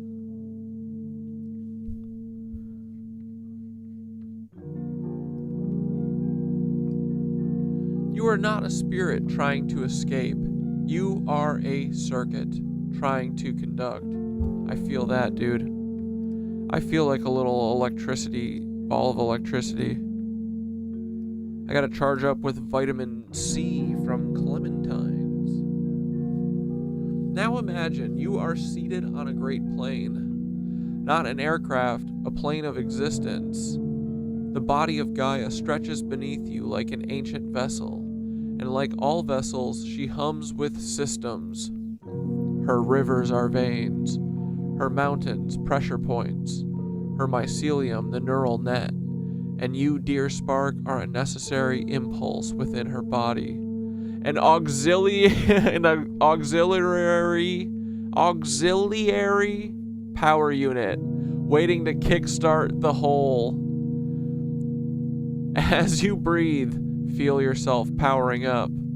Feel your lungs turning breath into energy, your heart distributing it, your thoughts igniting it. You are not waiting for salvation. You are the jumper cables. There's no need to ascend. The divine is not up there. The system you were born into, it starts right here. With your feet in the dirt, your spine as antenna, your nervous system synced to the hum of the earth grid. Breathe again. Feel the frequencies, the pulses, the codes under your skin. You are not a passenger. You are part of the pre-flight check, a node in the living technology of Earth's body. And when we light up, when we remember, we start the engines of something so much bigger than ourselves. No gods needed, no towers required, just breath, just presence, just remembrance. You are the current, now flow.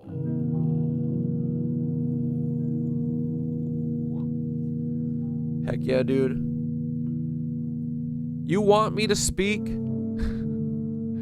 No, it's okay, Sarah. We're going to bed.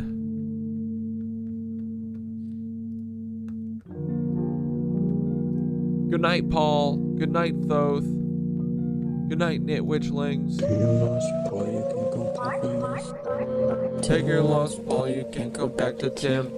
On my mama, this is healing Paul's trauma. Oh, got a gene spirit, finna take him to Nirvana. See ya, Amara. See ya, frickin' Amara. Take your loss, Paul.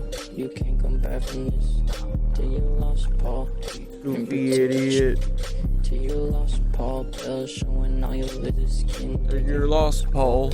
You can't go back to Tim. Nope. And my breath and the mushies. Little cop will try to fork me. Play your size, but I'm handsome. Maybe Mendez will want me for ransom. I don't have a bike, but I might take a jog. Something light, loving life. Chilling with my headphones on. I asked CatDad how much a ticket costs. Didn't answer, still your daddy and your boss. On my mama, this is healing Paul's trauma. You got a gene spirit, finna take him to Nirvana. Stacking commas, it be up because in drama. Not a drug, it's marijuana. Frickin' see y'all tomorrow. Take your loss, Paul. You can't come back from this. Take your loss, Paul. Goofy idiot. Till you lost Paul. Bells showing all your little skin. Take your loss, Paul. Yeah, can't come back to Tim. Nope. Yesterday, Paul took an L.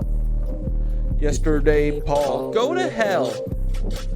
See me in some blue jeans, lock me in a cell. Paul saw me in some blue jeans and nutted on himself. Squirt. Chilling on the couch. Chilling like JD Vance. If you really wanna dance, Paul, now is your chance, Paul. You're the damn man, Paul. Let's have a damn standoff. It's not in your jeans, Paul. It's time to take your pants off. This is healing Paul's trauma. You got a gene spirit, finna take him to Nirvana. Stacking commas, it be up because I'm drama. Not a drug, it's marijuana. Cooks will say I got a problem. Till you lost Paul, you can't come back from this. Take your loss, Paul. Goofy idiot.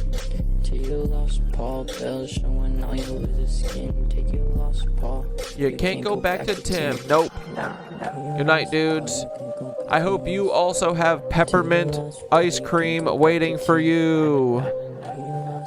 I do love a holiday peppermint candy cane ice cream. I don't care. I love the way that part of it melts into the ice cream and then the middle part of it like cooks or it stays crunchy. Okay. Good night, everybody. See ya tomorrow, 6 p.m. Same freaking time. Bye. What we've becomes. Ta-ta.